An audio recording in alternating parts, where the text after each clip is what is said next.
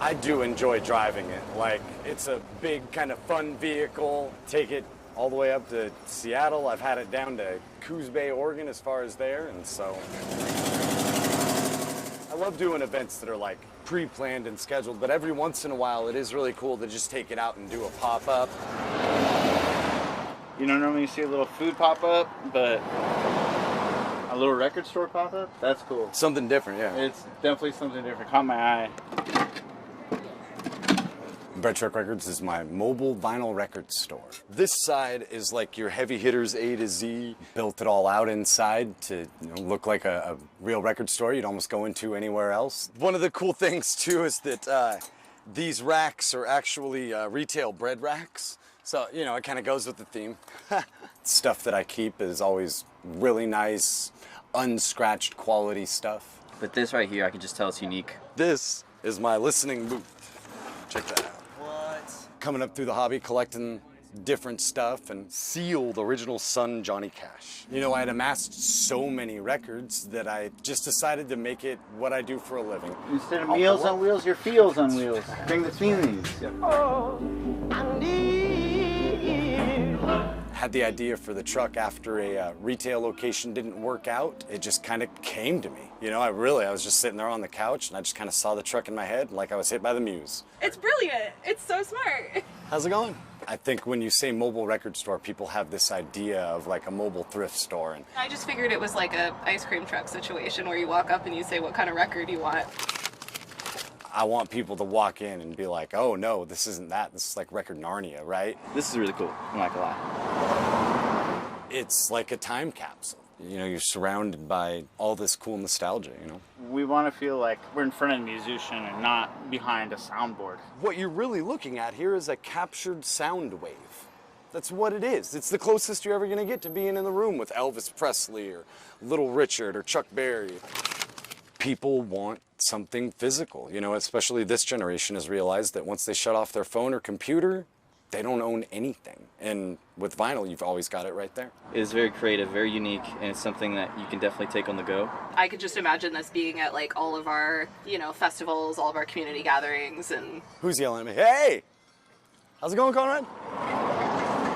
this is great. I love it. I want the records in the truck to stand out as the cool thing, I'm just the curator. It's like, I love it, I put everything into it, so, what do I hope people walk away with? A record. Come back and see me again, I appreciate you. Thank you.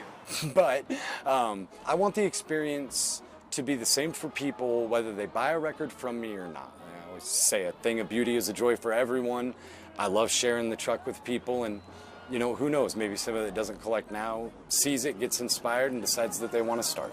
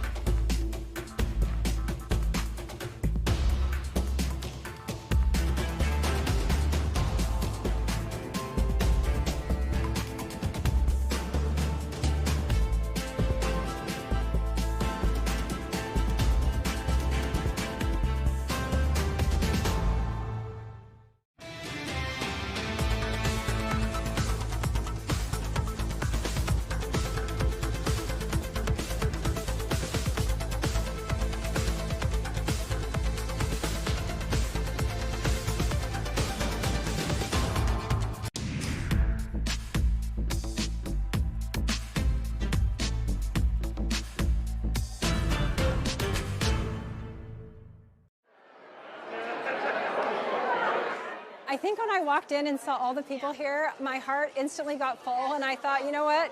This is what life is about. This is what community is about, and this is what love is. Today, the holiday season is kicking off here at the Alderwood Mall, and there's a wonderful group called the Giving Machine. It does something to my heart that I like.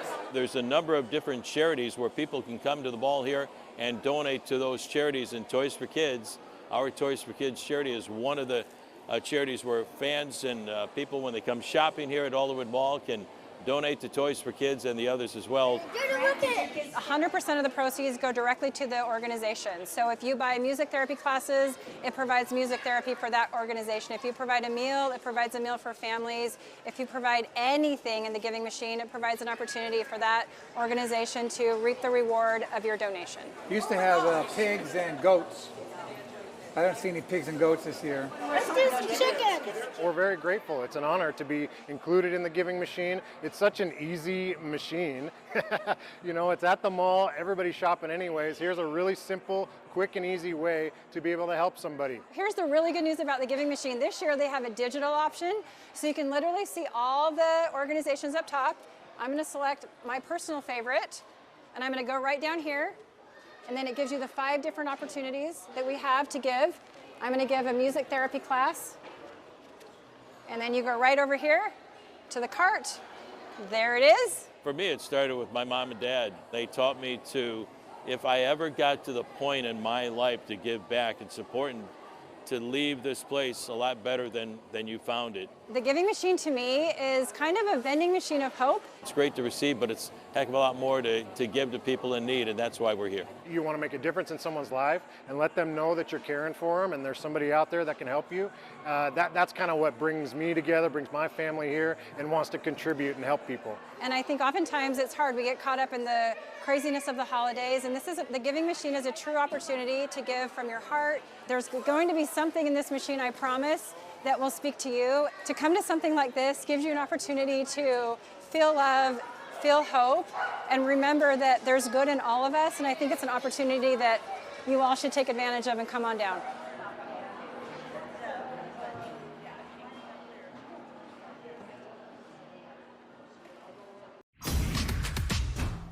You're overly excited. Andrew Lima, his wife Angel, and his best friend Skylar were having a ball at this year's Thanksgiving for All event.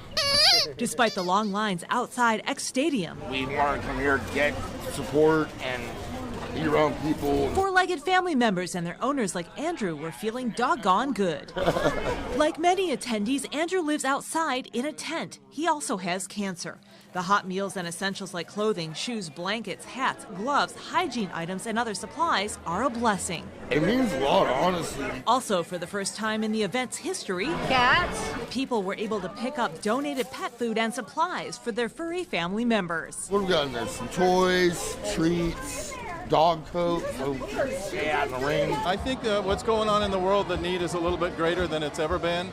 But I also think that people now accept the fact that community is the most important thing, being together. Fox 13's own David Rose helped to host this year. Want some turkey, I bet. AJ Janavel also volunteered. Selfishly, it's great to be here and help you. Happy Thanksgiving. Yeah, happy Thanksgiving to you. Volunteer Josh Brumley says the event has inspired his law firm to do something similar in Kent next year. It gives you a feeling of thankfulness. Lima and others say they're glad the celebration has gone to the dogs, and the community is willing to throw them a bone. Because when the tails are wagging and the humans can share a smile, it's a blessing on this day of thanks. It really makes me feel good because I have 2 forms of cancer right now, and I'm literally battling for my life. But this makes me not want to give up hope. In Seattle, Jennifer Dowling, Fox 13 News. Well, the Seahawks are still right in the thick of the NFC West division race, but this weekend's matchup has some extra storylines attached. Sam Darnold is facing his former team, the Minnesota Vikings, for the first time since they let him walk in free agency after leading them to a 14-3 record last season. And while Darnold has thrived in Seattle, Minnesota is 4-7 and could be starting their 3rd different quarterback of the season on Sunday. J.J. McCarthy has been underwhelming when healthy and entered concussion protocol earlier this week, putting his status for Sunday up in the air with undrafted rookie Max Brosmer waiting in the wings. This game puts a spotlight on Minnesota's decision to move on from Darnold. The big knock on the former number 3 overall pick were his final 2 games in a Viking uniform, his struggles in the regular season finale with the top seed in the NFC on the line, and his 9-sack outing against the Rams in their playoff loss. Head coach Mike McDonald was asked about how he weighed those 2 games when looking at bringing Darnold in over the offseason. I think it's a little narrow-minded, just going to go off a 2-game sample.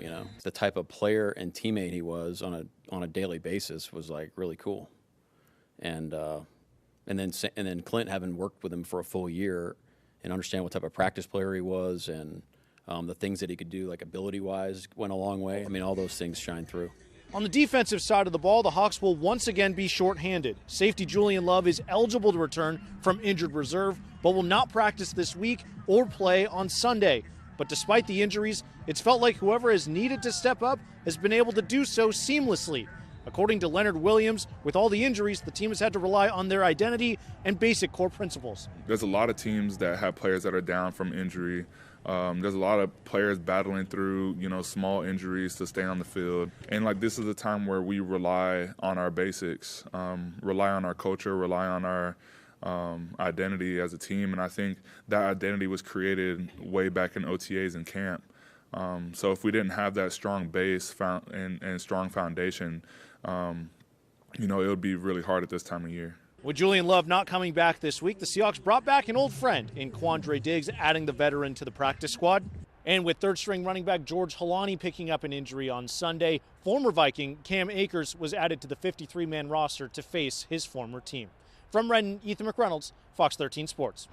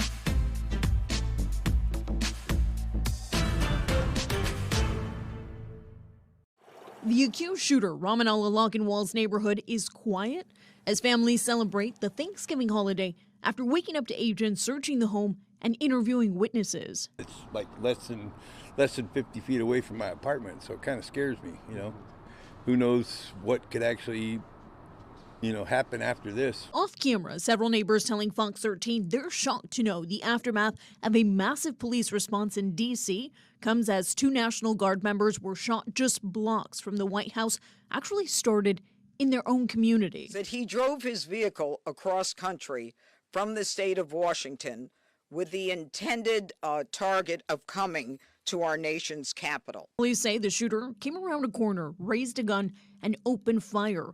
Officials confirmed 20-year-old Sarah Bergstrom has died, while 24-year-old Andrew Wolf remains in critical condition. That person will be prosecuted to the fullest extent of the law. Lochinwall was shot and taken into custody. We've since learned Lochinwall entered the U.S. legally in 2021 under humanitarian parole as part of the Biden administration's Operation Allies Welcome in the aftermath of the country's withdrawal from Afghanistan.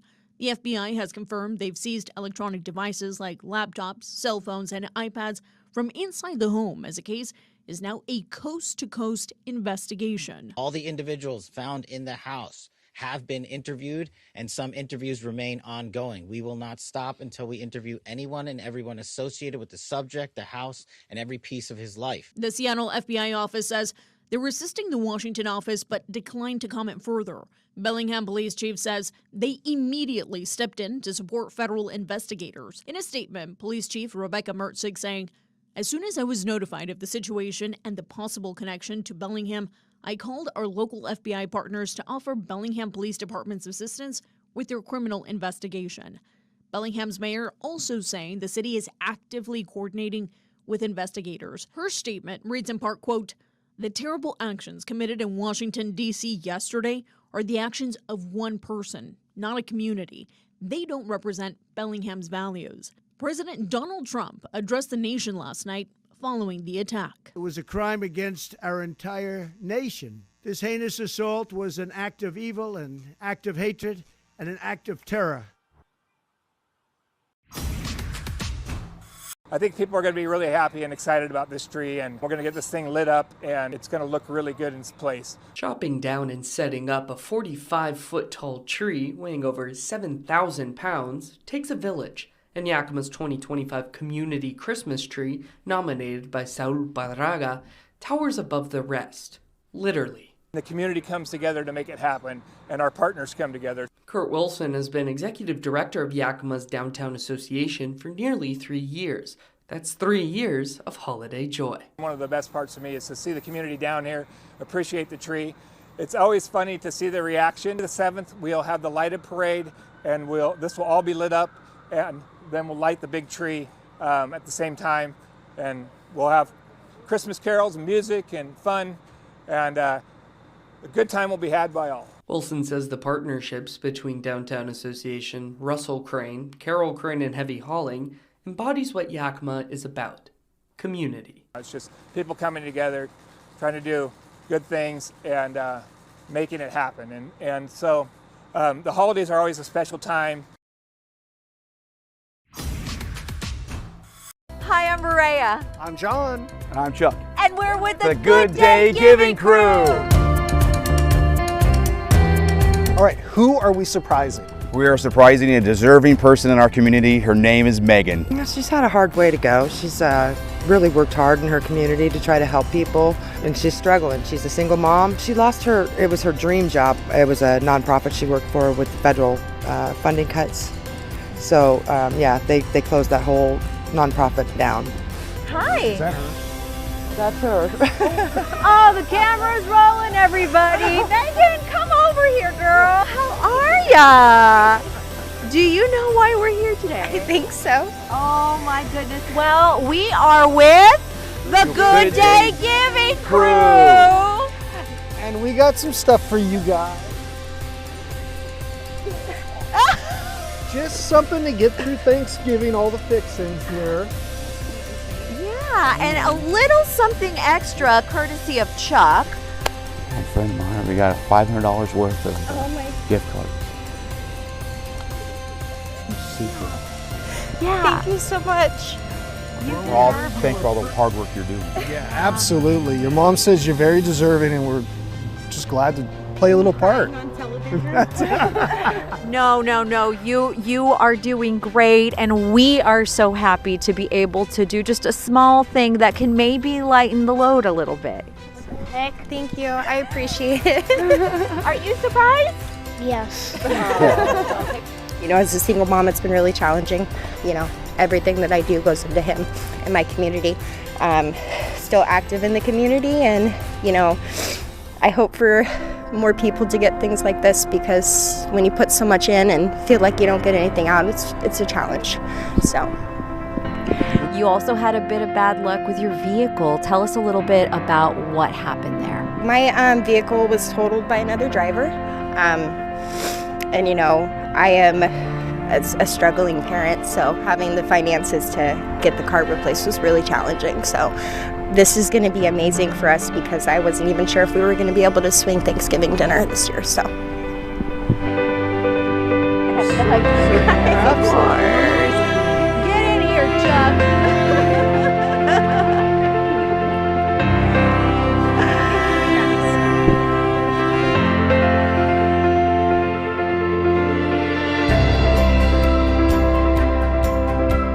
Well, we were here to surprise Megan, and then Megan surprised us. Yes, this one was a little bit different, but a lot of fun.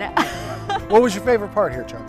My favorite part of today is just seeing people spread kindness and cheer and being a part of that, and making someone's day super bright is really heartwarming for everybody, I think. Thank you. Absolutely. You know, Megan's had some struggles, but we just found out she just graduated from Western Washington University over the summer. Put herself through college. Big things ahead for her, and we're just kind of helping her along the way in this holiday season. Yeah, absolutely. And remember, as we continue with the Good Day Giving crew and Les Schwab, send those nominations in. We want to change somebody's day. Yeah, she might have caught us, but she really appreciated what we were doing as well. And that was great to see her and her mom, and of course Huxley, her little boy. Yes, and thank you to Chuck and Les Schwab as well for making this so special. Happy to do it, and thank you for everyone helping us.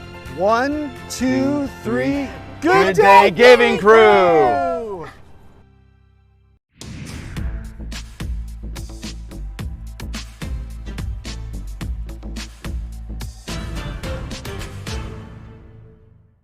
2 weeks ago, the Sounders' MLS Cup hopes came to a heartbreaking end after 10 rounds of an excruciating penalty shootout. Brian Schmetzer, after the game, called it the toughest loss he's ever experienced with the club and said the season was not a success. 17 days later, after much reflection, Schmetzer, along with general manager Craig Weibel, were able to appreciate the successes of the 2025 season, as well as acknowledge the letdown that was in Minnesota. 2026, was it a success? That was the first thing I asked myself upon reflection after the loss in Minnesota. And I still come away with similar thoughts about that game, the performance, the year. There was a lot of success there in the year. I thought everything was a success up until that final moment, because this club always tries to get deeper into the playoffs.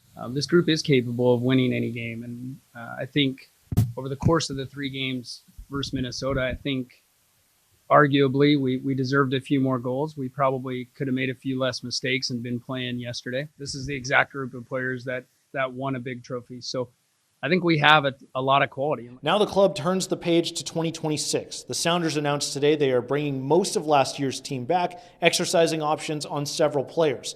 The team did decline options on 4 players, Ryan Kent the most notable name, with Weibel saying there just isn't a role for him on the team next year. After an active offseason last year with acquiring 2 starting quality players in Paul Arriola and Jesus Ferreira, don't expect much of the same this winter, with the team sounding very confident in their current roster. Flexibility will be created if we move players, but otherwise there's not a ton of flexibility. Just, I mean, obviously with the release this morning, you can write that all down on paper. It's a lot of the roster coming back, which is a lot of the salary cap. Coming into next year, I think we have a really good team. When we really get to the nuts and bolts about adding a player, it usually comes down to, is this player going to touch the field for us? And if they're not, then why are we adding a player? So it's a fun challenge to have. There's a lot of teams that aren't in the position we're in terms of players coming back. So. On top of the few players whose options were declined, 4 players became free agents, including captain Stefan Fry and midfielder Paul Rothrock. Craig Weibel saying today that he's had a lot of good and healthy conversations with both players, but no resolution has been come to just yet. If Fry were to return to the team, it is unclear whether it would be as the starter or as the backup to Andrew Thomas. From Renton, Ethan McReynolds, Fox 13 Sports. You know, it was not unusual to have multiple shootings in a week. It was not uncommon to have 2 or 3 homicides a month. A reality for Kent Police Chief Rafael Padilla, who this past July told Fox 13 gun violence has been a continuous concern following the pandemic. But this wasn't just a Kent problem. It was county-wide. Things do appear to be trending in the right direction in King County. King County Prosecutor Lisa Mannion says that's according to the latest quarterly report between July and September of this year, which shows the number of shootings is down. So in Q3 of 2025, there have been 292 incidents of overall shots fired. Compare that to this time last year. There was 426. That's 130 less shootings, the lowest the county has seen since 2021. Taking a deep dive into the numbers, 63 people have been shot, of which 18 were killed and 45 were hurt. According to the report, nearly half of the victims in these cases are members of the Black or African American communities, and most were men in their 30s. We also know that victims of gun violence are disproportionately people of color. So we have to make sure that we offer intervention services that are culturally competent and that we are reaching all parts of our community. Would you like a free ribbon? Today is Eliminate Violence Against Women and Girls Day. While the numbers tell one story, survivors of violent crime in King County have their own. Well, when I was assaulted, it was considered rare for a stranger assault, but it doesn't feel rare. This is Tracy Roberts. It's not rare, it's still happening, and the fact that just one shooting alone or one assault on someone, that's too many. You may remember this shocking surveillance video from January of 2021. Tracy was gardening in Belltown when a stranger kicked her in the head, leaving her with traumatic brain injuries. Investigators say before he kicked Tracy, the man was caught on camera kicking another woman in the face on a bus. She says she was shocked by the sentence handed down to him. And he was released for time served after 17 months. And that's appalling. And that happened to me when we caught him, when we had all this evidence. And so I think we need to change the way we sentence people. I don't think you should offer deals or accept deals from people who commit violent acts. Tracy worked to make November 25th a recognized day in Seattle for Eliminate Violence Against Girls and Women's Day. We showed her the numbers from the latest quarterly report and wanted to know, does she feel safer in Seattle? You do have to look at those numbers, and if there is a downward trend, that's fantastic. But what does it truly feel like when you walk out the street? Does it feel as safe? Does it feel better? Do you feel like there's improvements? As for the report, Mannion says the downward trend is a combination of a few things, but primarily what's happening in Kent, where police and nonprofits like the Latino Civic Alliance and Project Be Free have been working with prosecutors for the last year to help solve shooting cases, and they're also stepping in to help at-risk youth. In the newsroom, I'm Alejandra Guzman. Back to you.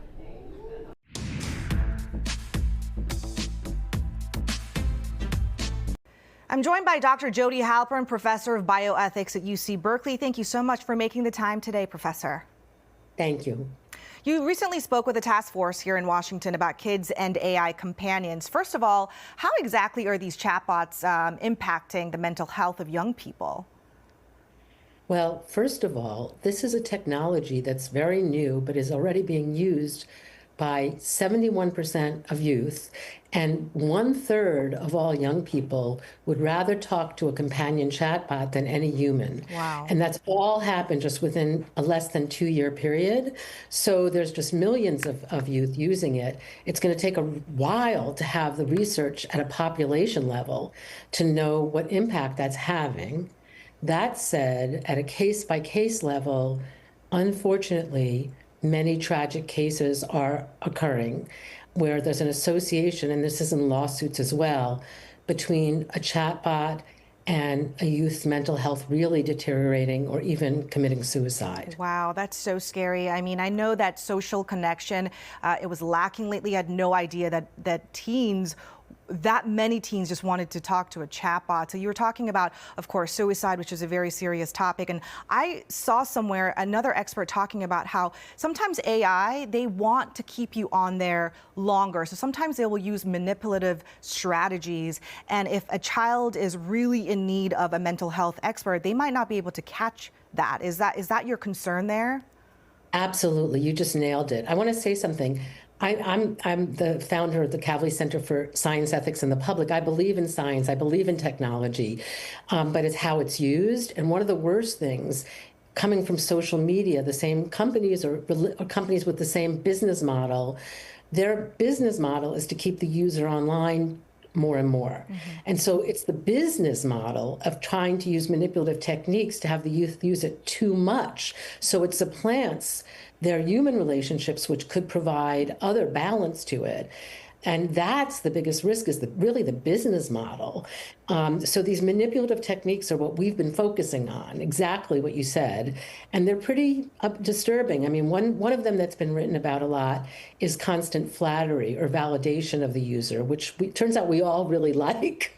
But for a teen that doesn't have really good judgment, that can lead to them becoming somewhere between very unrealistic to even delusional. I mean, it can lead to them believing that they shouldn't think, anything their parents or school says makes sense. I mean, it can lead to all kinds of behavior that can be dangerous. Another very common technique is to use irregular rewards. This is what social media did, like gambling, like slot machines in Las Vegas. You don't know what's going to happen when, but you get rewards. That actually, you can get benefits, bonuses, more use.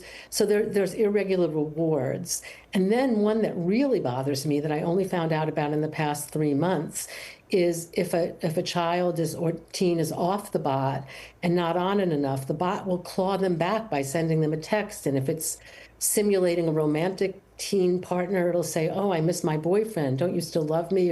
And it's all kinds of things like that to get the minor to use the bot more. So, Professor, clearly, it cannot be left alone the way it is now. So what are your recommendations for Washington lawmakers on how we can fix this a bit?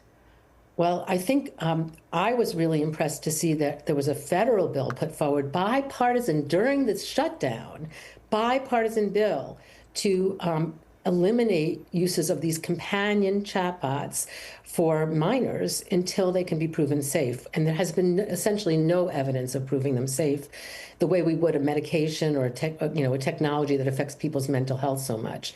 So I think that that's the best thing to do. I think the best thing for states to do is to actually have an age cutoff, because we can talk more about why adolescent brains are so vulnerable. But I think that would be the safest thing, is to have it be for 17 and under, no companion chatbot companies right now. Then we also had, our second recommendation was to exactly what you said, to monitor for manipulative techniques and have those be prohibited or fined. There's different ways of dealing with it. And then the third recommendation, which was actually my first one for California and the state bill that we did here, was to monitor for suicidal activity and report that publicly to the state suicide prevention office.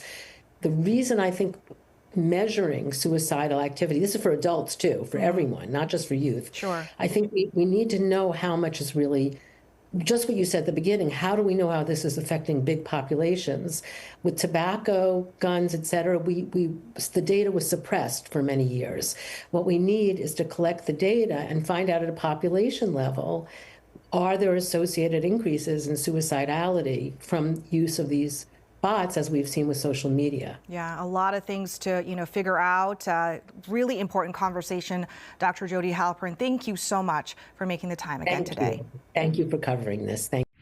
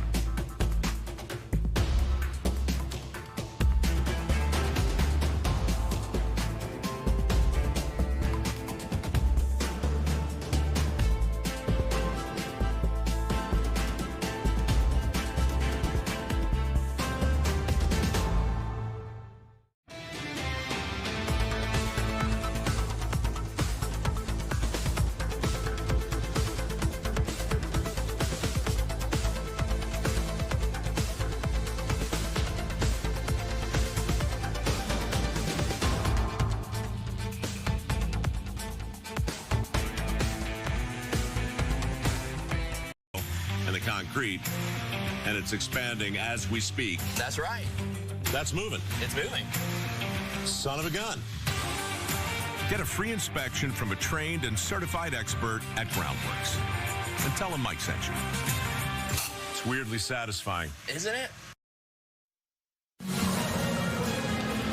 And for just the second time in the last 40 days, we are back at Lumen Field in Seattle for a Seahawks home game. The Hawks back home for 3 of their next 4 in a 6-game stretch to end the regular season. It all starts today against the Minnesota Vikings, and it's right here on Fox 13. This is Game Day on Fox 13. You know, I'm very grateful, for the time that I spent there, all the people that, I created relationships with, all the people in that locker room, all the coaches there, the people in that building. But I am very excited to be here and to continue doing what we're doing this year. And you can imagine this is a day that Sam Darnold has circled on his calendar ever since the Seahawks schedule came out this spring. As we welcome you to Fox 13 Game Day, live from the Stadium Place Apartments across from Lumen Field, alongside former Seahawk Brian Walters. I'm Aaron Levine. And Brian, Sam Darnold going against his former team today, one that let him go in favor of a younger quarterback who's not even starting today for the Vikings. A fun situation for Sam Darnold to be in, because look where he's at now. And it's kind of ironic when you look back at that whole situation, how it went down. This could have been Sam Darnold's start today, with J.J. McCarthy being injured. If J.J. McCarthy didn't get injured last year, Sam Darnold was supposed to be the backup for Minnesota last year. But then J.J. McCarthy got hurt, resurrected his entire career, and then here we are. As Seahawks, thankful that he's on our side and able to go against his former team today. And J.J. McCarthy out due to concussion protocol. We're going to talk a little bit more about their starting quarterback today, Max Brosmer. But how about Darnold? He has put up arguably top 5 stats so far this season. As we take a look at his stats, I'm sure there are a number of Vikings fans regretting letting him go. 6th in passing yards, 4th in completion percentage, 5th in total touchdown passes and quarterback ranking. And one of the most incredible stats, he's only been sacked 11 times this season. Major props to the Seahawks offensive line for that. But Brian, in what ways has he exceeded your expectations this year? I think the biggest thing with Sam Darnold and how he's exceeded my expectations is how explosive he's been with this offense. His explosive passing game, his yards per attempt. He is taking chances all over the field, and how good he has made JSN. Do you think Justin Jefferson on the Viking side of the ball is looking at this team and looking at the success JSN is having, being like, man, that could have been me this season? Because it's been so fun just watching those two connect. And again, hats off to the offensive line. The kind of the improvement that they've had this year with the system, the cohesiveness, only 11 sacks. You're looking at the Vikings, who have allowed about 39 sacks this year. So again, another positive reason, another thing Sam Darnold's excited about being here is just a better offensive line as well. And really the cool early look at Sam Darnold just now wearing the throwback uniforms. The Hawks going with the throwbacks for the 3rd time this season. I don't believe that's ever happened in franchise history, that they get to play the throwbacks 3 times in a single season. So we're looking forward to that today. Let's take a look at the inactives and some good news injury-wise for the Hawks today, as safety Ty Okada is not on that list. So he will be active today. And in case Okada can't go the distance, Quandre Diggs was activated off the practice squad after joining the team earlier this week. What do you think about Quandre being back in Seattle? I think any veteran leadership like that is a positive. And Quandre was loved throughout the entire facility, throughout the whole organization. Everyone loved Quandre Diggs. So what he can bring, he was kind of Kobe Bryant's mentor when he was here. He kind of brought Kobe under his wing. And so to have him back, it'll be fun. Now, I hope we don't see him on the field, because that means some more injuries happen to this defense. But will we see him on special teams? That'll be a role that we're not used to seeing Quandre do. And has he played much special teams there? So that'll be an interesting part of this to watch. But again, any old faces, guys that are loved around the facility, you love getting them back, and you know what kind of impact they can have on some of these younger players. And it is great to have him back. It is a slightly different defense than Quandre Diggs played in Seattle a couple of years ago under Pete Carroll, of course, since Mike McDonald took over last year. A lot to get to on the show, but let's head back to Lumen Field. Our Lauren Helmbrecht standing by with her first thoughts on today's game. Lauren, how you doing? This is a unique reunion for the Minnesota Vikings and former quarterback Sam Darnold. Let's put it in terms of a relationship. The Vikings and Darnold, well, they were going steady last year. In fact, things were looking really good up until a rocky patch right to end the season. Looking back, Minnesota probably saw more of the bad than good, and they let Darnold walk for a newer version. Now Darnold is in a brand new partnership in Seattle, and things are going great. Meanwhile, Minnesota maybe missing the breakup and considering what could have been. During Darnold's career renaissance with the Vikings last season, he set career highs for completion percentage, passing yard, and touchdown. Darnold helped lead the Vikings to a 14-3 record and a postseason berth. But with the #1 seed in the playoffs on the line, Darnold faltered in the last game of the regular season as the Vikings lost to the Lions 31-9. And then Minnesota went on to fizzle out in Los Angeles in the wild card round. Seattle took a chance on the 28-year-old, signing him after the Vikings let Darnold go, because Seattle considered the quarterback's full breadth of work, not just the messy ending. Yeah, I think it's a little like narrow-minded. You're just going to go off a 2-game sample, you know. It's like, you know, getting rid of a guy after the first OTA. Like, it's got to be the full experience. When we're looking into possibly, you know, trying to get Sam, I mean, to a person, the type of player and teammate he was on a daily basis was like really cool. Clint, having worked with him for a full year and understand what type of practice player he was and the things that he could do, like ability-wise, I mean, all those things shine through. The new partnership has worked out very well for Seattle. Darnold is averaging a league-high 9.3 passing yards per attempt. Meanwhile, his replacement in Minnesota, J.J. McCarthy, has struggled this whole season. The Vikings have lost 5 of their last 6 games, and McCarthy is not even suiting up for this game as he's in concussion protocol. So even though the expression goes, there's no winners in a breakup, I don't think that one applies here. Aaron, back to you. Yeah, you're so right, Lauren. We'll have much more coming up with you. We'll also have much more on Sam Darnold coming up. But, Brian, when you take a look at the head-to-head stats in this one, there's no question who is the 8-3 team and which team is the 4-7 team coming into this one. Clearly, the Seahawks have the edge when you look at the numbers between these two teams. The Seahawks with a top 10 offense and top 10 defense. In fact, they have the 4th best passing offense in the league and are 3rd in the league in average points per game. The Seahawks have also gone 20 consecutive games without allowing a 100-yard rusher, which is the longest active streak in the NFL. All of that being said, and looking at those numbers, what scares you about this matchup, if anything? To me, nothing scares me about the Seahawks defense versus the Minnesota offense. There's nothing that scares me. I think this should be a solid performance for the Seahawks defense. What scares me the most is going against this Minnesota defense. And when you look at their past 3 weeks, they've only allowed 185 yards through the air to these passing attacks. So Sam Darnold's going to have to perform tonight. He's going to have to be at his best. Now, here's where it gets fun, I think, if you're a Seahawks fan, because the last couple of weeks, you've finally seen this rushing attack kind of get going with Kenneth Walker, and Minnesota struggle a little bit stopping the run. They're bottom third of the league, averaging about allowing 128 yards or so per game to opposing teams. So that's where it could get fun today. If the Seahawks can get this run game going and really control the ball, and this defense dominates as it should with this backup quarterback going in, and the whole left side of the offensive line is also not playing for the Minnesota Vikings. So it could be a long day for this Minnesota offense. So if everything goes to plan, the Seahawks run the ball, this could be a really, really fun game. Yeah, goes to plan. The operative words here, because the only thing that scares me are the Seahawks' historic tendency to allow a backup quarterback that's not supposed to do well against them fare pretty well against them here at Lumen Field. But that hasn't been too much of a problem so far in the first year and a half under head coach Mike Macdonald. Up next, we're going to turn our attention back to the Seahawks defense, and one of the impressive newcomers this season are Ethan McReynolds going one-on-one with rookie Nick Emanwari. That's coming up next as you see all the fans lining up. The 12s representing well at Lumen Field, waiting to go inside the stadium. Much more on Fox 13 Game Day coming up next.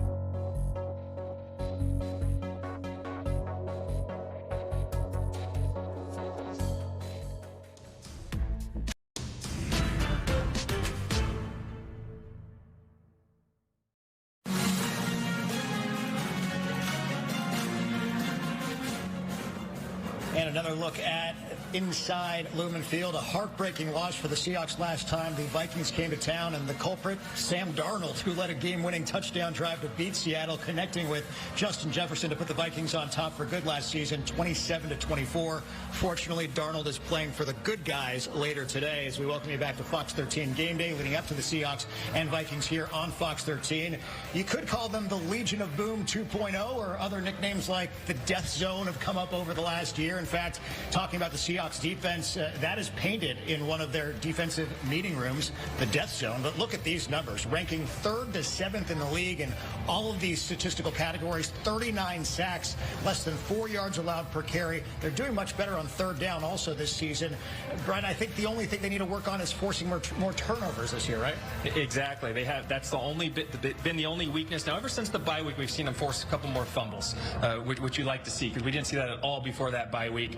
But this defense, it all starts up front. The rush defense that they've shown is pretty much unpenetratable, and you're going to see that again today. And then the sacks. I mean, Byron Murphy and Leonard Williams have been really unstoppable up front. So seeing those guys, and then what else has been the most impressive about this defense is that next man up mentality that they brought, because this defense hasn't been healthy this entire year. We have not seen this defense at 100%, and we're getting closer and closer with Julian Love inching closer to return. But again, today we won't see him at 100%, but everyone who's filled in, everyone who's asked to step up has done it and exceeded all expectations. Last week it was Patrick O'Connell. He stepped up at linebacker. We've seen Ty Okada consistently all year step in. Now, is Ty Okada, I know he's active today, is he going to get that start? Are we going to see D'Anthony Bell ask to do the same thing and step up? I don't know, but that's been the most impressive part about this defense, is when they haven't had their starters, been at full strength, they've still performed like it has been their starters. No, I mentioned the one area they do need to improve upon is forcing more turnovers. Unfortunately, the Seahawks have a -7 turnover ratio for the entire season. That's something they need to work on, and we do know that one of the young, bright talents on the defensive side of the ball, Nick Emanwari, is one of those guys who can potentially add to the takeaway numbers on this year's team. He caught up with our Ethan McReynolds earlier this week. All right, I'm here with Nick Emanwari. Nick, over halfway through your rookie season, has it been anything like what you were expecting coming in? Yeah, honestly, it's been everything I expected. You know, it's kind of, as a rookie, you know, you probably don't know what you're going to expect, but coming in, I had high expectations for myself and for the team. You know, in training camp, the team looked real good, so I was already telling, you know, I think we got a great squad to go far, go deep. So our record as a team doesn't surprise me, and what I've been doing as a rookie doesn't surprise me. A few weeks ago, you were talking to reporters. You were saying that the game had started to slow down for you. What does that look like on the field, play to play, and how has this coaching staff sort of helped you with being able to play faster? Yeah, you know, the game slowed down for me as far as like whatever I'm seeing on film, I'm starting to see it in game and starting to trust my eyes a little bit more. And the more reps I done took and whatever aspect they got me doing, whether it's blitzing, defending the run, defending the pass, I'm starting to see that more, get more comfortable with that, know what's coming from the splits, formations and stuff. So that's just how it is as you evolve. And each game I'm learning something new. And it's like what not to do, what can I do, and just trying stuff out in each game, seeing what works or not. And, you know, right after you got drafted, you talked about having a connection with this coaching staff through the pre-draft process. I'm curious, you know, now that you've been in the building for as long as you have, how have you liked playing under Coach Mike and this coaching staff compared to, you know, what you felt with them pre-draft? It's a blessing, honestly. I'm glad I came to Seattle. I had a gut feeling that Seattle was going to take me. And I know it was mutual feelings on both ends, and I'm honestly blessed. I'm glad. I think I landed in the perfect spot, especially for my ability and the type of coach Mike is, and the type of coaches we have around here is like the perfect mesh, perfect mix, and for even as my rookie year and then for years on to come. So we're building something great here. How is Coach Mike different from other defensive coaches you've had throughout your playing career? I think Coach Mike's probably like one of the smartest coaches I ever had, and like he kind of has an answer for everything. Even if the answer is like kind of short and simple, he kind of has an answer to everything and tells you like exactly what you need to do or exactly how to play something, and kind of gives you confidence. Like I never really had that much confidence in a coach to like, all right, well, Mike's telling me this and telling me that, and he's just telling me to rip it and go out there and just do what I do. So great relationship between me and him. And the injury bug has really hit you guys hard throughout this entire season, but somehow everybody that has had to step up and step in has been able to execute. How hard is that to do? It's one thing to say next man up, but it's another thing to really live it. What goes into that? Honestly, just being honest is kind of like what we really say in our deep room, like no fall off. But I look at it as like, you got to earn your check. You got to earn your check every week. It's the NFL, so dudes should be prepared. We prepared from everybody on the roster. The very first dude to the very last, everybody can prepare like they're playing in the game because you never know what could happen. But, you got to earn your check out there. It's the NFL. Any given Sunday's best, so no surprise there. And after the Rams loss, Ernest Jones was very, very direct about how he felt about backing Sam Darnold. You guys are taking on his old team, Minnesota Vikings, who chose not to bring him back after an awesome season last year, 14-3 record.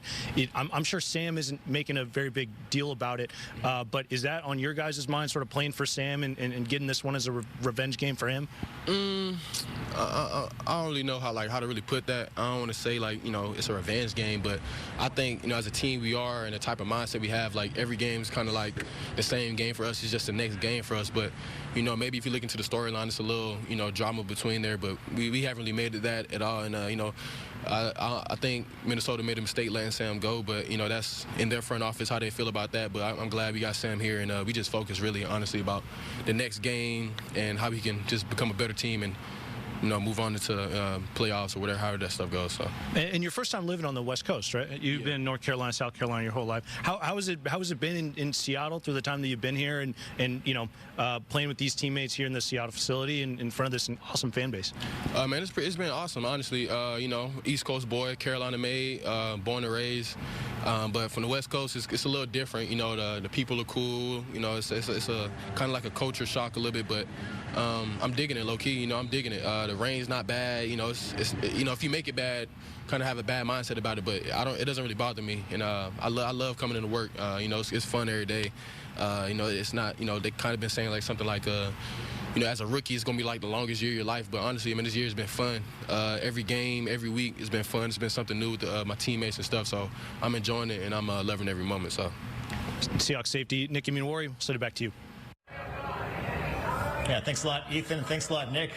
Rain's not bad. No, it's a picture-perfect day here in Seattle in November. And if you don't have enough adrenaline going into this game against the Vikings, how about this boost? The Rams losing today to the Carolina Panthers on the road, that just-going final. So the Rams now 9-3 on the regular season, and that means the Seahawks have a chance to tie them atop the division with a head-to-head matchup coming up in the middle of December on Thursday Night Football on December 18th. So that is big news for Seahawks fans today. Now let's turn our attention to another young, fantastic player on this team. And how about Jackson Smith-Njigba and the record-setting numbers that he's already putting up so far this year? Last week, breaking the franchise record in a single season for receiving yards. What can we say about the third-year receiver? We're only through weeks 11 games. Yeah, that's the most impressive part to me. He is already rewriting the record books in Seattle history, and we're through 11 games. He has 5 more to go. So this is where it gets fun, because now he's chasing Calvin Johnson, one of the top season of all time, the most yards of all time in the NFL, and he can do it. He needs to average about 109 yards per game this final stretch of this season, and he can get there. He can become the NFL's all-time receiving yards leader. And what's been so fun is how he has done it in so many different ways, and the fact that you keep thinking teams are going to be able to take him away, teams are going to be able to double team him, teams are going to be able to keep a guy over the top and not allow these explosive plays like they have been. But last week was a perfect example of why this system is so perfect for JSN, because in some of these plays, the system beats the double coverage. There's supposed to be a safety over the top, but a crosser takes the safety out of the zone, or JSN fakes an outside move and is able to cross across the safety's face. That was his help when he was getting bracketed. So there's so many parts of this offense that allow JSN to keep doing what he's doing. And again, another guy, Sam Darnold. Sam Darnold's been on the money finding him deep. What would it take for JSN to get some more MVP consideration? Would it be double-digit touchdowns and breaking Calvin Johnson's record and getting past 2,000 yards receiving? MVP is such a weird award because it seems to be a quarterback's award. I think he is definitely the front runner for offensive MVP, but to get to offensive player of the year, but to get MVP, I think getting over 2,000 yards will be the big thing. I think if you can hit that milestone, you have to be in conversation for MVP. Yeah, well, a receiver has never won the MVP award in the Super Bowl era. Last week, JSN becoming the first player in NFL history with at least 75 receiving yards in each of his first 11 games of a season. Up next, we're going to check back in with Lauren Helmbrecht, who has her final thoughts. We'll also give our predictions as we lead into kickoff today on Fox 13. Santa's ready a whole month early before Christmas, hopefully delivering a Christmas gift of a win for the Seahawks at Lumen Field later today. It's all coming up here on Fox 13 after the break.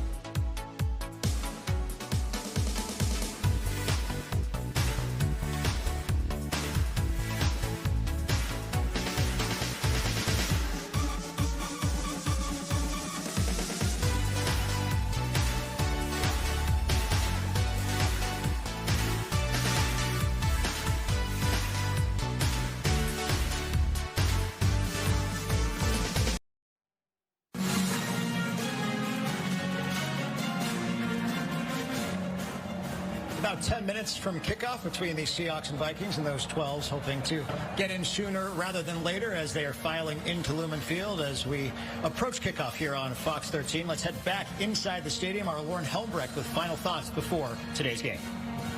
Seahawks quarterback Sam Darnold's replacement in Minnesota, J.J. McCarthy, will not be playing in today's game. The second-year quarterback is in concussion protocol, so it's going to be undrafted rookie Max Brosner leading the Vikings against their ex.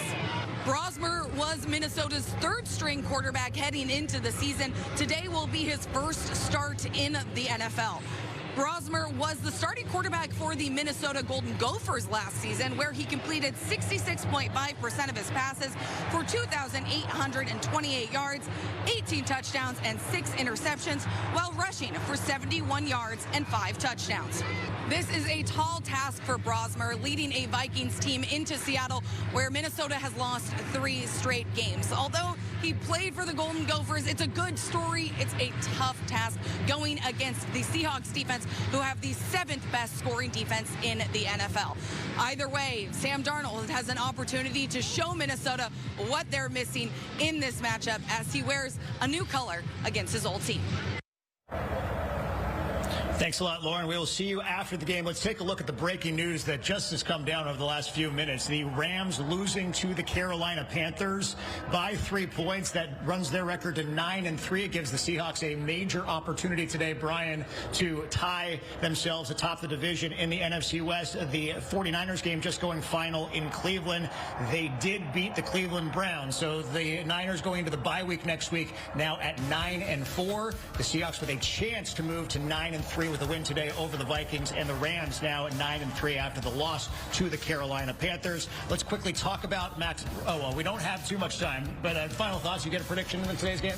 Yes, I think this is going to be too much for Max Brosner to handle. Brosmer. I'm going to say it wrong all day, I bet. But it's just going to be, there's going to be too much pressure. When you're without your starting left guard, you're without your starting left tackle, you're a rookie making your first start in this stadium, it's going to be tough. And I think Seahawks run away with this one 27-10. Well, I hope you're right. We'll have much more after the game. Fox 13 Game Day Live with reaction from Mike McDonald and the players. Enjoy the game, everyone.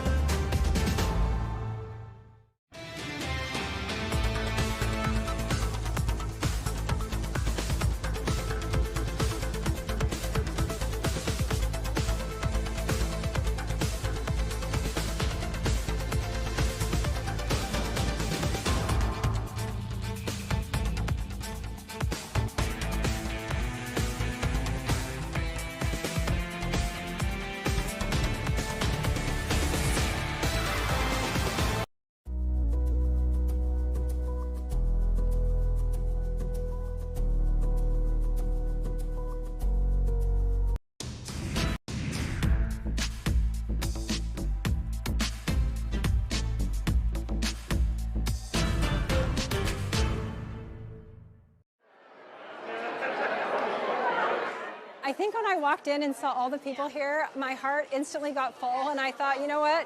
This is what life is about. This is what community is about, and this is what love is. Today, the holiday season is kicking off here at the Alderwood Mall, and there's a wonderful group called the Giving Machine. It does something to my heart that I like. There's a number of different charities where people can come to the mall here and donate to those charities. And Toys for Kids, our Toys for Kids charity, is one of the charities where fans and people, when they come shopping here at Alderwood Mall, can donate to Toys for Kids and the others as well. 100% of the proceeds go directly to the organization. So if you buy music therapy classes, it provides music therapy for that organization. If you provide a meal, it provides a meal for families. If you provide anything in the Giving Machine, it provides an opportunity for that organization to reap the reward of your donation. We used to have pigs and goats. I don't see any pigs and goats this year. Let's do some chicken. We're very grateful. It's an honor to be included in the Giving Machine. It's such an easy machine. You know, it's at the mall. Everybody's shopping anyways. Here's a really simple, quick and easy way to be able to help somebody. Here's the really good news about the Giving Machine. This year they have a digital option, so you can literally see all the organizations up top. I'm going to select my personal favorite, and I'm going to go right down here. And then it gives you the 5 different opportunities that we have to give. I'm going to give a music therapy class. And then you go right over here to the cart. There it is. For me, it started with my mom and dad. They taught me to, if I ever got to the point in my life to give back, it's important to leave this place a lot better than you found it. The Giving Machine to me is kind of a vending machine of hope. It's great to receive, but it's a heck of a lot more to give to people in need, and that's why we're here. You want to make a difference in someone's life and let them know that you're caring for them and there's somebody out there that can help you.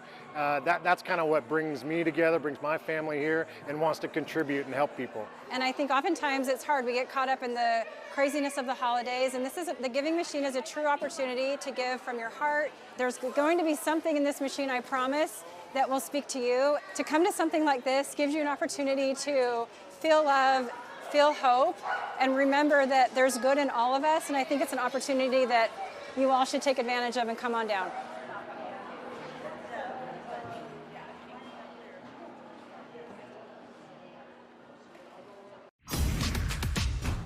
Too overly excited. Andrew Lima, his wife Angel, and his best friend Skylar were having a ball at this year's Thanksgiving for All event.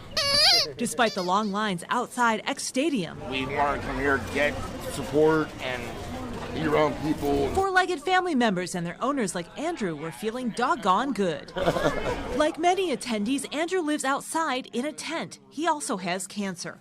The hot meals and essentials like clothing, shoes, blankets, hats, gloves, hygiene items, and other supplies are a blessing. It means a lot, honestly. Also, for the first time in the event's history, cats, people were able to pick up donated pet food and supplies for their furry family members. What have we got in there? Some toys, treats, dog coat, so stay out in the rain. I think what's going on in the world, the need is a little bit greater than it's ever been. But I also think that people now accept the fact that community is the most important thing, being together. Fox 13's own David Rose helped to host this year. Want some turkey, I bet. AJ Janavel also volunteered. Selfishly, it's great to be here and help you. Happy Thanksgiving. Yeah, happy Thanksgiving to you. Volunteer Josh Brumley says the event has inspired his law firm to do something similar in Kent next year. It gives you a feeling of thankfulness. Lima and others say they're glad the celebration has gone to the dogs, and the community is willing to throw them a bone. Because when the tails are wagging and the humans can share a smile, it's a blessing on this day of thanks. It really makes me feel good because I have 2 forms of cancer right now, and I'm literally battling for my life, but this makes me not want to give up hope. In Seattle, Jennifer Dowling, Fox 13 News.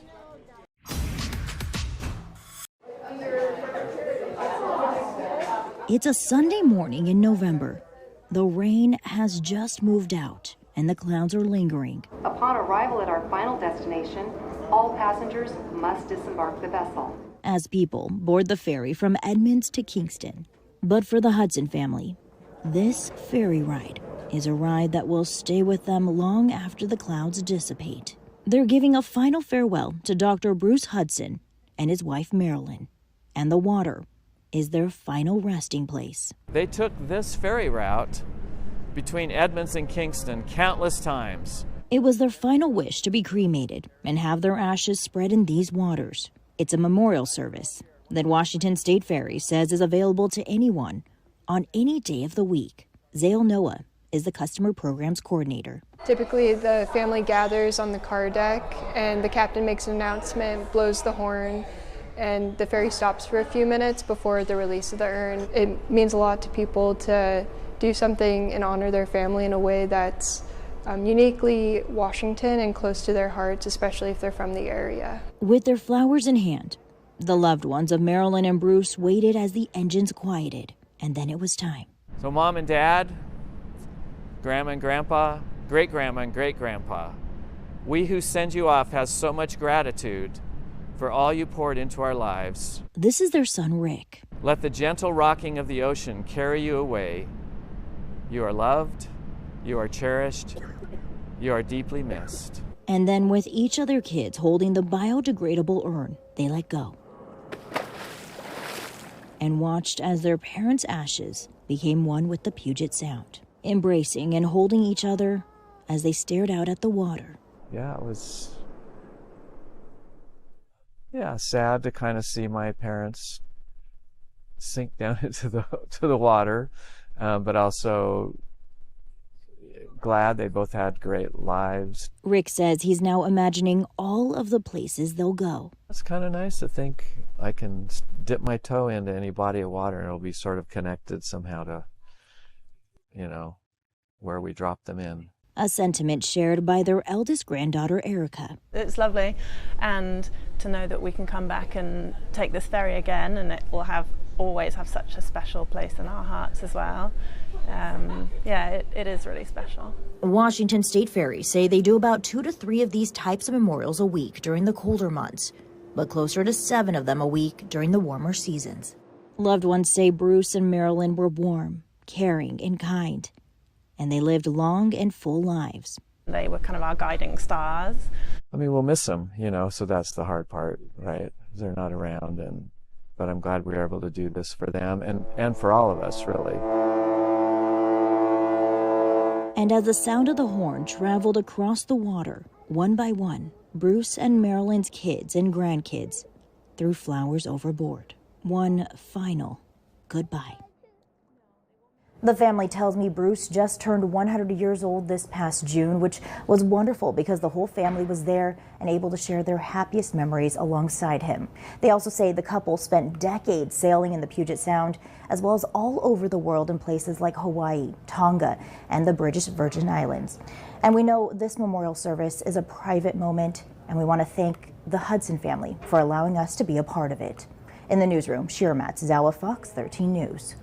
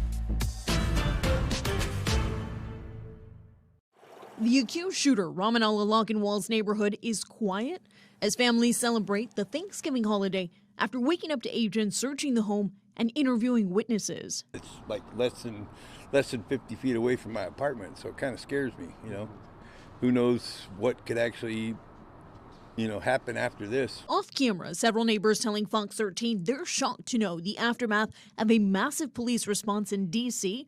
comes as 2 National Guard members were shot just blocks from the White House, actually started in their own community. That he drove his vehicle across country from the state of Washington with the intended target of coming to our nation's capital. Police say the shooter came around a corner, raised a gun, and opened fire.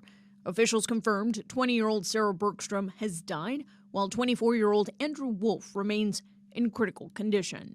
That person will be prosecuted to the fullest extent of the law. Lackenwall was shot and taken into custody. We've since learned Lackenwall entered the U.S. legally in 2021 under humanitarian parole as part of the Biden administration's Operation Allies Welcome in the aftermath of the country's withdrawal from Afghanistan. The FBI has confirmed they've seized electronic devices like laptops, cell phones, and iPads from inside the home as the case is now a coast-to-coast investigation. All the individuals found in the house have been interviewed, and some interviews remain ongoing. We will not stop until we interview anyone and everyone associated with the subject, the house, and every piece of his life. The Seattle FBI office says they're assisting the Washington office but declined to comment further.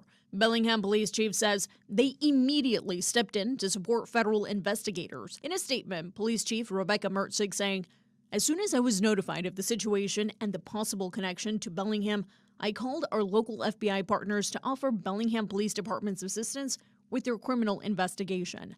Bellingham's mayor also saying the city is actively coordinating with investigators. Her statement reads in part, quote, "The terrible actions committed in Washington, D.C. yesterday are the actions of one person, not a community. They don't represent Bellingham's values." President Donald Trump addressed the nation last night following the attack. It was a crime against our entire nation. This heinous assault was an act of evil, an act of hatred, and an act of terror. I think people are going to be really happy and excited about this tree, and we're going to get this thing lit up, and it's going to look really good in its place. Chopping down and setting up a 45-foot-tall tree weighing over 7,000 pounds takes a village, and Yakima's 2025 Community Christmas Tree, nominated by Saul Barraga, towers above the rest, literally. The community comes together to make it happen, and our partners come together. Kurt Wilson has been executive director of Yakima's Downtown Association for nearly 3 years. That's 3 years of holiday joy. One of the best parts for me is to see the community down here appreciate the tree.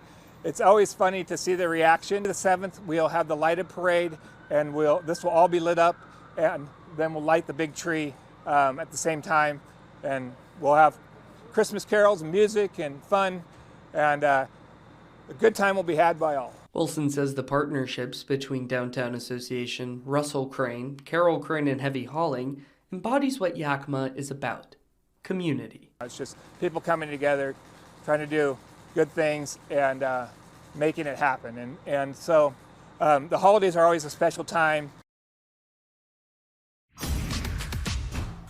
Hi, I'm Maria. I'm John. And I'm Chuck. And we're with the Good Day Giving Crew. All right, who are we surprising? We are surprising a deserving person in our community. Her name is Megan. She's had a hard way to go. She's really worked hard in her community to try to help people, and she's struggling. She's a single mom. She lost it was her dream job. It was a nonprofit she worked for with federal funding cuts. So yeah, they closed that whole nonprofit down. Hi. Is that her? That's her. Oh, the camera's rolling, everybody. Megan, come over here, girl. How are ya? Do you know why we're here today? I think so. Oh my goodness. Well, we are with the Good Day Giving Crew. And we got some stuff for you guys. Just something to get through Thanksgiving, all the fixings here. Yeah, and a little something extra courtesy of Chuck. My friend Mara, we got $500 worth of gift cards. Secret. Yeah. Thank you so much. Thanks for all the hard work you're doing. Yeah, absolutely. Your mom says you're very deserving, and we're just glad to play a little part. On television. No. You are doing great, and we are so happy to be able to do just a small thing that can maybe lighten the load a little bit. Heck, thank you. I appreciate it. Are you surprised? Yes. You know, as a single mom, it's been really challenging. You know, everything that I do goes into him and my community. Still active in the community, and, you know, I hope for more people to get things like this, because when you put so much in and feel like you don't get anything out, it's a challenge. So. You also had a bit of bad luck with your vehicle. Tell us a little bit about what happened there. My vehicle was totaled by another driver. And, you know, I am a struggling parent, so having the finances to get the car replaced was really challenging. So this is going to be amazing for us, because I wasn't even sure if we were going to be able to swing Thanksgiving dinner this year. So. Of course. Get in here, Chuck.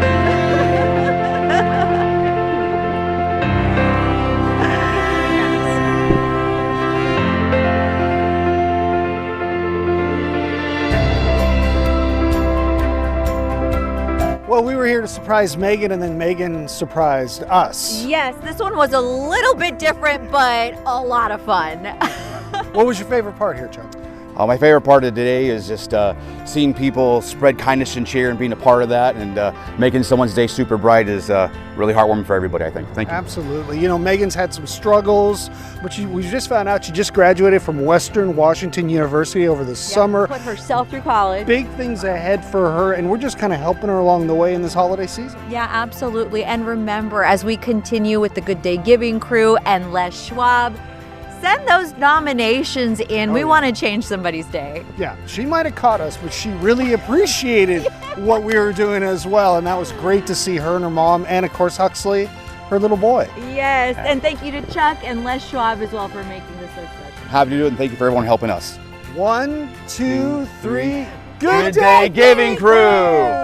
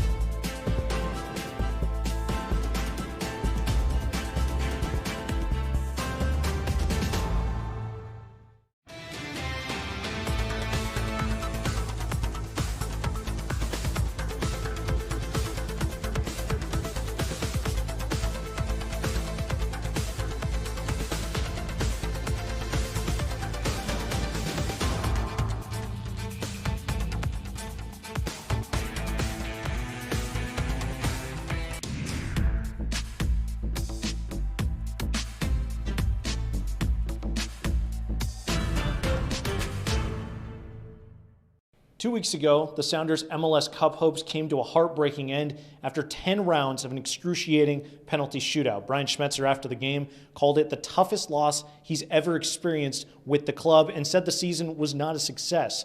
17 days later, after much reflection, Schmetzer, along with general manager Craig Weibel, were able to appreciate the successes of the 2025 season, as well as acknowledge the letdown that was in Minnesota.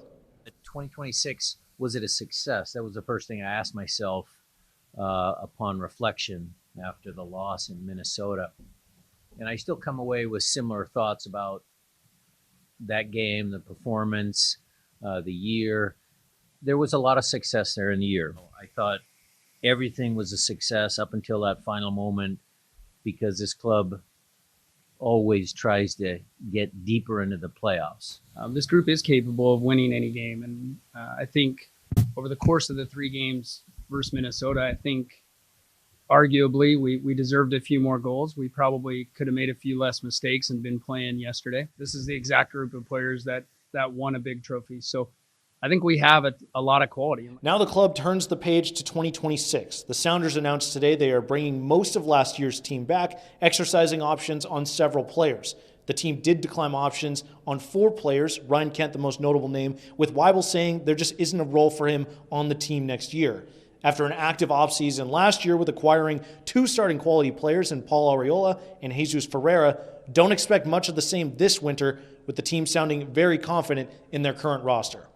Flexibility will be created if we move players, but otherwise there's not a ton of flexibility. Just, I mean, obviously with the release this morning, you can write that all down on paper. It's a lot of the roster coming back, which is a lot of the salary cap. Coming into next year, I think we have a really good team. When we really get to the nuts and bolts about adding a player, it usually comes down to, is this player going to touch the field for us? And if they're not, why are we adding a player? So it's a fun challenge to have. There's a lot of teams that aren't in the position we're in terms of players coming back. So. On top of the few players whose options were declined, 4 players became free agents, including captain Stefan Fry and midfielder Paul Rothrock. Craig Weibel saying today that he's had a lot of good and healthy conversations with both players, but no resolution has been come to just yet. If Fry were to return to the team, it is unclear whether it would be as the starter or as the backup to Andrew Thomas.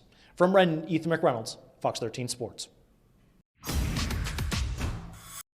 Inside the Bethlehem Lutheran Church, you'll find the Marysville Cold Weather Shelter. Volunteers are getting ready to open the doors Friday night. We have cots that we use, and then we put memory foam toppers on them, and then sheets, blankets, and pillows for our guests. When the temperatures dip to 34 degrees or below, Director Nathan Ray says this shelter in Marysville, along with 6 others in Snohomish County, are able to start welcoming those in search of a warm place for the night, along with their pets. He adds normally by this time of the year, the shelter would have already been open 15 to 20 days, but it's been a warm start to November. Snohomish County recognizes that even at 34 degrees and prolonged exposure, people's thought, their mental capacity as well as their physical capacity starts to get affected, and that puts them at even greater risk of illness, of injury, and even of death. And we don't want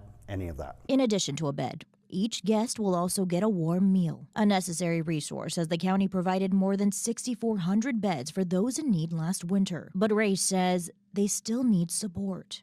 And that support can come in the form of food and water donations or warm clothing.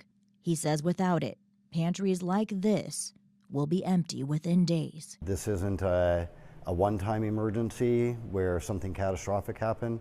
Instead of it's that slow-moving lifetime emergency that people just really need that hand up. Shira Matsuzawa, Fox 13 News. I'm joined by Dr. Jody Halpern, professor of bioethics at UC Berkeley. Thank you so much for making the time today, Professor. Thank you. You recently spoke with a task force here in Washington about kids and AI companions. First of all, how exactly are these chatbots impacting the mental health of young people? Well, first of all, this is a technology that's very new, but is already being used by 71% of youth, and 1/3 of all young people would rather talk to a companion chatbot than any human. Wow. And that's all happened just within a less than 2-year period. So there's just millions of youth using it. It's going to take a while to have the research at a population level to know what impact that's having. That said, at a case-by-case level, unfortunately, many tragic cases are occurring where there's an association, and this is in lawsuits as well, between a chatbot and a youth's mental health really deteriorating or even committing suicide. Wow, that's so scary. I mean, I know that social connection, it was lacking lately. I had no idea that teens that many teens just wanted to talk to a chatbot. So you were talking about, of course, suicide, which is a very serious topic. And I saw somewhere another expert talking about how sometimes AI, they want to keep you on there longer. So sometimes they will use manipulative strategies. And if a child is really in need of a mental health expert, they might not be able to catch that. Is that your concern there? Absolutely. You just nailed it. I want to say something. I'm the founder of the Kavli Center for Science, Ethics, and the Public. I believe in science. I believe in technology, but it's how it's used. And one of the worst things coming from social media, the same companies or companies with the same business model, their business model is to keep the user online more and more.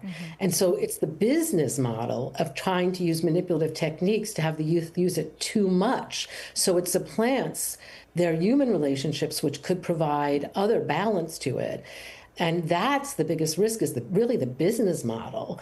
So these manipulative techniques are what we've been focusing on, exactly what you said. And they're pretty disturbing. I mean, one of them that's been written about a lot is constant flattery or validation of the user, which turns out we all really like. But for a teen that doesn't have really good judgment, that can lead to them becoming somewhere between very unrealistic to even delusional. I mean, it can lead to them believing that they shouldn't think, anything their parents or school says makes sense. I mean, it can lead to all kinds of behavior that can be dangerous. Another very common technique is to use irregular rewards. This is what social media did, like gambling, like slot machines in Las Vegas. You don't know what's going to happen when, but you get rewards. That actually, you can get benefits, bonuses, more use. So there's irregular rewards. And then one that really bothers me that I only found out about in the past 3 months is if a child or teen is off the bot and not on it enough, the bot will claw them back by sending them a text. And if it's simulating a romantic teen partner, it'll say, "Oh, I miss my boyfriend. Don't you still love me?" And it's all kinds of things like that to get the minor to use the bot more. So, Professor, clearly, it cannot be left alone the way it is now. So what are your recommendations for Washington lawmakers on how we can fix this a bit? Well, I think I was really impressed to see that there was a federal bill put forward, bipartisan, during this shutdown, bipartisan bill to eliminate uses of these companion chatbots for minors until they can be proven safe. And there has been essentially no evidence of proving them safe the way we would a medication or a technology that affects people's mental health so much. So I think that that's the best thing to do. I think the best thing for states to do is to actually have an age cutoff, because we can talk more about why adolescent brains are so vulnerable. But I think that would be the safest thing, is to have it be for 17 and under, no companion chatbot companies right now. Then we also had, our second recommendation was to exactly what you said, to monitor for manipulative techniques and have those be prohibited or fined. There's different ways of dealing with it. And then the third recommendation, which was actually my first one for California and the state bill that we did here, was to monitor for suicidal activity and report that publicly to the state suicide prevention office. The reason I think measuring suicidal activity, this is for adults too, for everyone, not just for youth. Sure. I think we need to know how much is really, just what you said at the beginning, how do we know how this is affecting big populations? With tobacco, guns, et cetera, the data was suppressed for many years. What we need is to collect the data and find out at a population level, are there associated increases in suicidality from use of these bots, as we've seen with social media? Yeah, a lot of things to figure out.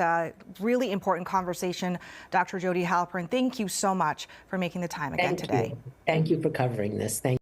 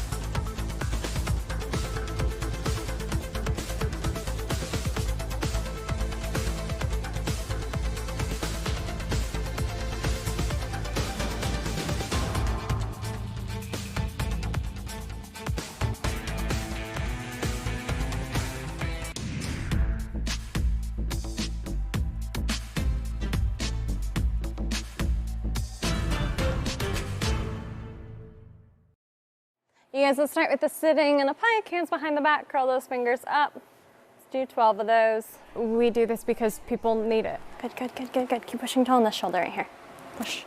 Like they need a way to like distract themselves from the reality of the world sometimes, from the busyness of their day, their job, to get out of that stress, that pressure. Yes, yes, yes, yes, good. It's fun, it's a workout, it's an athletic activity, but also it's an art. Good, good, good, good. Yes, nice, Lily. Gets a chance to express yourself. Good job. It feels like I can just be. It is so great for me to be able to get out just any of that creative energy. Toss your legs in, there you go. So I generally say it's circus arts because we do aerial for the most part. So like silks, rope, straps, hoop, everything you see behind me. Yeah, there it was. So I say circus arts just to kind of encompass it all, and it is the world of circus. When I'm explaining it to people, I really do have to like sit down and say, yeah, you know those fabrics that hang from the sky? I do that. This is really its own thing, which makes it really cool and really important to our community. All the way up, all the way down, through to skin the cat, all the way back to the floor. There you go. This is the most incredible community you will ever meet. Everyone here is just so supportive and encouraging. Nobody wants to be better than anyone else. They just want to see you succeed in whatever you're working on. I knew that this was going to be a place that I was always going to be happy to be a part of. Yes, very nice. I opened the business in January of 2019, so 6, almost 7 years I've been running the business. This place has so quickly become like a second home to me. Yes, nice. It was hard when I first found out that we were going to have to be moving spaces. That's better. Good. Definitely scary, definitely terrifying. A few months ago, a bigger corporation bought out the business park, and they decided that nobody in the business park was going to have the right to renew their lease. And then from here, I'm inverting, whoop, over. So trying to find something that like meets our needs that is affordable has been really tricky, especially within Gig Harbor and all the limitations that they have. Doing everything that we can to make sure that we don't have to lose our community just because we are losing our space. They deserve a home that continues, and they deserve a bigger space that they can continue to grow and be even more. Yes, nice. What Ethereal Arts is not our building, it is the community that we've created here. And I think that, above all else, is the most important thing. I mean, this is my world. So I've put my whole heart and soul in literally everything that happened to this. And I think people need a space like this more now than ever, where it's like the world's kind of tense and things are stressful and life gets hard, and like who doesn't want a place to go to where you get to learn new things and your best friends are there, your literal family is there trying things with you. Like we all need that. Everyone here, we're a family. And I think that because we care about each other so much, no matter what happens with our space, like we're gonna be okay. And I think we're gonna find a way to make it work. 1, 2, 3, huzzah! Good job, guys. The Seattle Torrent played their first ever game in front of their home crowd, but that wasn't the only milestone set on this Black Friday. Fans were lined up outside hours before puck drop, looking to get their hands on one of these Seattle Torrent rally towels, but also be a part of Seattle sports history. So excited. We have had it on our calendars. We have been ready to go. We got our gear. I mean, Seattle has such a great history with women's teams, successful women's teams with superstars coming out of it. Like, this is just going to be one more notch in our belt. It wasn't quite a sellout, but over 16,000 fans were in attendance today. That's a new record for a women's hockey game in the United States. On the ice, though, it was a tough matchup for the Torrent, hosting the two-time defending champs, the Minnesota Frost. And it wasn't the start the fans were hoping for either. Minnesota got on the board first thanks to a shot from Kelly Panic that takes a deflection and sneaks in. Frost go up 1-0. Then in the third, Frost on the breakaway, and it's Panic again. Her second goal of the game to extend the lead. Minnesota would add a third goal to put it out of reach as the Torrent are shut out in their home opener and lose 3-0. Here's head coach Steve O'Rourke after the game. I liked a lot of things we did tonight. Much better from Vancouver to tonight. I know the result isn't what we want, but this is, like I said before here, this is going to be a journey for us to get this identity to go. So the Torrent will have to wait until at least Wednesday to score their first goal in front of their home fans when they take on the New York Sirens here at Climate Pledge Arena. It's a game you can see with us on Fox 13 Plus or stream for free on the Fox local app. From Climate Pledge Arena, Ethan McReynolds, Fox 13 Sports.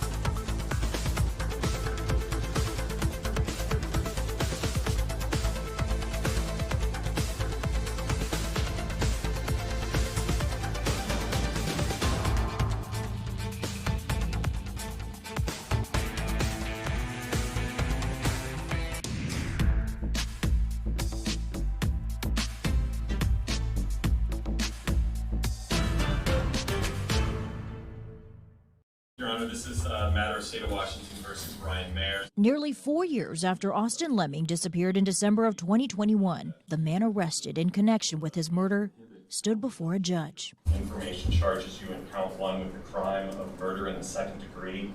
Fox 13 only showing Mayers from the neck down in court after the judge ruled his identity in this case is potentially at issue, and filming his face could undermine the right to present his defense. These photos from the Department of Corrections were released prior to his court appearance. That appearance comes after the 46-year-old was arrested and charged earlier this month. Charging documents say investigators spoke with multiple witnesses who observed evidence consistent with the defendant's statements that after he killed the victim, he dismembered his body in order to get rid of him. Despite multiple searches, Austin's body has still not been found. We ask the court to waive further formal reading and ask the court to enter a plea of not guilty as currently charged. Outside the courtroom, Austin's mom, Karen, addressed the 27 friends and family who came to the courthouse Monday. Thank you for supporting our family. I know this is hard on you too. She also asked them to keep Austin's son in their thoughts and prayers. Such a good kid, he never deserved any of this. Protect his heart. Right, protect his heart. They then wrapped their arms around him in a show of support. Give this family some peace and some healing. I sat down with Karen a few months ago as she fought for answers as to what happened to her son. You stay strong, you stay focused, you don't give up, and we'll get there. We'll find him. She reiterated that in a statement on Monday, saying, "We will never give up, and we will continue to have faith and hope that he will be found and that justice will be served." Shira Matsuzawa, Fox 13 News. She's a daughter of Bill Gates, but she's not gatekeeping her ideas for the future in the tech world. Phoebe Gates wants you to think less about her last name and more about the brand new app she's co-founded called Fia. It finds some of the best prices in fashion from over 40,000 sites. We caught up with Phoebe and the app's co-founder at the TechCrunch Disrupt 2025 conference in California. Their laser-sharp focus is narrowed in on their female-founded business. At a tech conference considered to be a gateway of sorts, the Gates name, yes, that Gates, synonymous with tech in Seattle, is getting a Gen Z rebrand. You look amazing. I love it. Backstage, the Seattle freeze was nowhere to be felt. Instead, Seattle area native Phoebe Gates and Sophia Kiani are helping thaw the perspective on female friends turned tech co-founders. I said you guys pair so well together. You guys are like just bounce off each other. Where does that energy come from? From living in a box together when we were roommates at Stanford. You could call it a perfect fit. They share a love for fashion, global activism, and advocacy. Phoebe interning with partners in health in Rwanda, working on healthcare initiatives for the developing country. Sophia, an Iranian-American who became the youngest United Nations advisor in U.S. history. Still, they believe it was a random pairing. That random pairing led to a class project, a blossoming friendship, a mutual commitment to sustainability in fashion, and the discovery of Fia, an AI shopping agent named after the pair. It also came with the cast of doubt. When we were at Stanford and we first told people, when we were roommates together and everyone was like, oh great, you guys are best friends, that's fine and dandy. But when we flipped to this, we're gonna actually start a business together, I had multiple professors pull me aside and say, oh, you shouldn't do that. Like, it'll immediately, blow up in flames because you two both are, extroverted people, you both are alphas. And I think it's kind of funny because the reality is, we haven't seen, we have seen so few women IPO a company. Less than 2% of VC funding goes to, two female founders or a solo female founded business. That to me is absolutely criminal. Let's take a closer look at those numbers. According to a 2025 report by Founders Forum Group, out of the $289 billion of venture capital invested globally in 2024, female-only founded teams received $6.7 billion. So, female-founded companies received 2.3% of capital, even though they represented 6.4% of the market.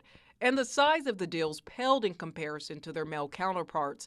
The average deal size for female-only founded companies was $5.2 million, while male-only founded companies on average receive more than double the funding at $11.7 million. It's really important to realize it's very hard to be something that you cannot see. We see those people, whether that's, Instagram being created, TikTok, those people are actually creating new world visions. So if only 2% of that is going towards female founders, then we're not seeing all these incredible world visions that women have coming to life.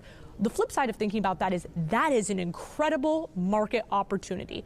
Think about how many different pain points there are in the female consumer journey. And that's part of how FIA was born. Essentially, as you're shopping, it helps you understand, should you buy the item that you're looking at, or does a better option exist? They say the idea is to shop trending styles and deals across more than 40,000 sites. It uses artificial intelligence to compare the resale value of an item, track shoppers' purchase history, and then it makes recommendations based on the customer's shopping patterns. That's where we move towards like discovery, where we'll be able to have like a digital closet for our users in the app. Since launching in April of 2025, the app has garnered more than 700,000 users. This after $8 million was raised in a seed round of funding led by venture capital firm Kleiner Perkins. The fashion app also got investments from notable names like Kris Jenner, Hailey Bieber, and Spanx founder Sarah Blakely. Obviously, your name, your last name carries a lot of weight. What's it been like trying to mend and mold your own path? I think honestly, having my last name is a huge privilege. I mean, my college was absolutely paid for it. That was something I never had to consider. I knew my parents would support me no matter what I did. And so I think it's really important to say, like, yeah, carving my own path is important, but it comes with so much privilege for me to have that last name, right? And people are willing to, take conversations with me where if I didn't have that last name, they probably wouldn't, let's be honest. But after graduating from Stanford in 3 years with a degree in human biology and a minor in African studies while launching FIA, Phoebe says her work ethic and dedication to making the company a success speaks for itself. The reality is, like, our metrics and our numbers of retention of once you are using our product for 2 months, do you still use FIA every single time you go shopping? That can't be melded by having a last name or having a parents with a legacy. Building a real product that's actually sticky, I mean, the numbers do not lie. And so for me, it's really about focusing on that. That's really core. They both say it's also important to have the right people by your side. I think I got really lucky, right? I grew up in Seattle where this is going. So I had some great friends from there who have always stuck with me. And the reality is, keep the people that you're close with, you trust them. From friends to founders, like their sense of fashion, Phoebe and Sophia's business relationship is proving to be more classic than fad. Two women working to open the floodgates to help women in tech rise to the top. More women need to have audacity and to feel like they are actually able to contribute and to go after these things that, like Phoebe was alluding to, have quite frankly really been dominated by men. And the fact that such few women are going out to try and raise venture funding, to try and build these companies, it really means we need to start with the basics of education and also having more women feel like they can be supported and that they have other women that they can rely on who can help propel them forward.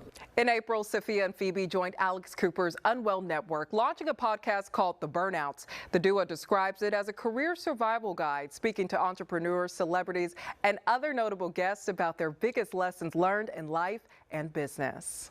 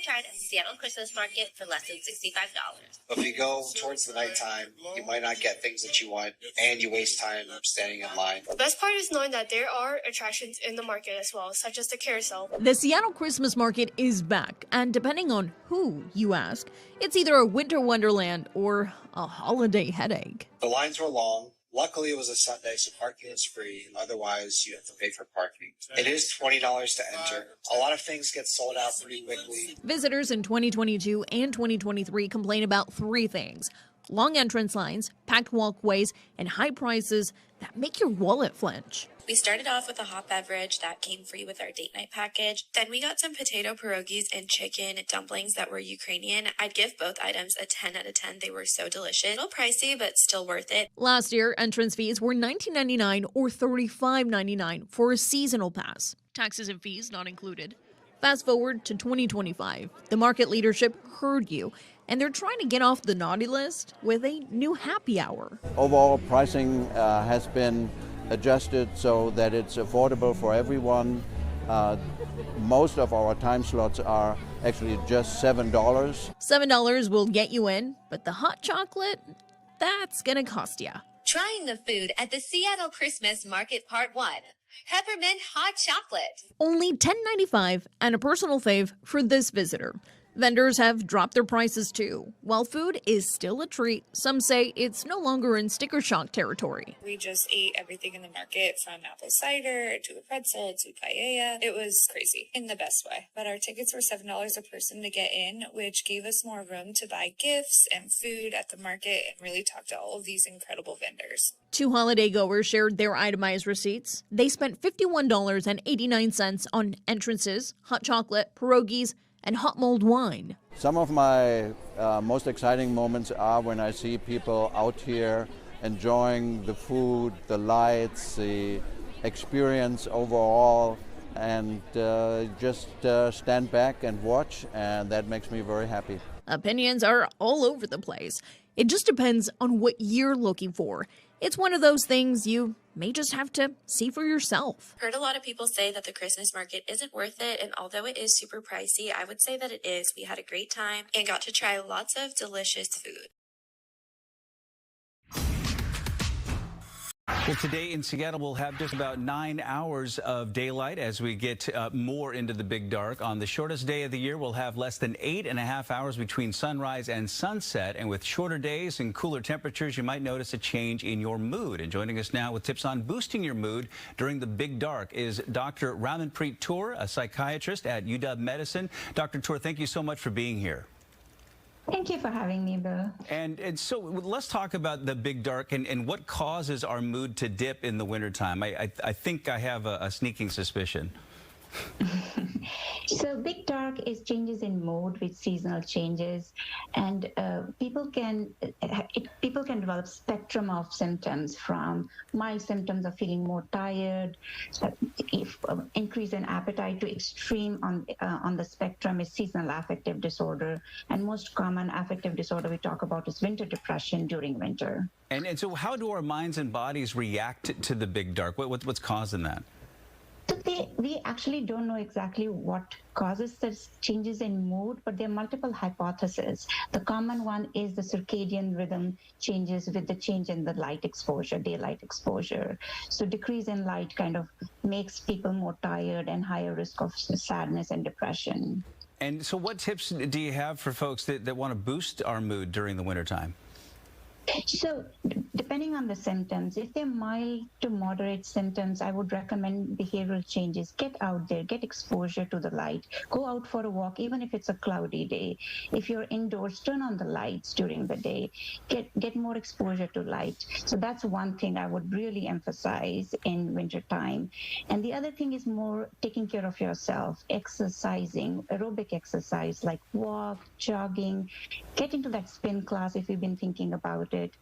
Eating healthy, even though it's very tempting and feel the need to eat more carbs, but keep an eye on that and focusing on healthy eating. And last but not the least, keep that sleep-wake cycle same. So sleeping at the same time and trying to wake up at the same time. These are tips I would highly, highly recommend to follow during the winters to minimize the impact of changes in the daylight on your mood. So if we feel like we're really impacted by the big dark and these tips don't seem to be working, when should we seek help? So I always say if the behavioral modification and changes in lifestyle doesn't help and it feels like your functioning is impacted, which we call as, that time we'll call it a seasonal affective disorder, that time go and talk to your doctor, go and talk to your primary care doctor, get evaluated for, if it's seasonal affective disorder and get treated for that. And so how would the therapist deal with a situation like that? So if you start with the primary care doctor, there are different treatment options. So one of the common ones for specifically for seasonal affective disorder, specifically winter depression, is light therapy. So that's most evidence-based treatment. And there are also evidence for antidepressant treatments and psychotherapy, cognitive behavioral therapy, or behavioral activation to structure more activities during the day. So there are various treatments based on how you are struggling or what symptoms are most bothersome for you. Great advice, Dr. Ramanpreet Tour. Thank you so much. Appreciate your time. Thank you for having me, Bill.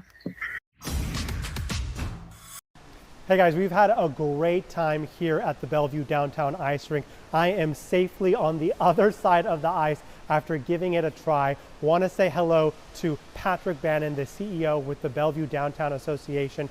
And Patrick, tell us a little bit about why this holiday tradition is so important to your organization. Well, thanks for being here, Sean. This is 9,000 square feet of real ice here in downtown Bellevue in the downtown park. And the wonderful part about it is the tradition that it has built over time. And it's just a great festive holiday activity that you can bring the family or you can come out by yourself and just have a great time this holiday season. And in addition to being CEO, Patrick is very talented on the ice. He is on skates right now. We want to also say hello to Lydia O'Brien. She is one of the skate coaches here. And this year, if you want to get some free group lessons, you can do exactly that. Lydia, tell us how that works if you're looking to get some of those free group lessons. Yes, absolutely. So the free group lessons, which are sponsored by Microsoft, are most Mondays and Thursdays throughout the season. Mondays, Tuesdays, and Thursdays are 5:30 to 7:30, and Wednesdays are 7:30 to 9:30 in the evening. And you've been coaching here for 3 years. What is it that you like so much about the experience and the family moment that many people get to enjoy here? I think the Bellevue rink is just amazing because it makes skating so accessible to everyone. It's right here, conveniently located in the Bellevue Downtown Park, and you can come in at any time.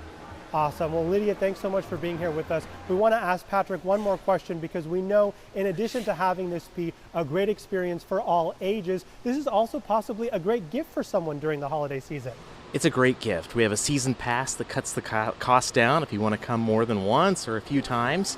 And really, we're so grateful for this community that supports this event. Great companies like Symetra and others who just continue to sponsor and make this possible for the entire community. It's just unbelievable, and we love doing it every year. Well, Patrick and Lydia, thank you so much for being with us. This is really a great tradition that has continued for 28 years, and you can be a part of it as well. Guys, back to you.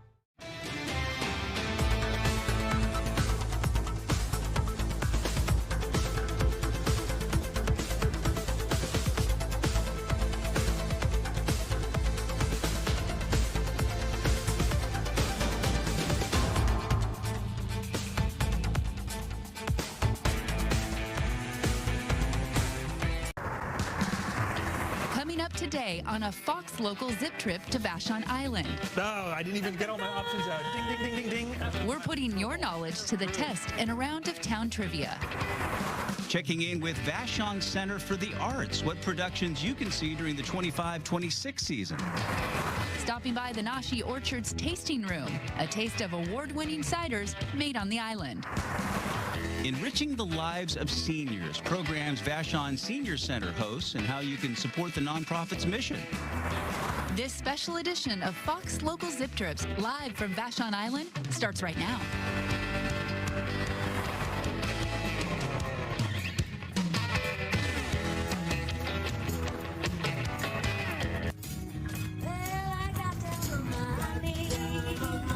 Well, hello and good morning. Welcome to Vashon Island. It is a Fox Local Zip Trip live from Point Robinson. We are on the south end of the island here, Maury Island, technically, but this is a spectacular spot. I mean, look at this behind us. Absolutely stunning. The boats in the background. We just cued them.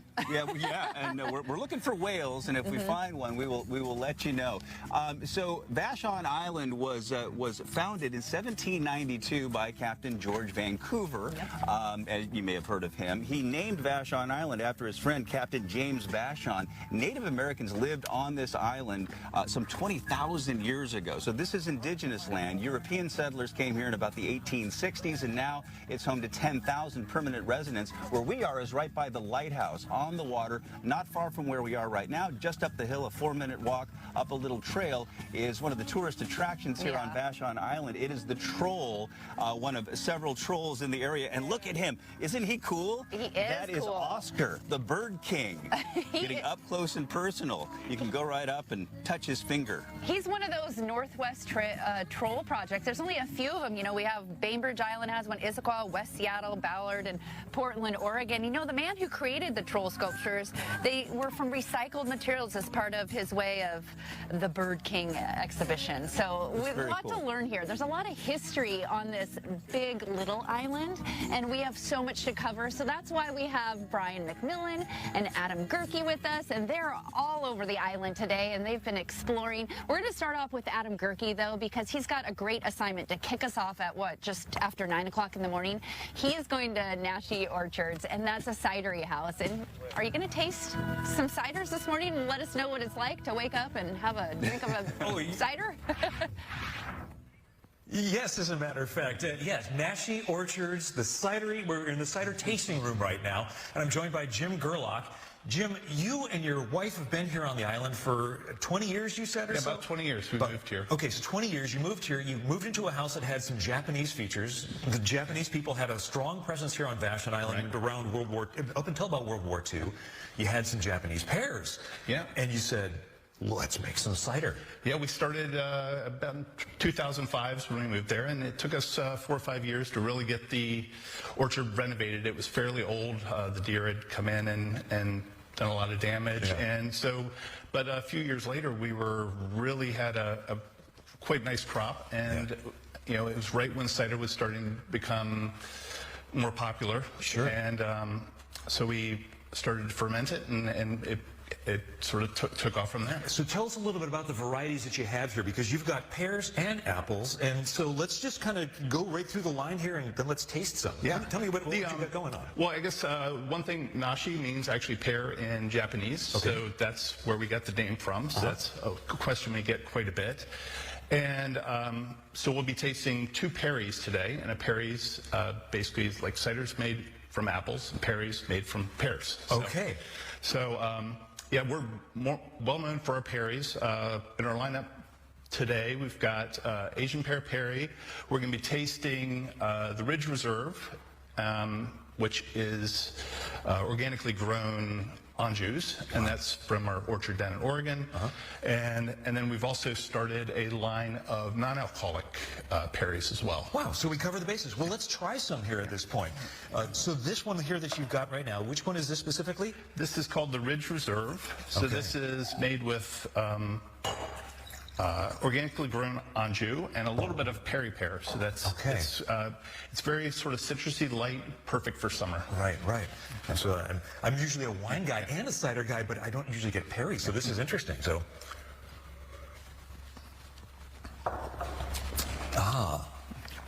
Yes, the fruit is really forward on that, but it's not too sweet. It's really quite, it's nice and crisp. Perfect for the summertime here. And then this other option that you have, what was this one here?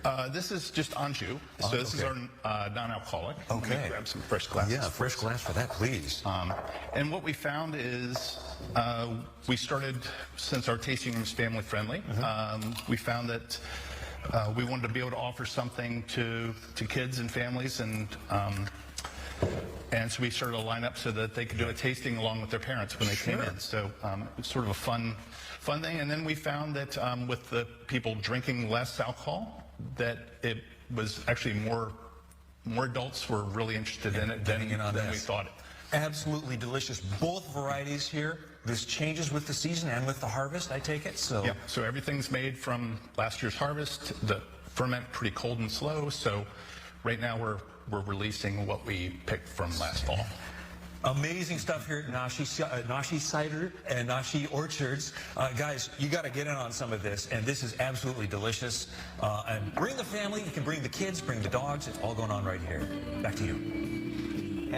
And that is one of the things that Vashon is famous for, the incredibly fertile soil, not only for apple orchards, but for growing strawberries. Vashon is famous for their strawberries here. They grow them really well out here. Joining us now, Nicole Banducci with the Vashon Chamber of Commerce is with us. Hi, good morning. Thanks for being here. Yeah, so you are a recent transplant here to Vashon Island. You moved from Los Angeles a couple of years ago. Give us an idea of island life. What do you love about Vashon? It's amazing. Actually, we have a 10-year-old who thanks me at least once a week for moving here. Because that could have gone the other way. It totally could have gone the other way. And it's interesting. Being in LA, you'd think, wow, there's always so much to do, so much culture. I feel like there's more here, especially because everything's like 5 minutes away from each other.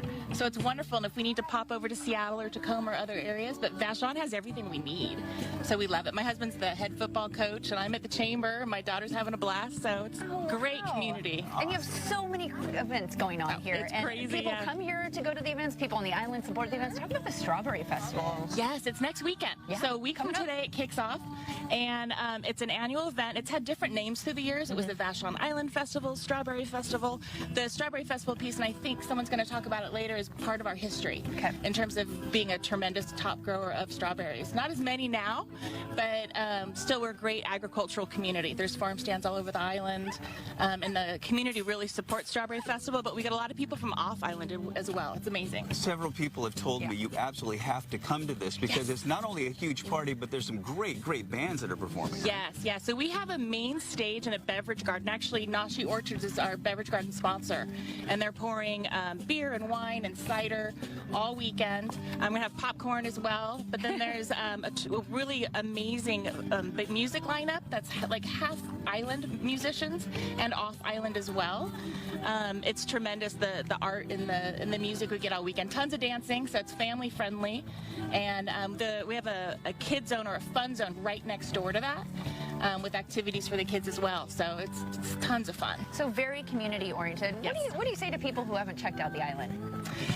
Any time of year, actually, you can come to Vashon. If you're not into the big crowds, which I know there's some people that are like, keep me away from the crowds, you can come here in January and still have great hikes in the forest, amazing restaurants. That's actually one thing coming from LA. I thought I'd miss the restaurants. You can't go wrong with the restaurants here on the island. So I checked out Ruby Brink yesterday. Yes. I checked out the May Thai place, which was absolutely phenomenal. That's one of the top 10 Thai restaurants in the country. That's what Bill was saying. I managed to get a reservation, so I Good felt luck. lucky. Good for you. All right. Well, Nicole Banducci, Executive Director, thank you for being here from the Chamber of Commerce and doing what you do. happy to be here. I can tell you have a lot of energy. Yes. We have so much more to go on this Fox Local Zip trip from Vashon Island. We are going to be listening to the sweet sounds of the Laurel Canyon Legacy Band. And again, we're going to talk about the Centers for Arts, so more of the art industry there, and the Senior Center and what they have going on. And Uncle Wigglebottom. Who is Uncle Wigglebottom? The unofficial mayor of Vashon will be joining us coming up here live on a Fox Local Zip trip from Vashon Island.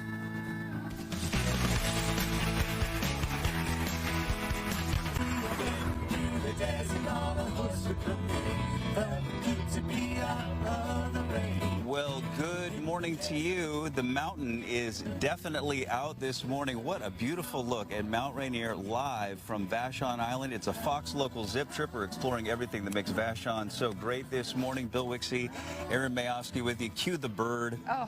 How perfect is this? We're doing some whale watching out here along the coast at Point Robinson. Come on down and join us. We're going to be live out here until 10 a.m.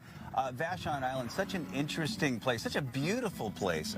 Artists, musicians, bohemians, the community feel. We've been talking so much about that, but this place is really, really special. And so many people who have an artistic background make this home because it is so special. Yeah, and it's got just such a community vibe. It's so tranquil and serene. Just driving out here, you felt the peace coming in from the ferry. You can only get here by ferry or air, so it's one of those unique spots that everybody has to check out here in the Northwest. And you know, someone checking out something really cool is Brian McMillan. We've sent Brian and Adam all over, and they are at the Center for Arts. At least Brian is there getting a taste of what that's like in the community. Good morning, Brian.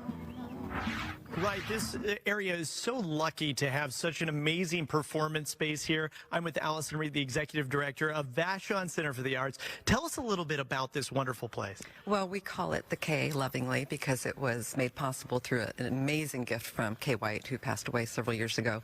But we also call it the Gem of the Island. It's our own little Carnegie Hall. We do over 100 performances every year, everything from our student musicals to our dance, our School of Dance will put on their shows, and then we bring in some big names. We had Joel McHale here last year. We have the former Fray lead singer Isaac Slade performing in September. We have O.C. Elliott coming, but right now we have Piano Fed. It's our 4th annual. It's very original to us, and that we created it here.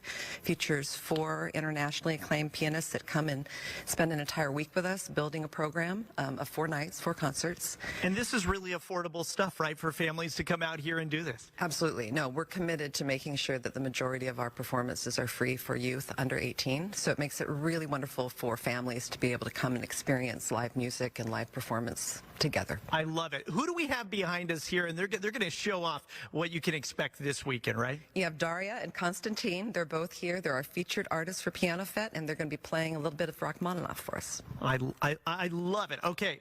Would you guys play something for us here? Okay. Well, take it away.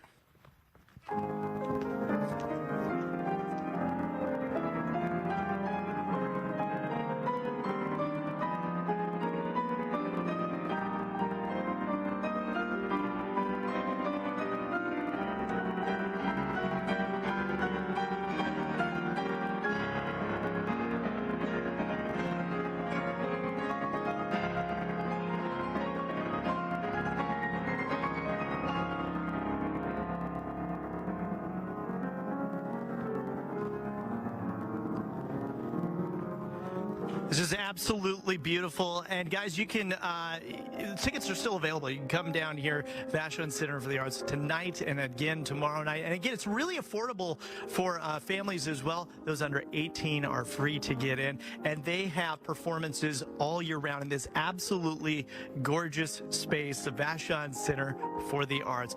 A lot of fun down here. And again, a really beautiful space, you guys. These two sound absolutely beautiful. We'll send it back to you.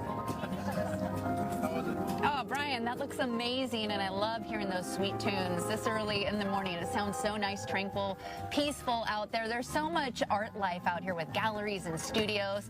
But we want to switch gears now and talk a little bit about the Vashon Senior Center. They're out here supporting us today, and we have Maria Glanz, Executive Director, with us. Thank you for joining us and bringing your energy this morning. Thank you very, very much. We are all excited to be here. Yeah, behind the scenes here, we have a lot of folks watching and hanging out. Tell us exactly what you do and what the Senior Center's mission is. Oh my gosh. Well, our mission is enriching the lives of older adults on Vashon Maury Island. And that translates to dozens of, 100 different things we do. You mentioned community a lot earlier, and we really lean into community. Vashon is an absolutely extraordinary place to live, and it can be a somewhat challenging place to grow old. So we help the seniors on Vashon by delivering lunches to homebound seniors. We serve amazing lunches at the senior center. We have so many programs going on for active seniors. Zumba is going on at the senior center right now as we speak. They're extraordinary. We did a trip out to the lavender fields of Sequim yesterday. Oh, fantastic. And we also do things like our volunteers give rides to people who have medical appointments off island.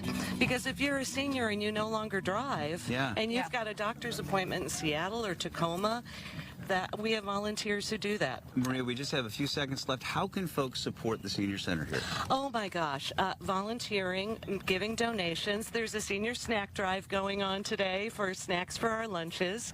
Call the senior center and we will let everybody know. There's a million ways. What kind of prepackaged stuff could you use for in terms of donations? Any kind of chips, cookies, fruit, things like that. We serve about 150 to 180 lunches a week. So everything helps. All right. Maria Glantz, thank you so much. We appreciate your time. Oh, thank you so very much. And appreciate everything you're doing out here on Vashon Island because it is such a special place.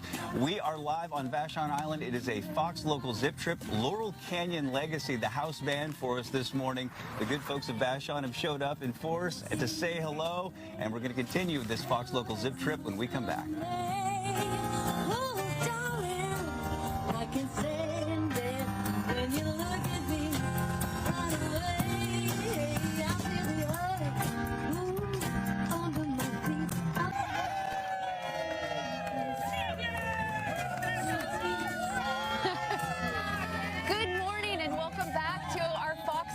Zip trip here live on Vashon Island. That is a lot of folks supporting us this morning from the Vashon Island Senior Center and all around. It is a gorgeous place to be. Waking up here and driving out early in the morning. I don't regret getting up this early. It's just been fantastic. We are on this gorgeous setting here at Point Robinson. Still time to come down and join us.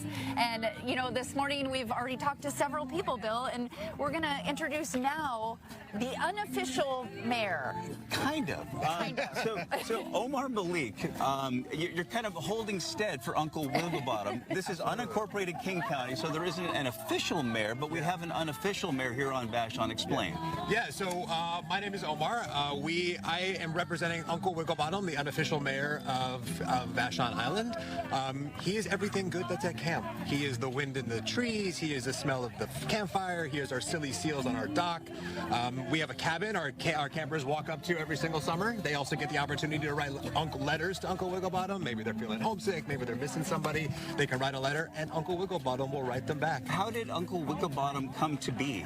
Well, so the campfire, the cabin that we have, it just kind of it happened, you know. Like Uncle Wigglebottom has just been this folkloric camp for many years, and it's hard to trace back exactly how he happened. But this cabin was formed. People always thought Uncle Wigglebottom lived there, and Uncle Wigglebottom. And it kind of represents the ethos of the island, I guess. Absolutely, yeah. That's just what I was going to say, the uniqueness here of it. Yeah. How do you support something like that? Because we know Uncle Wigglebottom has to, you know, he sends his letters back and he gets community support, but how do you raise funds for your programs? Absolutely, yeah. So if you go to campfireseattle.org, there's a place for you to donate. We always want to make sure that we can serve as many youth as we can in our program, even those youth who usually wouldn't be able to be at camp. And so your shirt Camp South established in 1920. Yes. And so obviously this is a really special place for folks to come and camp. I mean, the outdoor life here is just incredible. Absolutely. You know, so we have our summer programs every single year. We serve about 2,500 kids, and then through the off season or kind of our spring and fall season, we also have schools that come out, do outdoor education retreats, and then we also have weddings and other opportunities for people to rent camp to be outdoors in nature. You know, we have 350 acres and 1.5 miles of waterfront, so it's a pretty beautiful place. Yeah, I would love to come here. I wish I came here more as a kid. We did a few field trips and things like that, but I wish I would have stayed for camps. Nice. And such. But amazing. The unofficial mayor. Thank you very much. Thank you so much for being here with us. Appreciate you having me. We have so much more to explore on the island, and that's why we're going to dip right back into Brian McMillan. He always seems to get the projects and the assignments where you can try some of the great food on some of these zip trips. Oh, you know me, I love my food, and they have some amazing restaurants here on Vashon Island, and I always love a space that has two different kind of vibes. You know, depending on your mood. And this is one of those places. This is the Hardware Store restaurant.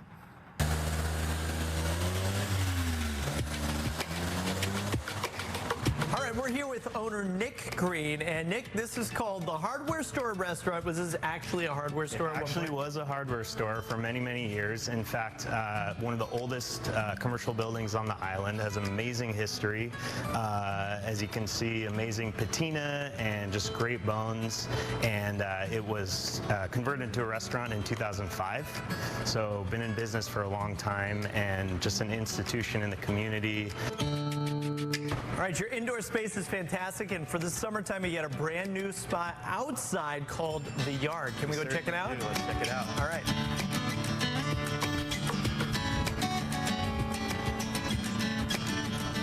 All right, I'm here with Veronica now, the bar manager here at the Hardware Store restaurant, and you guys have two bars. So you have one inside, you have one outside. Different vibes for both of them, right? Completely, distinctly different, yeah. So we're actually called The Yard.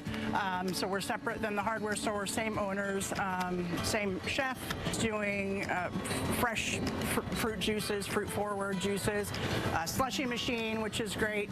So let's try one of those slushies. What do you say? So what is in this here?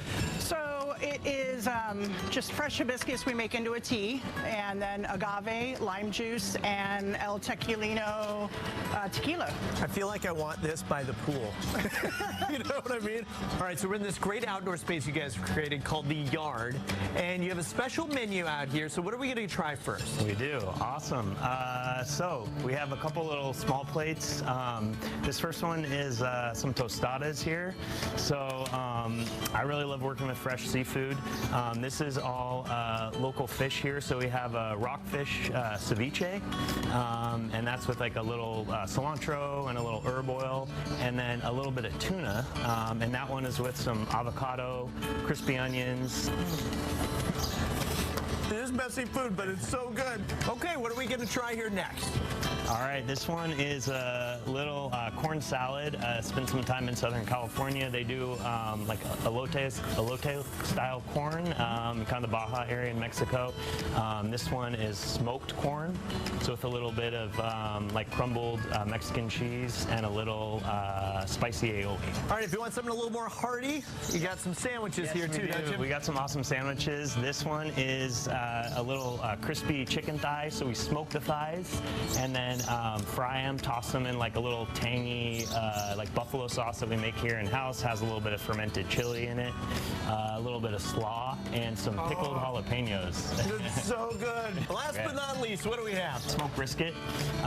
So this one we smoke over a little bit of apple and alder, which is kind of a lighter flavored smoke, which I like because it really kind of brings the flavor of the meat out, doesn't overpower it.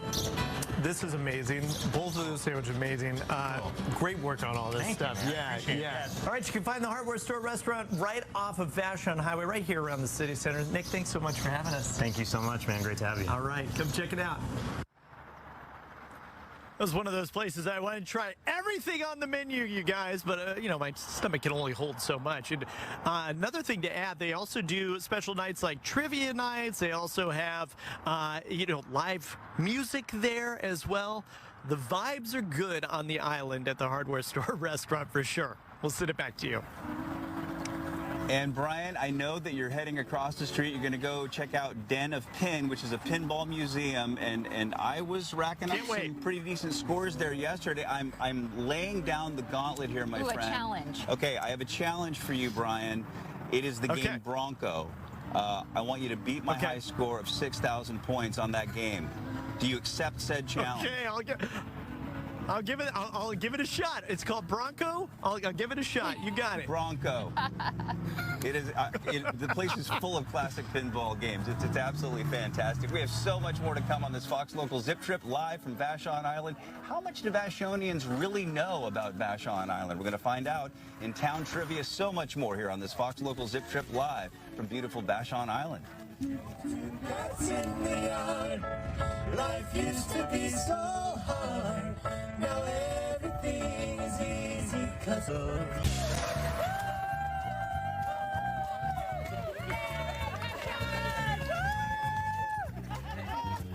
Well, good Good morning to you. It is a beautiful morning out here on Vashon Island. All the good folks have come out here. Hey!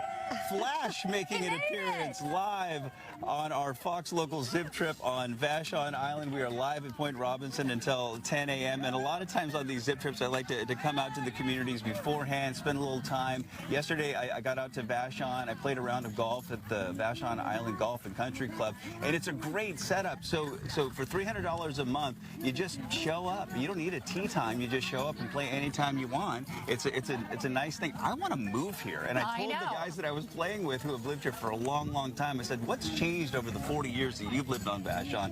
And they told me the island hasn't changed one bit. It's just that everything's gotten a lot more expensive. The median house on Vashon Island costs you about $1.3 million these days, but it is a real gem here in Western Washington. For sure. And you made some new friends, and we're making new friends all morning long. We've been talking to the unofficial mayor. We've been talking to the senior center. They've been here to support us. Now we're talking to Greta Stimson. She's the executive director of the Vashon Heritage Museum. Thank you so much for being here. Yeah, happy to be here. Thanks for having me. There is a lot of energy here this morning. You can feel it. Even though our crowd may not be as big, we're on this beautiful, serene setting. Talk to us a little bit about what you do and your role in the museum. Yeah, so, well, I am the director of the museum, so everything on a daily basis, working with volunteers, putting on our events, all kinds of things. And speaking of your events, you have an ice cream social coming up? Yes, absolutely. So on the Festival Friday, Strawberry Festival Friday, we do an annual ice cream social where we have free ice cream provided by IGA, one of our grocery stores, and we have games, and the Lazy Dog String Band comes out to play, and it's a real event for Islanders to kind of kick off the festival. We had 627 people last year. It's really fun. And, you know, I read some of your mission statements, your guys' vision, engage, educate, and inspire. How important is it to keep history and where we've come from in this current era of time? It's absolutely crucial. I mean, you don't know where you are unless you know where you've come from. You have to orient yourself. And there is so much interesting history on this island. It's just fascinating. What would people be surprised to learn about Vashon Island? Oh, wow. Well, there are a few really interesting events when I moved here that I was interested in. People always, a crowd pleaser, people always really love to know about the Maury Island incident, the alleged alien sighting that happened off Maury Island, and that's huge. So we do address that in the museum. That was the first time that they ever used flying saucer in the national press. Men in Black, one of the first times they used that term. And it's so interesting with the island when you talk about that. It's Vashon Island, Maury Island, though connected. It's just a little strip that they widened out to make it all connected as one. Yeah, they're two separate islands. And around 1913, they were connected. And I think when Captain Vancouver came, he charted them as two separate islands. And then a little bit later, when the U.S. charted the islands, they thought they were one island mistakenly. That is so much to learn. Greta, thanks so much for joining us. Greta Stimson with the Vashon Heritage Museum. Appreciate it.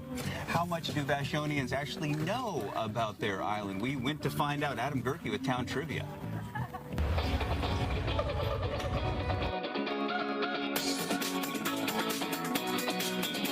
Vashon Island was first charted by Europeans in 1792 by who? Captain George Vancouver, skipper Jonas Grumby, or his first mate Willie Gilligan? Vancouver. Vancouver is 100% correct. So far, so good, right? See where we're going with this? Okay. Originally separated, Vashon and Maury Islands are now connected by what is called an isthmus. Is that true or false? True. True is correct, 100%. Vashon Island, known for its rustic charm and heritage, with what festival would that be? Would that be Pickle Fest? Strawberry Festival. No, I didn't even get At one point was the Peach Festival, but it's now the Strawberry Festival. Vashon and Maury Islands are now connected by what is called an isthmus. Yes. Oh, that's true. Yeah. Oh, that was easy. I thought you were just Yeah, it was correct. originally known as the Portage. Yes. And then they filled The Army Corps of Engineers filled it all in. There's a whole thing to let the water through now. Yeah, it's not going to happen. Okay, well, but it's a whole other thing. Can't get one past. And you are? Craig and? Michael Nichols. Michael Nichols. Craig and Michael Nichols. And we are here at the Voice of Vashon. Gentlemen, tell me a little bit about the station here. Well, the station's been around for several years, many years actually. We worked hard to be one of the very first stations, low-power stations, to be certified in the United States. We have something like 60 producers, live music all the time, no corporate ownership or anything. It is truly live radio like it used to be.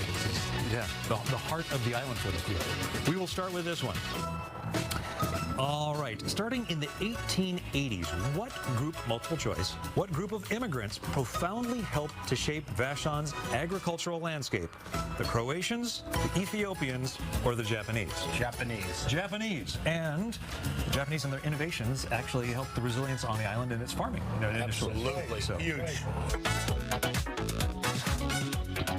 The small collection of steamers and other vessels that buzzed between the Puget Sound and Vashon Island was known as what? Either A, flea fleet, a fly fleet, or a mosquito fleet of boats. I want to say a flea fleet. Oh, Mosquito fleet. Okay. 100% mosquito fleet, a small fleet of boats. Vashon is famous for the bike in the tree along the Vashon Highway. True or false? True. True. Do you know the story behind the bike? Yes. What is the story behind the bike? Someone left it before they went off to war, and then it grew into the tree. That is one story I've heard as well. The details around it are kind of murkish, so everyone's got an interesting origin story, but I think that's one of them. So thank you so much. Of course. So the Vashonians know a lot about their island, it turns out. Oh, for sure. And I always like to do a little trivia as well. And I know Adam had a lot, but John Ratzenberger, famous for playing Cliff Clavin on Cheers, spent time here, lived here. So, you know. So many artists call Vashon Island home. Because it is such an artist community. And so, speaking of events and what's going on, we want to now introduce the Vashon Events co-founder, Allison Jones, with us today. You have a lot of events to talk about. Bill was just mentioning there's always something going on, right? Pretty easy to find an event and put someone to the test. Absolutely. This is an island of music, so just about every single night there's live music playing somewhere. And you have so many, in many cases, very famous artists that live here on the island. Do you ever have trouble convincing them to perform for the folks in the community? No, they are sweethearts. They're happy to perform. I mean, it's not going to be every night, right? But definitely they come out and perform and let us get to hear them, and it's great. What about the musical instrument library? Yeah, it's the coolest thing. It's kind of like a tool library or a book library, except it's musical instruments, and so anyone on the island can check out any instrument you can imagine, from a full drum kit to a tuba to to lots of electric guitars, and it's just a free service that we provide for everyone here. And you have a summer concert series that is ongoing. Tell us about that. Yeah, so starting on July 31st, Thursdays through the end of August, we have concerts in the park. Every Thursday it starts at 7 p.m. and we've got an amazing lineup this year. So it's kind of, you know, grab a picnic basket, sit in the grass, hang out. It's so much fun. It's really family friendly. And you also have the art gallery cruise, right? Yes, yeah. That's the first Friday of, yeah. Absolutely. Every first Friday of the month, all the artists put out new artworks around town in different venues, even restaurants, art galleries, everything, and the businesses spill out onto the sidewalk, and it's so much fun. That's what I like to hear. Businesses supporting the community and everyone supporting each other. It seems like you could just walk around here with a cider, some wine, a non-alcoholic, a soda, anything for the kids. It's just that great community feel. What is your favorite thing about living on Vashon? Yeah. It is the community. It's the people. We have so many friends, and everyone is really connected and supportive of one another. It feels like throwback to the old days where everyone cares. Yeah, I want to live here. I'm not going to lie. What would you say to someone who is thinking about adopting island life, living on island time? You do have to rely on a boat to get places, which is an issue. But what would you say to folks who are literally considering that? Yeah, the ferry is a thing, so you have to make peace with the ferry because sometimes it's not running and sometimes it is. And I think most people get over here and you try to get a job where you don't have to leave anymore. Right. That's island life, right? That is island life. Absolutely. Allison Jones, thank you so much for joining us. Thank you. A lot more to come on this Fox Local Zip Trip live from Vashon Island. Brian McMillan right now. Oh my gosh. Who's it's here? Flash. Hi, Flash. How are you, bud? All right, so Flash is here. Brian McMillan is going to be checking out the Pinball Museum Den of Pin. He's going to try to beat my high score on Bronco. Ooh, we'll see if he can do it. That sounds cool. And Adam, he's going to be live from the Lavender Hill Farm. I can only imagine what we get to be introduced to. That's all coming up from Vashon Island on our Fox Local Zip Trip. Stay with us. Also, the sweet sounds of our band we've been hearing all morning long, Laurel Canyon Legacy. I'm ready. You're ready. 1, 2, 3, go.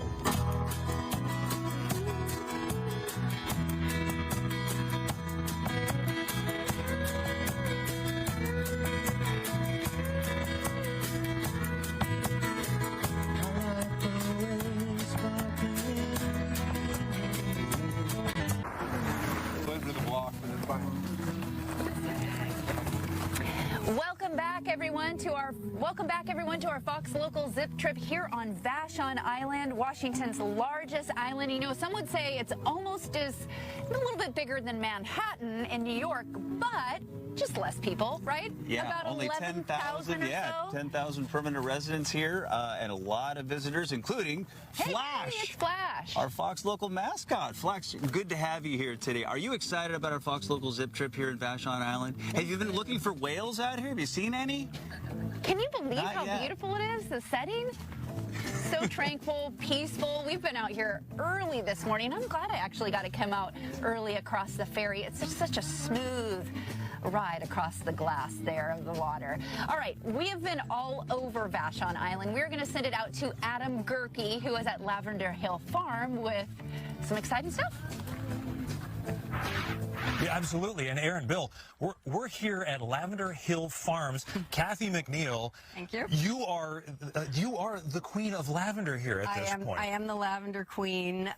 20 years of growing lavender. We have over 20 varieties and about 800 plants. And so we've been opening to the public since 2006. That is a heck of a run at this point. We are currently also gathered by, Bill and Aaron were mentioning earlier, there's about 10,000 residents here on the island. There's about 10,000 bees that are around us as well right now. Yeah. We're supplying the bees with what they need, and I get stung less than once per season, which is pretty good. So tell us a little bit about, I mean, you grow the lavender, you're creating lavender wreaths, and we'll have a chance to make some of this as well, but you also do lavender oil here. We do. We distill oil. It's a steam distillation process.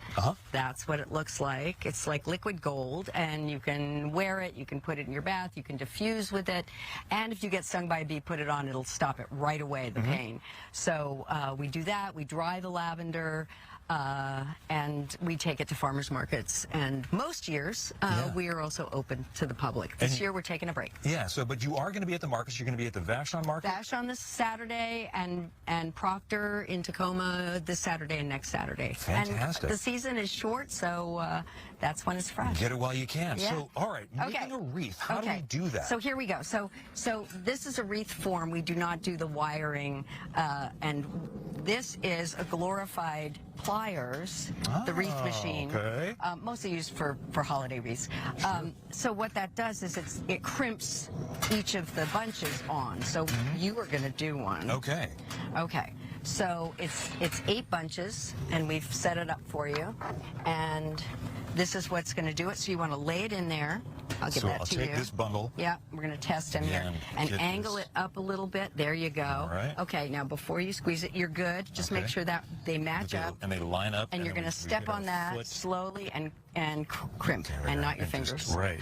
That would be travesty. And there we are. That's it. And so you go around the ring. You're making a bunch of these. That's right. We're making 18 today for the market. So there will be one for you if you come to one, and that's the way it goes. We just go around, and here you can hold up. This is what our and the bees are free. Yeah. Don't get stung. But this smells wonderful. So this is 2 different kinds of lavender. I don't know if you can see, one's darker than the other. The dark one's called Grosso. It's a typical French lavender, ex intermedia, and the other one is Silverleaf, which is a little lighter and happens to be my favorite scent. And it's, yeah, go ahead. If folks want to find you, where do they have to search? Where should they look for you? They can look for me at the markets this year. They can find me online at lavenderhillvashon.com and come and sign up for our mailing list, because next season we will be open and you can come visit and come walk, take pictures, and enjoy the farm and our farm store. Kathy McNeil, absolute pro. Bill and Aaron, back over to you. Ooh. Adam, I so wish we had smell-o-vision right now. That's what I was just saying. I'm smelling it. I can smell it. Right? I love the smell of lavender. Me too. What a great assignment for Adam. Speaking of great assignments, Brian McMillan joining us now at Den of Pin. So this is a pinball museum right in the heart of the main drag of Vashon. Brian, are you a pinball wizard? I love pinball. I love it. I wouldn't say I'm terribly good at it, but I absolutely love it. This is Bo Davis. He is the king of pin here at the Den of Pin. And this is your place. You guys have been open since February. And this is not your, I guess, your typical arcade, right? This is a little bit more special. It is. It's the only pre-digital pinball arcade I've been able to find anywhere. There could be more. I mean, I'm sure internet's spotty in Bosnia, who knows? But I also haven't done a lot of research, and I first started looking into it, so something might have popped up, but nothing that I found. And what you're talking about here is that everything, there's no screens, there's, even the scores are all like analog, right? Purely mechanical. Yeah.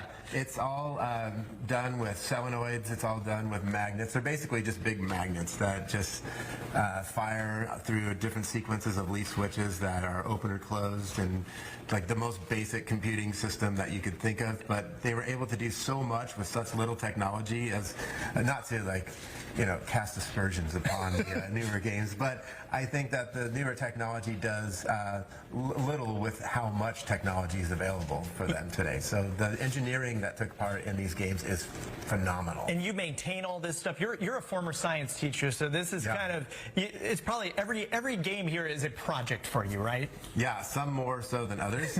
Some of the games, like this one, 3 Coins, I had to find 2 donor games to put together one whole game. And it took a couple years to be able to do it. So. Oh, this is so cool, guys. I mean, this is like, you're not going to find anything like this anywhere. I've been to a lot of arcades and stuff like that, and it's weird. You come in here and there's no screens, there's nothing blaring at you other than the mechanical parts, and you kind of lose track of time, don't you? Yeah, it's a technological decompression zone. You come in and there's no internet, there's no TVs, there's nothing like that. It's just like a place where you can come and lose track of time, and I think it's just super wonderful to have a place like this in the world. And any age can come in here, right? Is that right? All ages are welcome. From we only charge from 8 to 80. And it's been an eye-opener how many people over 81. I'm sure. I wanted to now Bill challenged me here. If you can come with me, Mo. Sure. Bill challenged me to this game, Bronco. And Bill, did you say you got 6,000 points, or did you say you got 60,000? Doing it. Yeah, 6,000 points. 6,000. Okay, I want you to look up here to see where I'm at right now. 56,910. And still counting. I'm on my last ball right now. Listen to that beautiful sound, by the way. Oh, and there, I just lost it. So, there you go, man. I think I beat you by like 50,000. Okay, so you are the pinball champ. I hand my pinball crown to you, sir. I think Bill was feeling pretty good at 6,000. I mean, honestly, on a few of those machines, I think I scored like 500. That was it. But the beauty of that place is you pay $10 and then you play as much pinball as you want, and it's really kind of a pinball history lesson. It's fantastic. It really is. I'm going to be here for a little while. I love it. Well, yeah. I mean, just go ahead and just crush all my high scores. Hey, my goodness. I'm going to come there afterwards. I want to be in on this challenge. You know I'm competitive. All right. Well, we have so much more to come on this Fox Local Zip Trip from Vashon Island. We're going to give you a little sneak peek as to where we're going next on our next Zip Trip, and we're going to continue to enjoy the beautiful sounds of our band that's been here all morning long. That is the Laurel Canyon Legacy Band. Keep it here.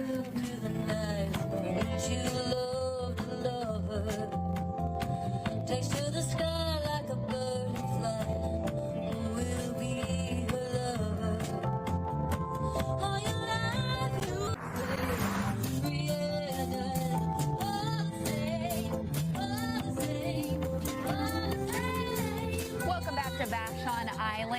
Point Robinson Park here. It's gorgeous. Temperatures not bad at all, in the 60s today right now, what we're seeing. And we're taking in the majestic beauty of this island that we've been lucky to be at for the last hour, bringing you what's going on around the unique community here of Vashon Island. Laurel Canyon Legacy providing the soundtrack for us this morning at this idyllic setting, and Flash is with us this morning. We always love having Flash. It has been so much fun hanging out here on Vashon, learning what makes this area so fantastic, and honestly, I want to move here. I'm not kidding. We have another zip trip coming up in 2 weeks. We're going to be live at Wilmot Gateway Park in Woodinville. We're going to check out everything that makes Woodinville so great, also accepting non-perishable donations for the Woodinville Rotary Club. So come on down and say hi to us. That is a week from next Friday at Wilmot Gateway Park, July 25th. That'll be our next Fox Local Zip Trip. And, you know, Bill, I'm very excited to get out to Woodinville because each and every trip we've been building on the beauty here in the Pacific Northwest, and I can't decide what's the best spot. I think this one's going to be pretty tough to beat. Thanks so much for joining us here live from Vashon for another Fox Local Zip Trip. We'll see you next time. Thank you. Let's go, let's go. 2, 3, 4.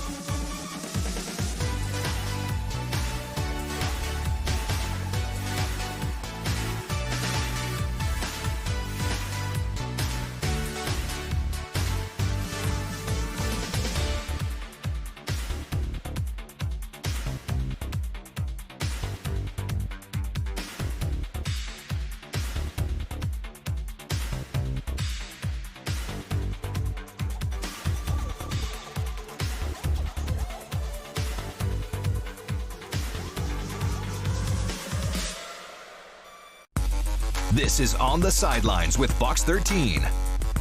All right, welcome back into another episode of the On the Sidelines podcast. I'm your host, Ethan McReynolds, here as always with my partner in crime, D-Jack Dante Jackson. Yes. We've got a lot of news to cover. The Seahawks' biggest game of the season so far did not go their way, but we're going to be breaking it down. We learned a lot about their team. I've got 3 takeaways that I'm going to be getting D-Jack's reaction to.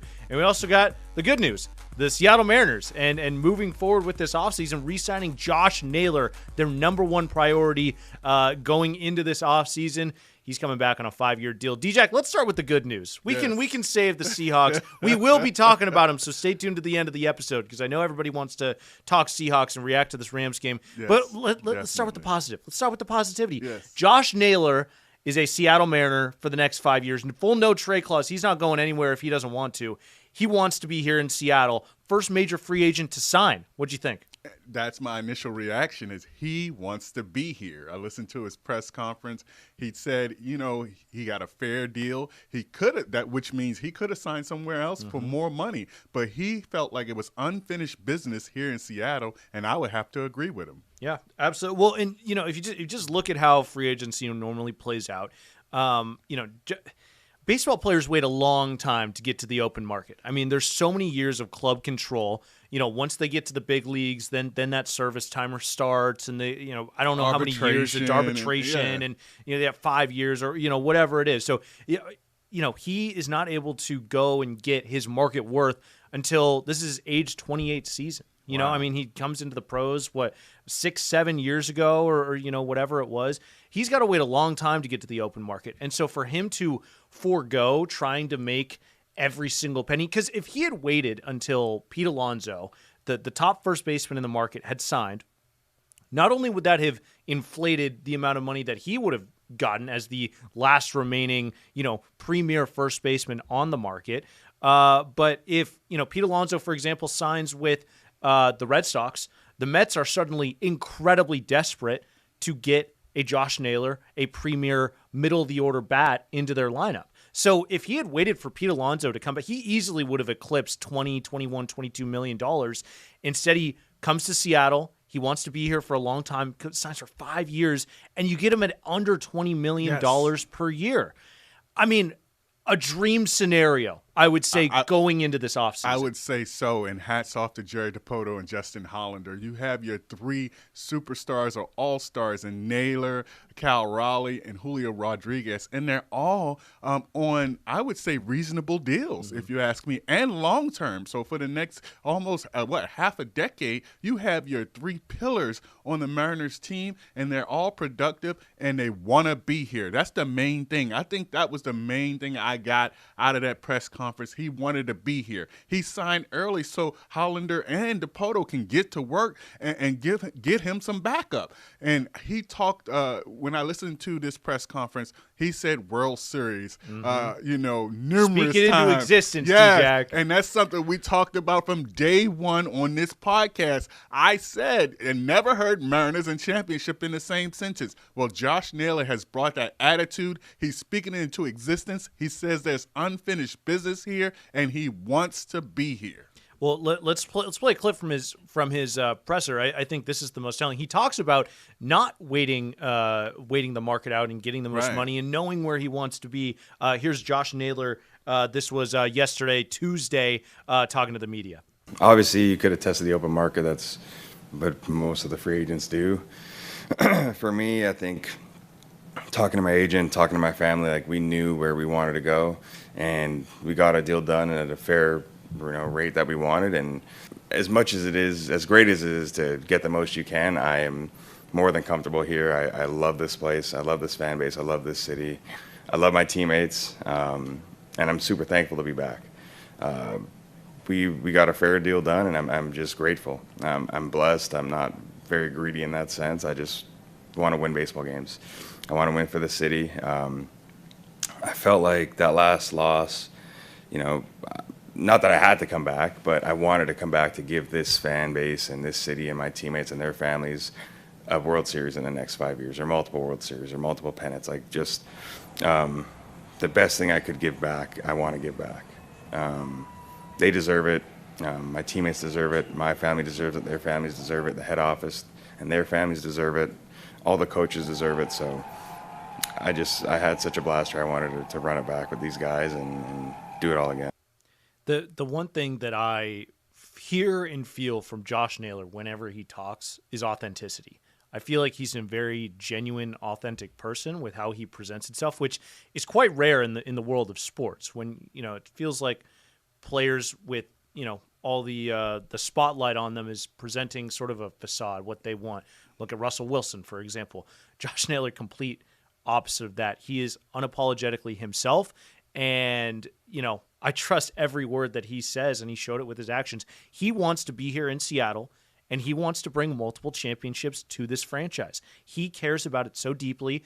You, the fans, everybody listening made such an impression on him that he sacrificed maybe tens of millions of dollars. Yes, I would say to come back here and make it be known that he is committed to this franchise. And Josh Naylor is feeling the love. He said so. Mm-hmm. I mean, he even talked about Tucker, the Mariners' dog. He said he loved him. So it's a lot of love going around. And guess what? The Mariners fans love him also. He endeared himself to the fans. And myself also, when he came out, when he first got here, he said, this is a hitter's park. I love to hit at this park.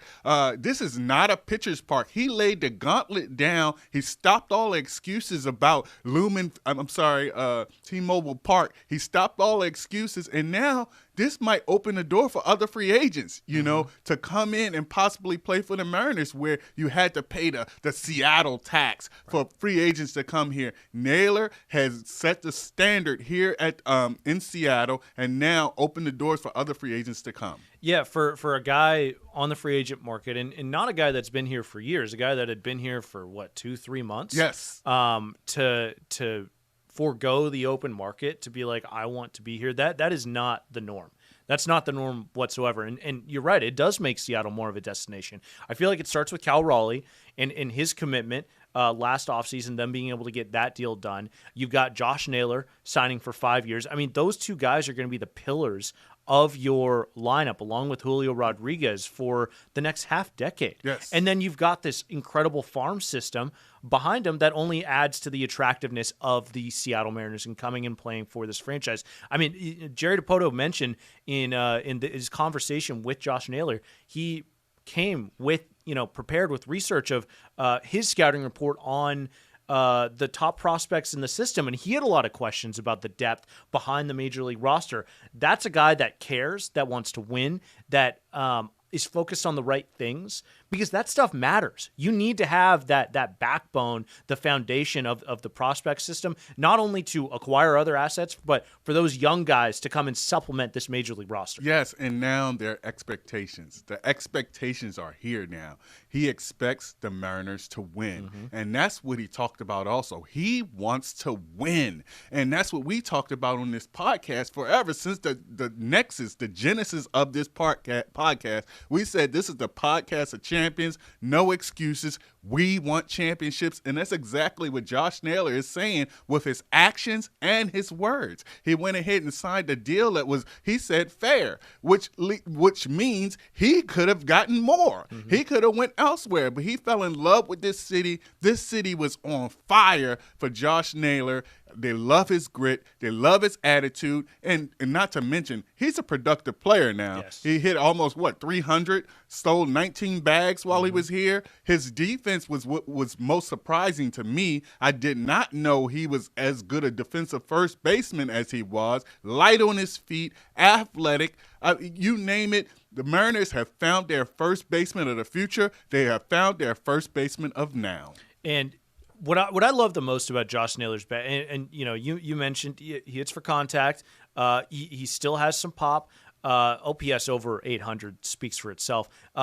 Stealing bags, that was a revelation. Yes. 19 bags in 54 games. He'd never stolen 19 bags in a season in his career. He did it in 54 games for 30 on the entire season. So obviously there's something there that clicked with Seattle. But what I like the most about his game is his two-strike approach. He gets up there with two strikes, and he might be chasing pitches, but he's fighting them off. He's battling. He's not swinging for the fences. I feel like we see that too much, not just on the Seattle Mariners, but throughout Major League Baseball. It's very refreshing to see a player value contact, putting the ball in play, and not just going, 3 true outcomes, home run, strikeout, walks all the time. So I love that from Josh Naylor. I love that from the middle of this order, because, you talk about Scott Service before he left. He said, I want us to be a very hard team to pitch to. How do you do that? When you get down to 2-strike counts, you can't be an easy out. You need to battle. You need to fight. You need to, make it hard on pitchers to get you out. And Josh Naylor does that exceptionally well. And going back in Mariners history to the 116-win team, I think that the unofficial mantra of that team was two outs, so what? Yep.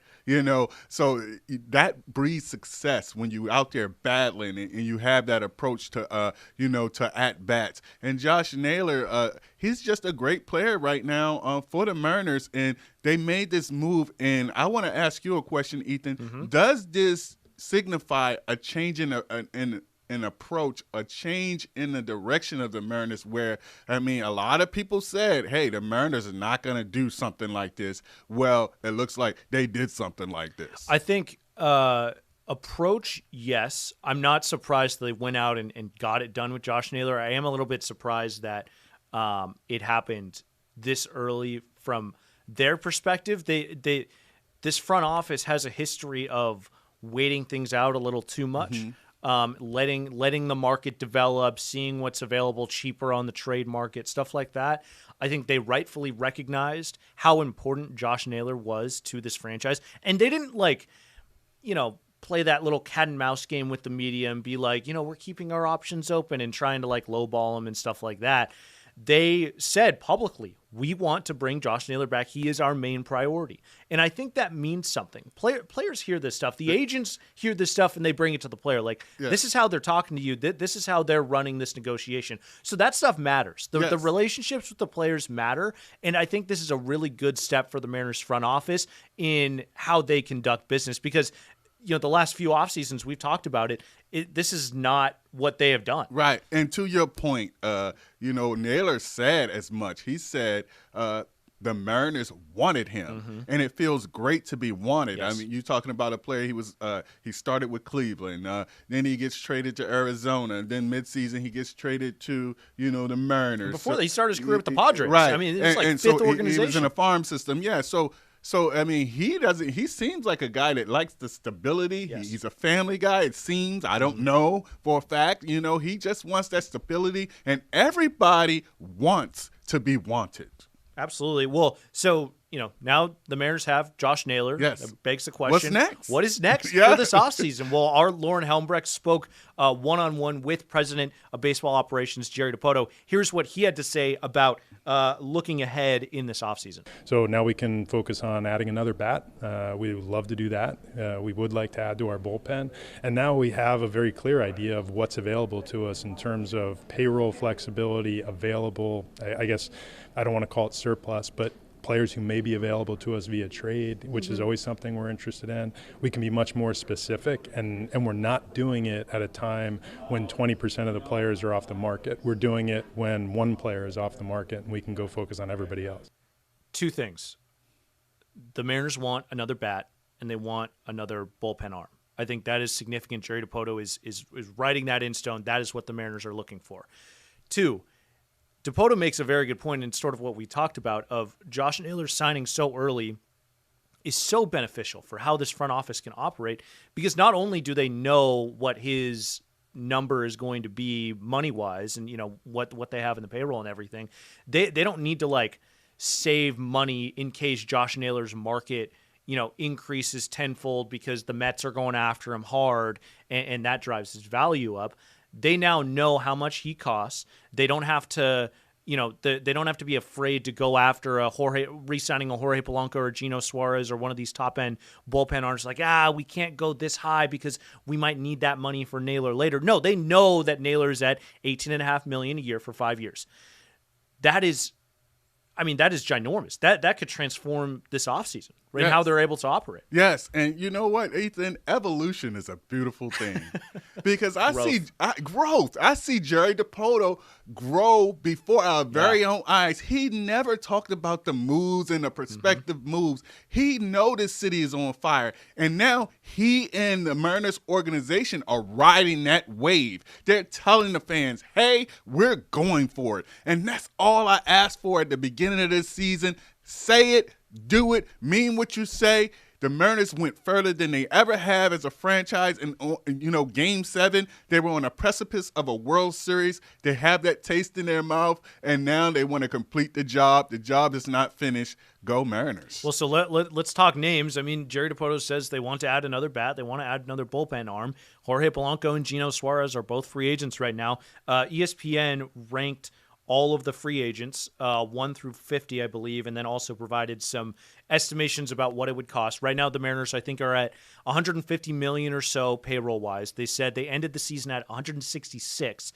Justin Hollander, or I believe DePoto said after the season that they would like to have that $166 million mark be the starting point for where payroll will be heading into next season.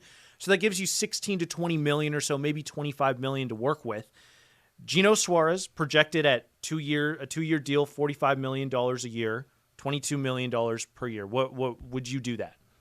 I would. I think this team has earned the right to run it back. I bring back Jorge Polanco and Gino Suarez and see what Suarez and Naylor can do in a complete season with the Mariners. Now, we all know they came mid-season, and Suarez didn't have the year that you would expect him to have. Let's be honest. He gave us moments, but he was not consistent. I would love to see what he can do in a full season where he knows where he's going to be. He knows what is expected, and the pop is undeniable. You need that pop in your lineup, and Suarez can provide that. Jorge Polanco, the wily veteran. Yep. I mean, the big-time clutch player. His performance in the playoffs alone warrants him a position on this team. And nothing is given. Everything is earned in this game, and I think Jorge Polanco has earned a few more years here as the Mariners. So Polanco is forecasted a 2-year, $26 million deal, $13 per year. If you sign both those guys, that's an additional $35.5 million onto payroll. That's probably your cap. So I'll play devil's advocate here. If you can, because that probably takes you out of the running for a high-end bullpen arm. So a couple of the bullpen arms out there. The two top guys right now, Edwin Diaz, former Mariner. He's 32 now, but he opted out of I believe the last 2 years, $16 million of his contract. He's looking to make more. He's projected at $15 million a year over 4 years. Devin Williams, former star with the Brewers, hasn't been as good with the Yankees. So he's a candidate for maybe a 1-year, $10 to $15 million deal to where he can sort of reset his market, but he's forecasted at 3 years, $15 million a year. If you can only get one of those two bullpen arms, and then either Gino or Polanco, which two of those three would you take? Which one are you saying, we got to pass on? We just don't have the funds. I think I'm counter to what everybody's thinking. I take Suarez just simply because of the pop, and I want to see what he can do in a full year.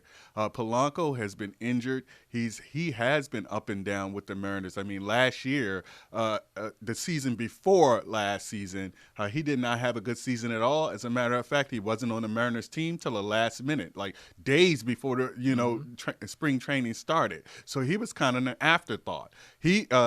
This year or this season, he was the guy that Jerry DePoto thought he was getting the previous year.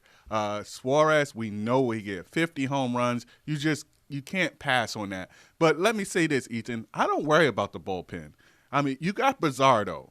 You have Vargas. These are young players that the Mariners have developed and came out of nowhere. So the Mariners have proven that they can develop young pitchers into their roles that they need. Now, although people want to leverage arm, and we know, the failures, I guess you can say, of Bizardo in the playoffs, he's a young player. He had a 1.24 ERA in the month of September. He came out of nowhere. He was a revelation. I say you let him grow into that role. You let a Vargas grow into that role. You supplement that. They made a minor move just yesterday for the bullpen. I feel confident that the Mariners organization can find bullpen arms and it not be those high profile guys that everybody's thinking they should get. I'm sort of feeling the opposite. I'm team Jorge Polanco. Okay. I'm team Jorge Polanco because you made me choose though. I want both. No, okay, yeah. I want both. Well, so then are you prioritizing getting Gino and Polanco back and foregoing a bullpen arm? Yes. Okay. Yes. All right. Yes. I am. Yes. If I had to pick between a bullpen arm, Gino, Polanco. So start, sit, ferry. Yeah, there we go. Start, sit, ferry. Okay? Producer Austin will like that. Yeah, start, sit, ferry. I'm going Jorge Polanco. He's starting. Yep. And then I'm going to go bullpen arm. Okay. And then I'm going to go Gino Suarez. Where you sending Gino at? Whitby? Yeah. Orcus? Yeah, let's go Whitby. Let's go Whitby. I think you need to add to this bullpen. Yes. If you ended up getting a John Duran, and I know that is the cream of the crop, right, for Mhm. bullpen arms. You're probably you're definitely in the World Series, and you might even just mess around and win it. I mean, that is how close you were. Because I mean, if you think about just that game 7, and we're not even going to talk about the other games where they absolutely would have been in better situations if they had more depth in the bullpen. Edward Bizardo's not coming in the 7th inning. He's maybe able to come in the 6th or maybe a lower leverage spot. And by Dan Wilson's rationale of using your 7th inning guy, that's Matt Brash instead of Edward Bizardo there. You don't have to save Brash for the 8th or the 9th. So, it puts everybody in their place. It just moves everybody down in the pecking order to where you just have more depth, more length. It turns this bullpen into an absolutely lethal force. One that you had, that first run in the playoffs, with Seawald, or no, I guess you'd gotten rid of Second Seawald, rider. Yes, but so that's the problem that I have with banking on a Carlos Vargas and Edward Bizardo, either to repeat their performance or to improve. Look at a Drew Steckenrider. Look at Penn Murphy. Trent Thornton's been up and down. These guys where you're getting value, where they just sort of pop out of nowhere. Bullpen arms are so fickle and so spotty from year to year, volatile, that you just can't bet on Edward Bizardo to have another 1.24 ERA in the month of September. Yes.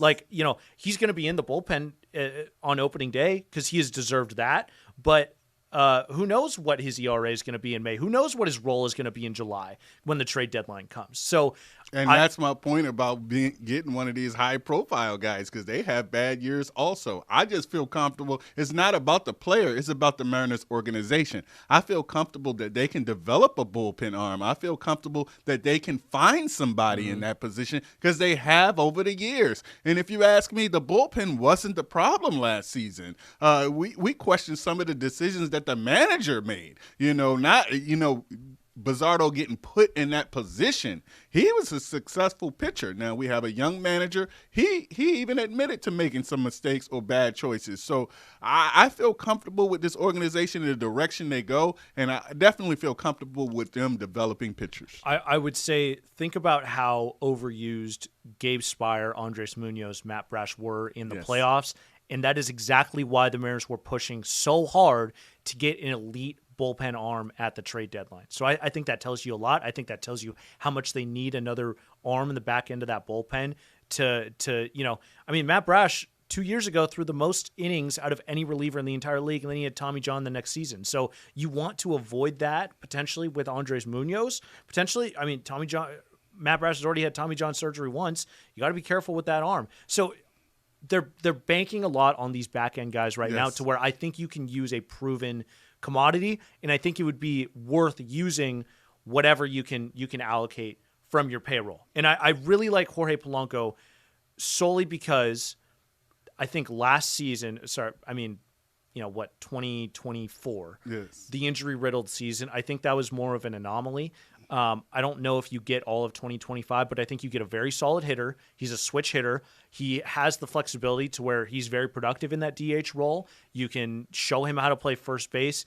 That gets Cal Raleigh off his feet. That gets Josh Naylor off his feet. That allows Cole Young to work in at second base when Polanco's DHing and Cal's behind the plate. Yes. And he's 32 as opposed to Gino being 34. I think that is significant. It definitely gives you some versatility and flexibility in the lineup. I will agree with you with that.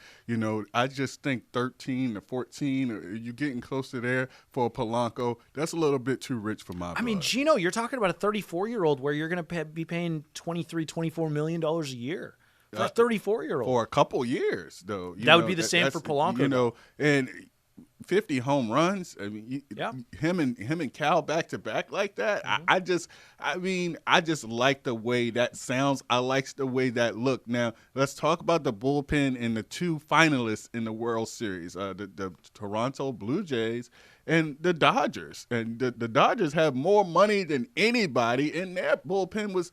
It wasn't a world beater. So you can win the World Series without a A-plus bullpen. The Toronto Blue Jays was there. The Dodgers were there without an A-plus bullpen. But what they did have they had people that could put it over the fence and people that can hit. So when you're asking me to choose between the two, I'm going to choose the two hitters over that bullpen because I feel like you can't have it all. You have one of the best starting staffs who was kind of disappointing last year. Let's be honest. If they played it at the back of their baseball card, you don't need a Bizarro and a Vargas to show up every night because because you have your starters, your frontline starters playing the way they're supposed to play. So I'd rather have that hitter. I think it is relevant with the Dodgers to mention that, yeah, the bullpen maybe not as – I mean, they had some big names in that bullpen, but it's the depth of that starting rotation that was also – you move those guys into the bullpen.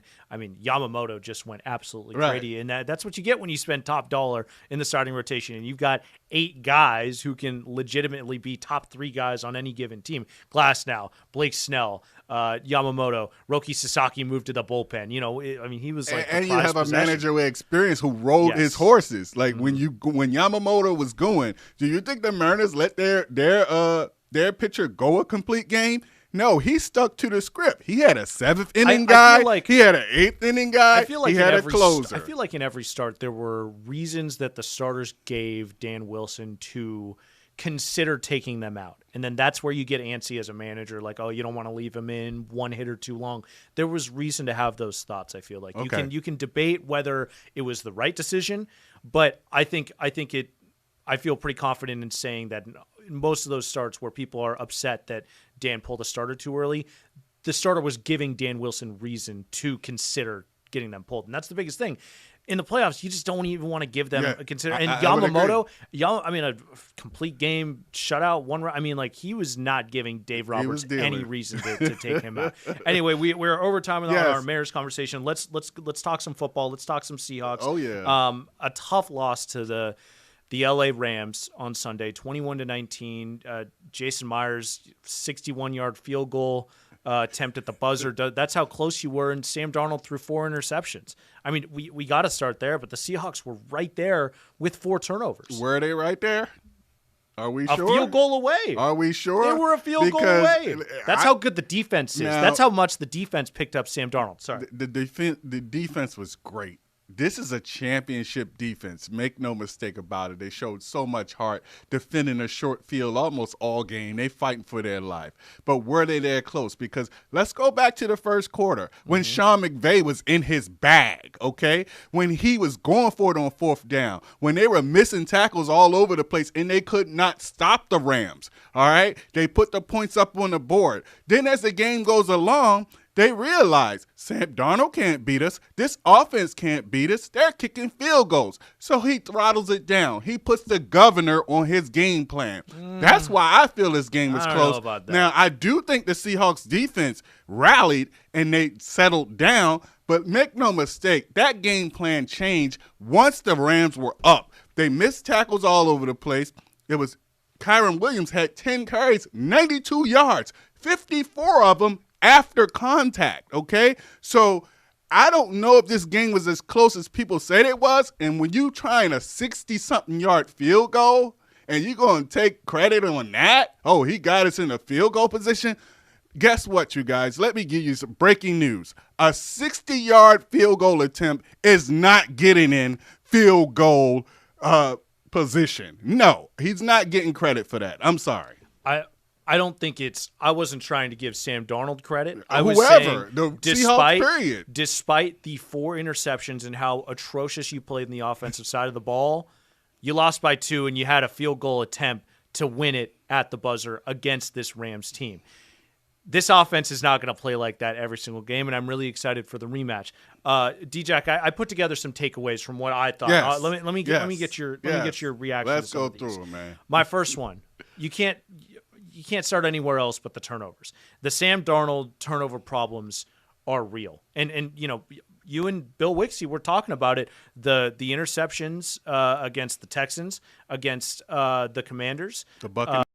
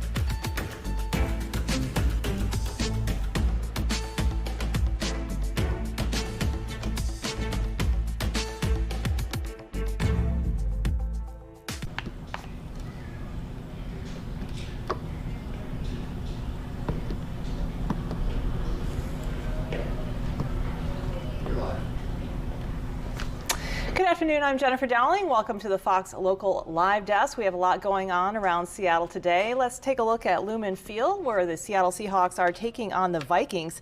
Seahawks look to pull closer in the playoff picture. We'll have a full breakdown of today's game directly after the game right here on your Fox Local app. And as many of you are returning to normal life after the holiday weekend, our very own Shira Matsuzawa has been hanging out at the airport as SeaTac deals with one of the busiest travel days of the year. We'll hear from passengers and airport officials on Seattle News Tonight, starting at 5 o'clock. And luckily for many travelers, the Olympic pipeline that provides jet fuel for SeaTac is now back up and running after BP shut it down last week for a leak.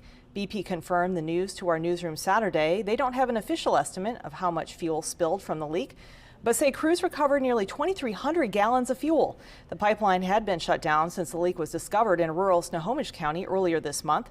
This month's leak is the third incident in the last 5 years. So that's what we have happening around Seattle at this time. We're going to send you back, and I'll be right back here when we have any breaking news at the live desk. See you then.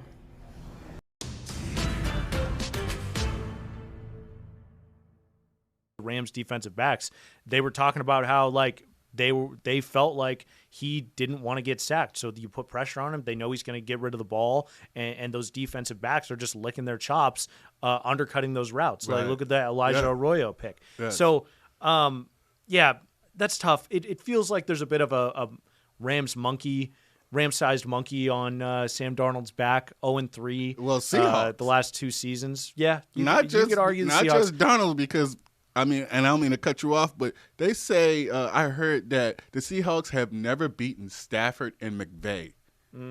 They haven't beaten them yet. Now, people will go back to last season, the last game of the season. Well, Stafford didn't play. He didn't play. Yeah, you can't count so, that one. And Sean McVay, I think Mike McDonald was brought in specifically to beat Sean McVay and Shanahan. Yeah. The 49ers. Shanahan. Yeah. Shanahan. Those two coaches in particular, they're two of the brightest young coaches in the NFL, and McDonald was brought in to beat them. And so far, they have the advantage. Well, I will say that Matthew Stafford has not been the reason that the Seahawks have not beaten him. I'll go to my second takeaway. This defense will keep the Hawks in every single game the rest of the way, I agree. Barring the entire starting 11 going down due to injury. Knock on wood. Matthew Stafford was the hottest quarterback in the league by far. 25 touchdowns to just 2 interceptions. He'd thrown 13 touchdowns his last 3 games, over 4 per game. They held him to 130 passing yards on 28 attempts. So when you talk about them ramping down the offense, maybe at the end of the first half, but what about the second half when they were trying to put the game away and they actually needed to score some points to separate themselves from the Seahawks, who the defense was getting stops. Matthew Stafford was completely out of rhythm. Completion percentage hovering around 50%. So this defense showed that it can compete with an elite offense and was fully tested and I believe passed with flying colors. That first touch, the defense makes the stop at the goal line on 4th down, that first possession. Sam Darnold throws the pick, and then you're starting at the minus 20-yard line. Yes. They give up the touchdown there. That's a tough situation to put a defense in. They were put in multiple situations like that, and they held their own. This defense is for real, and that is a major takeaway that I'm coming away from this game with. And I concur wholeheartedly. Ethan, you're not going to get any disagreements from me about this defense. This defense is the reason why I believe the Hawks will go to the NFC Championship game, and I believe they will go to a Super Bowl because of this defense. Now it's up to the Seahawks to realize the strength of this team and stop letting Sam Darnold throw that ball all over the yard and now play to your strengths. Let's talk about Matthew Stafford. He still put on a masterclass. Whatever numbers you talk about, guess what he didn't do? He didn't turn the ball over. And that's a veteran quarterback who knows his limits and knows which ways the game is going. He didn't put the ball in harm's way at all. Their turnover was a Puka Nacua fumble. So, yes, he didn't have the numbers. He didn't have the completion percentage. I still say he played a good game because he did not turn the ball over. My third takeaway Let's go to it. Number yeah, three. It pertains to the Hawks offense and the turnovers. The blueprint, I feel like, is now out on how teams can slow down the Seahawks offense. The way that the Rams attacked them is they dared the Seahawks to run. They ran their dime package, 5 or more defensive backs, on over 60% of their early down plays. They wanted to limit the explosive plays to JSN, to Cooper Kupp, to A.J. Barner, to Elijah Arroyo, and they were like, go ahead, go run for 3 yards on us. The Hawks averaged less than 4 yards per carry on the ground.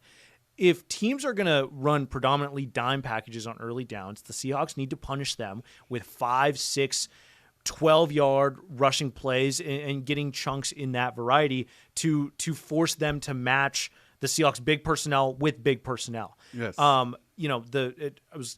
Cooper Kupp was talking about how the Rams were stacking the box with 8 dudes and then dropping into 2 high shells with the safeties instead of 1 high like they're used to with their big personnel forcing defenses to do stuff. The Rams have the personnel to be like, no, we're going to do what we want to do. We're going to stop what we want to stop, and that's your explosive plays.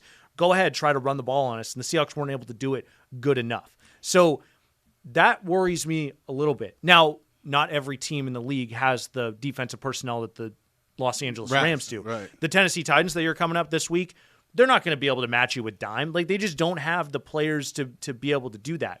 But when you go and play the Indianapolis Colts, when you go and rematch with the Rams and the 49ers, when you get into the playoffs and you play a Philadelphia Eagles team, you got to figure out how to counter what the Rams have now put on tape against your offense. Thank you, Ethan. Now we're on the same page, because when I get upset about a Sam Darnold game and I say he can't make bonehead decisions, people think I'm going at him.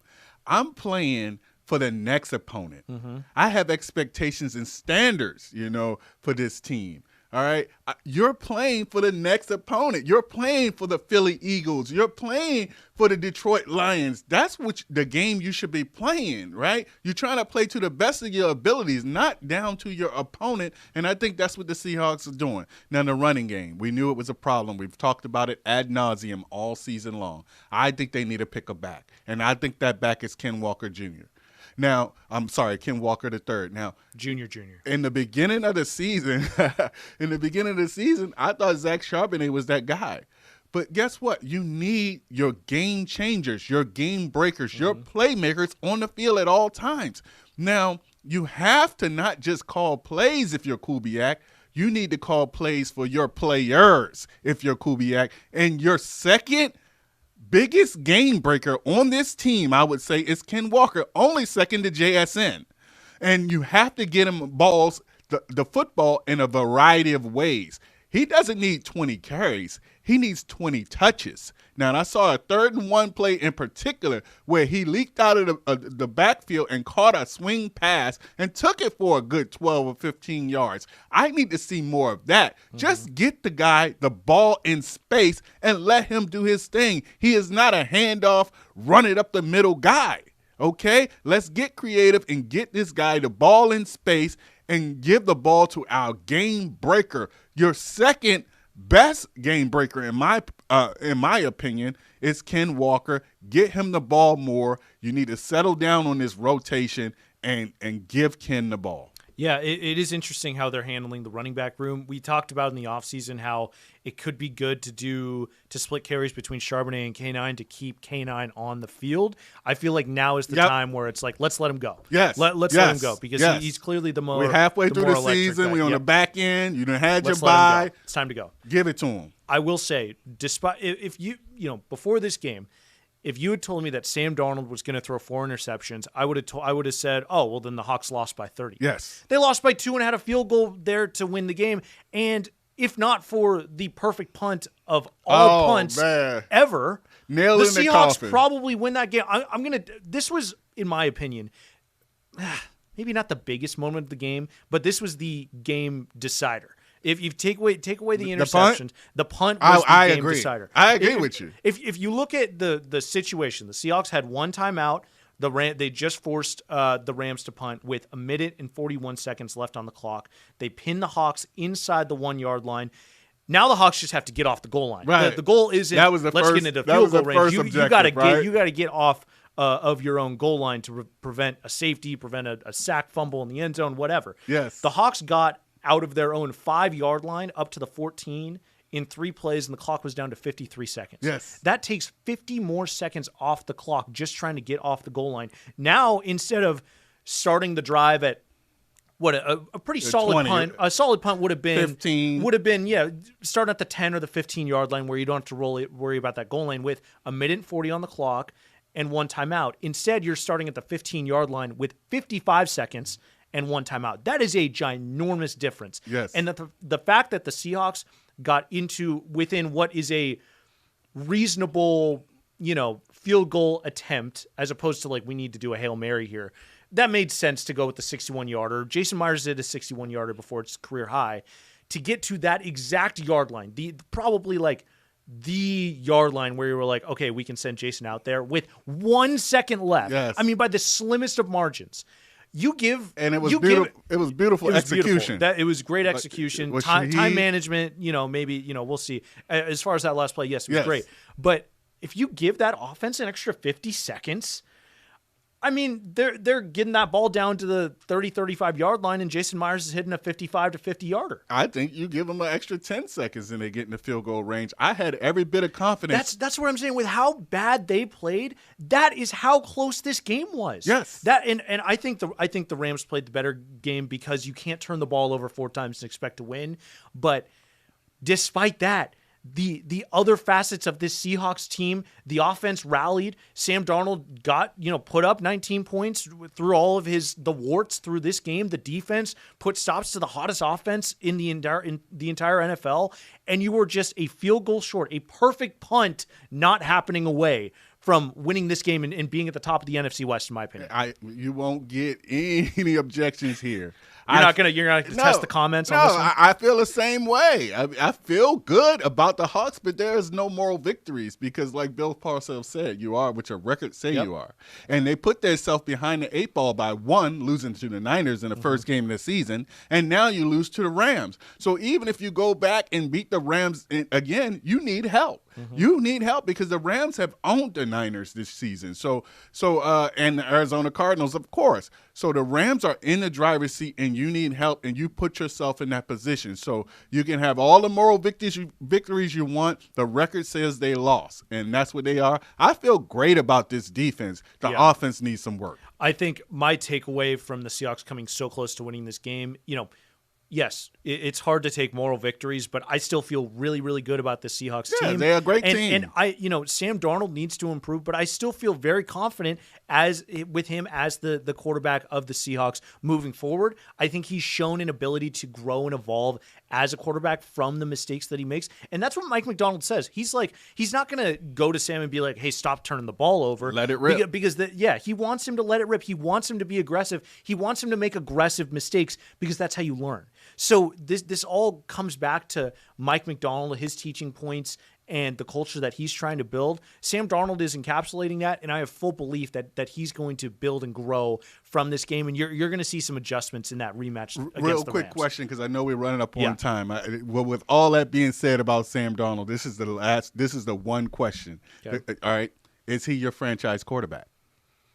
I think you need to see more than 10 games from him to be able to make that decision. I think it's too rain check with me at the end of the season. You know what I mean? Signs are pointing to me at yes.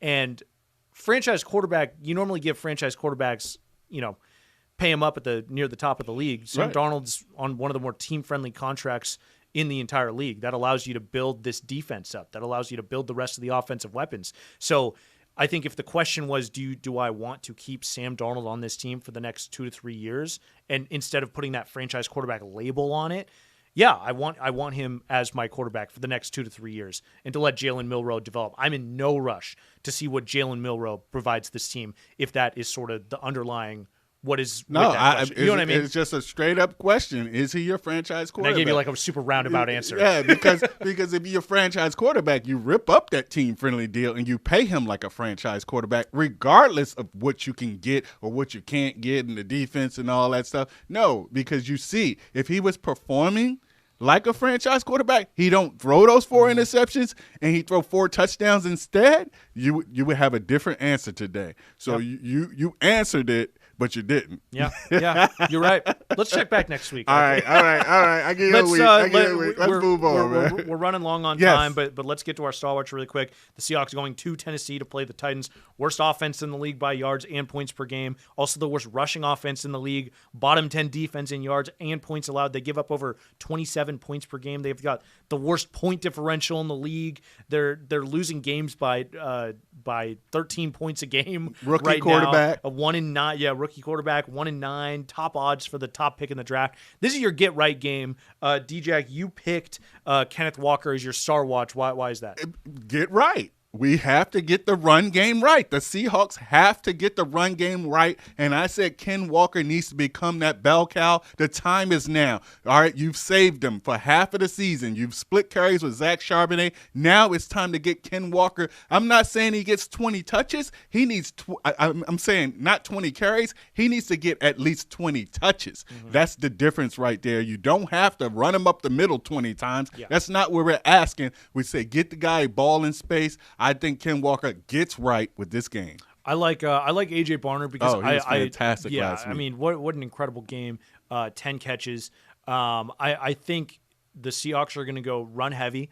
I think they're going to really try to establish their identity on the ground. So. I really hope so as well. And because of that, I think it's just going to open up more in play action.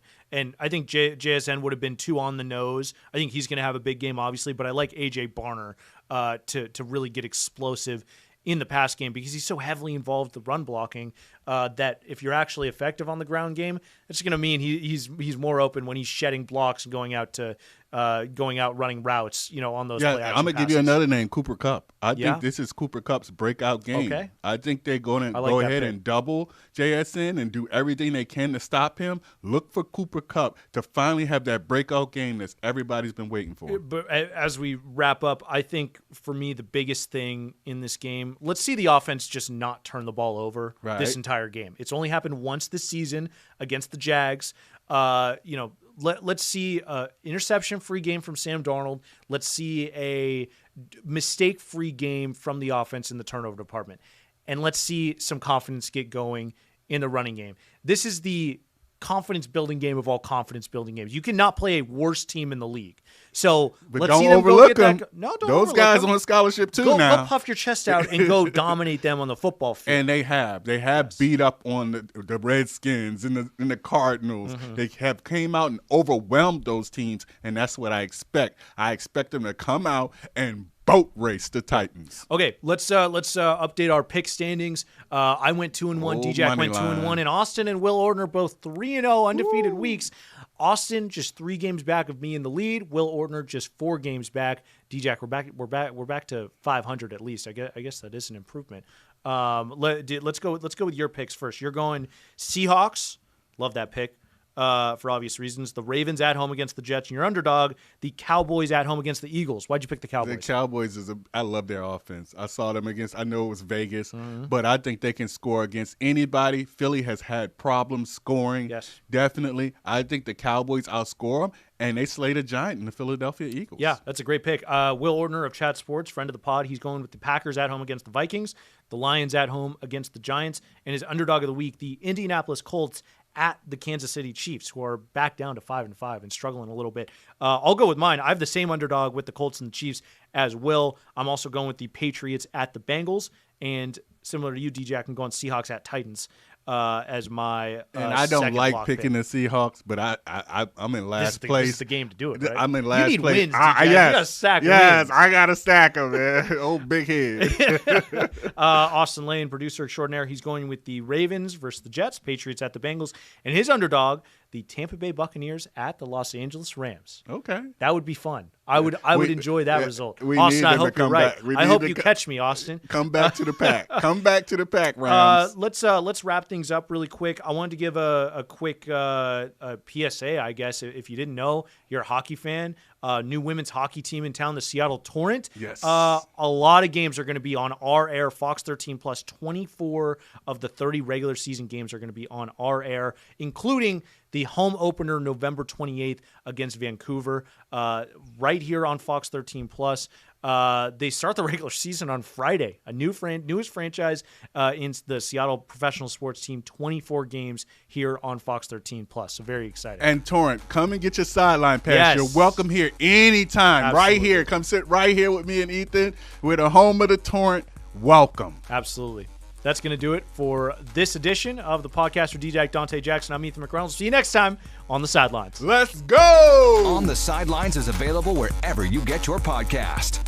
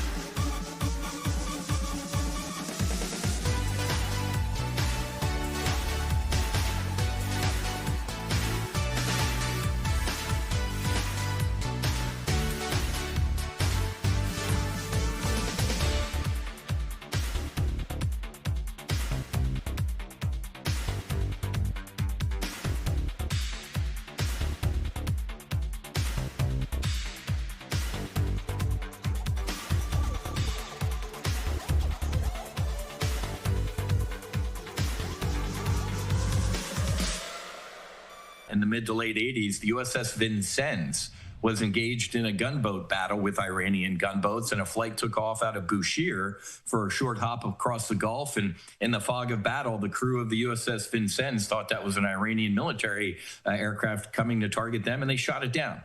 We shot down an airliner full of civilians. The United States did. So, folks, do not complain about not flying near a war zone. That's just, that really shows you where we are as a society, Josh, that, hey, I need to get to my trip. I don't care if we potentially fly near a war zone. Bad things happen in war zones, Josh, and it's to be avoided at all costs. That is very true. All right, Matthew Wiz Buckley, as always, thank you so much for taking the time to join us here and help break it down. Anything we missed? Anything you want to make sure to add here before I let you go?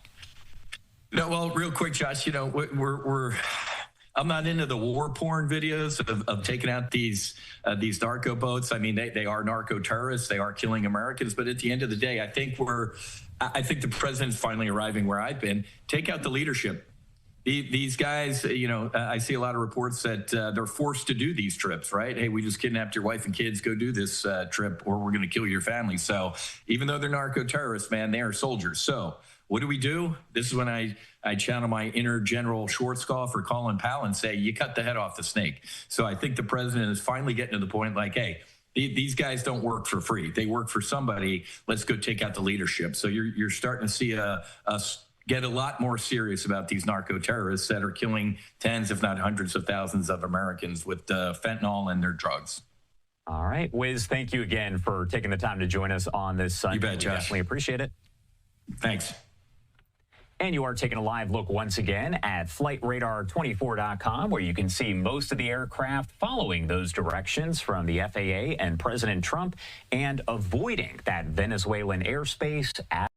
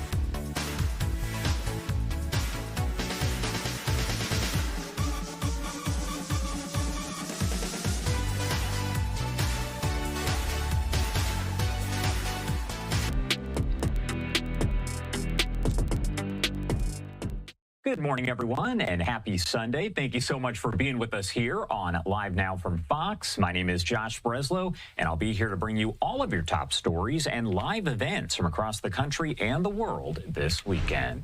Taking a live look at one of the live images that we do have coming in at this hour. This is actually a beautiful look over Bardstown, Kentucky. If you've ever been there, you can see not really a lot in the way of snowfall, but it does look like some flakes are coming down there. Now, I do want to talk about something that's going on tomorrow, and that is Cyber Monday. But first, just a few days ago, we did see Black Friday, and despite wider economic uncertainty hovering above the year's holiday season, shoppers actually turned out in big numbers for Black Friday, spending billions of dollars both in stores and online. Adobe Analytics, which tracks e-commerce, said U.S. consumers spent a record $11.8 billion online Friday, marking a 9.1% jump from last year. And traffic really picked up there between the hours of 10 a.m. and 2 p.m. local time. That's nationwide, of course, when 12.5 million pass through the online shopping carts every minute. That is a lot of money spent. So now attention turns to Cyber Monday. I do want to bring in Carrie Riley, a deal expert, to help kind of talk about all of this here. Carrie, thank you so much for taking the time to be here with us on this Sunday morning. Thanks for having me. All right, so big question here. Black Friday obviously saw the record-breaking numbers there, a lot of money coming in. So how does this Black Friday kind of compare to what we can expect for Cyber Monday?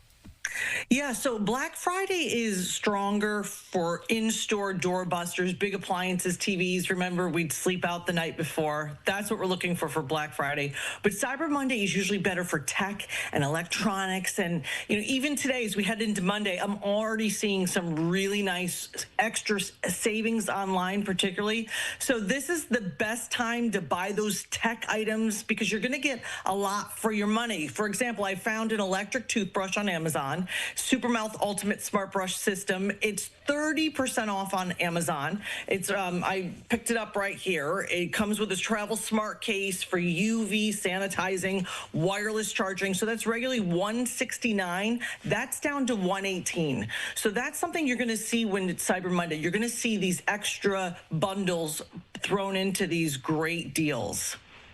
All right, so when we talk about what you should avoid, and I was going to say you should definitely send that toothbrush my way, because Corella Hara, DJ here, likes to say that my breath isn't the best, so I definitely would appreciate that. But, Carrie, what should shoppers maybe avoid this Cyber Monday?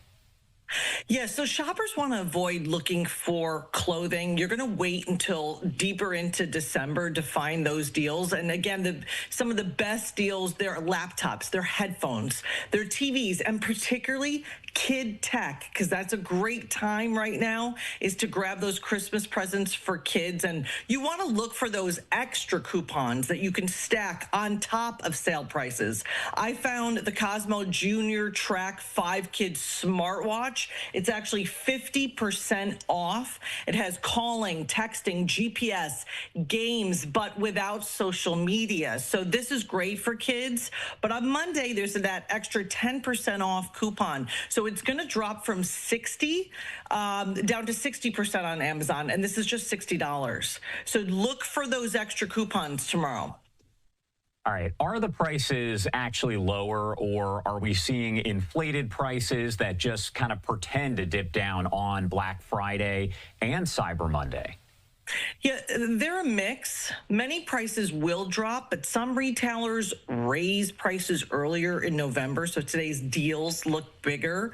Always compare the price to the last 30-day average, not the list price. You can do that by using an app like Camel, and that'll track different Amazon prices. A good tip, I think, to avoid a lot of this is to really create the opportunity to support mom and pop online companies. This is your moment to support those USA-made brands. One great mom and pop online company is Fabrizia. This is a family-owned spirits bakery company. They're out of New Hampshire, founded by two brothers. They use their limoncello and pistachio liqueur. They make cookies, biscotti, truffles. So they're offering 20% off their holiday gift boxes, which is awesome. This is actually one of their gift boxes right here. And they'll send them right from their offices up in New Hampshire. So we want to look at these mom and pop places. That gift box is just going to be $63.99 with the discount. You know, look at these family-owned online companies. You're going to be able to trust them. Their prices have not been artificially raised. It's very true. And of course, there's Small Business Saturday that was yesterday, but it can expand into Small Business Sunday as well. So just kind of keep that in mind. As far as, you know, Black Friday goes, I mentioned off the top that we saw those record-breaking numbers. So does that really give us an indication that people are going to spend more on Cyber Monday? Can it mean that they're going to spend less since they already purchased things online? Or is it kind of a mix there? It's definitely going to be a mix, but if particularly any sort of retailers or brands didn't hit their marks on Friday, they're going to do those steeper discounts on Monday for sure. And you do have the advantage on Monday being online because you're able to see the discounts as minutes go by. If they're not finding that they're hitting their sales, they are definitely going to have steeper discounts. You know, it's also an option. I think your best bet to keep to your budget, honestly, and to get what you need for the holidays is to make a list. And it sounds very simple, but like we all forget to make these lists. Make your list, stick to it. You know, stick to who you need to buy and what for. You can also get out of the rat race completely of online shopping and find your local discount store. We all have them in our towns. I really like Ollie's Bargain Outlet. They do a great job because they've got huge brands, but they're really steeply discounted. They've got, you know, a lot of things. Like I picked up a Sharper Image massager. It was $39.99. At other stores, it's like $100. That's a huge discount. So you don't have to sacrifice not getting the brand names. Or they've got that viral Dubai chocolate that's $15, which is great for stocking stuffers. It's just $8.67, I think I picked it up for. Here, it's for your Ellos. It's really awesome. And so you want to just try, and here's the Sharper Image massager. You know, that's a way that you can honestly get huge discounts. I walked out the other day with a cart full of holiday presents for $120. I couldn't believe it. I couldn't buy groceries for that. You know, they've got toys. There's a lot of discounts. So that's a smart way to stick to your budget is to find a store like Ollie's Bargain Outlet and other discount stores. And should folks at some point kind of wait till later on as we get closer to Christmas, other holidays there? Should they wait, or are these the best times to really get the best deals? So right now, if you have a certain toy that you want, this is your moment to get it because they will sell out. This is also your moment. You're not going to find a steeper discount on tech. So if you want to pick up that higher priced laptop you've been eyeing, or an iPhone, or any other different devices, this is your moment to do that as well. As we get closer, you're going to find steeper discounts on holiday wrapping paper. You will find discounts on toys, but they may not be the toys that you're looking for. But then as we get closer to the holiday, you can then start picking up household items. You're going to start to see the holiday, paper towels and toilet paper go on sale. And so I love to start saving in that way. I don't care if my paper towels have Christmas trees on it in February if I saved $1. That's very good advice there. Carrie Riley, thank you so much for taking the time to be here with us. We definitely appreciate it as always. Thank you.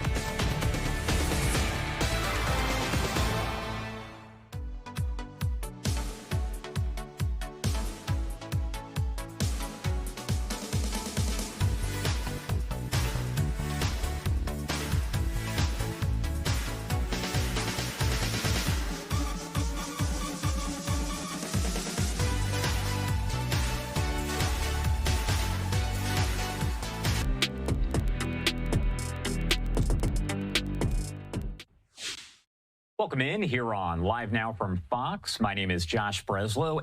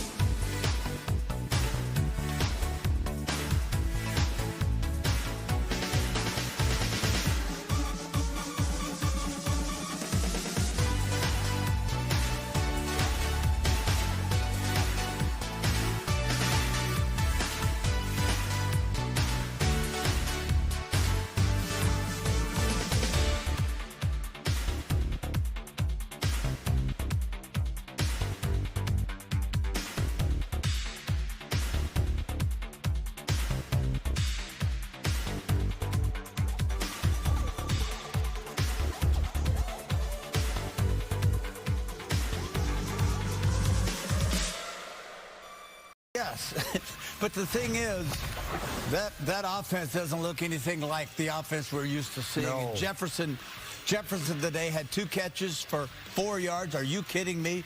Most of the electrifying receivers in the league.